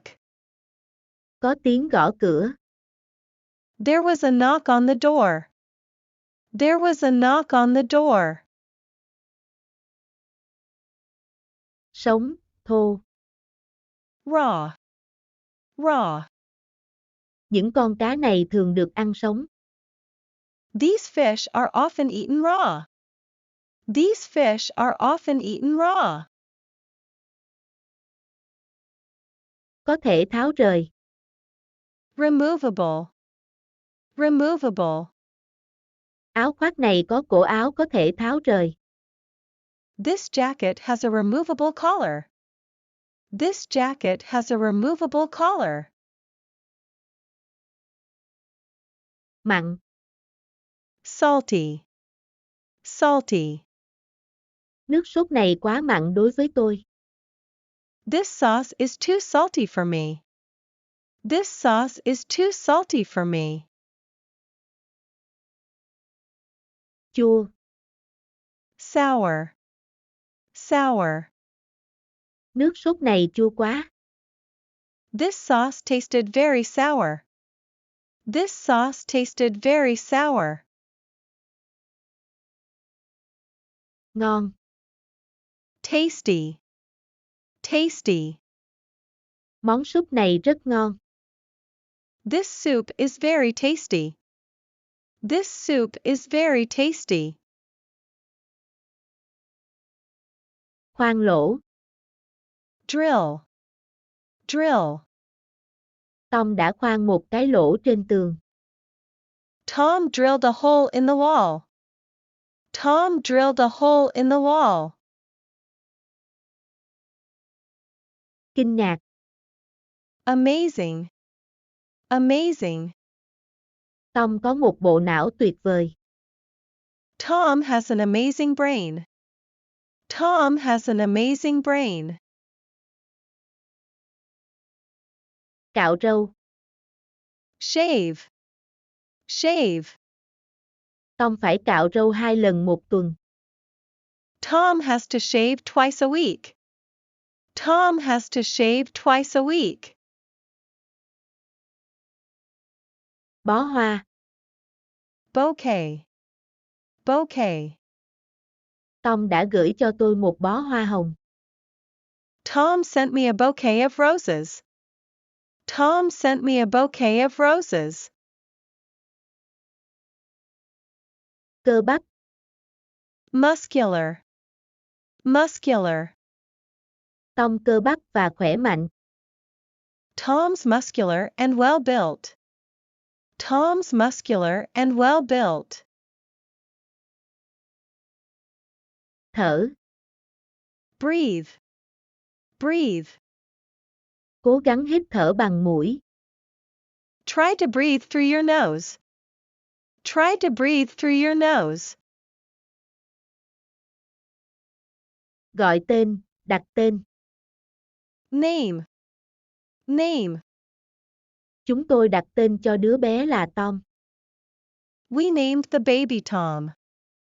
We named the baby Tom. Thịt bò khô. Jerky. Jerky. Khô bò cay của bạn rất ngon. Your spicy beef jerky was delicious. Your spicy beef jerky was delicious.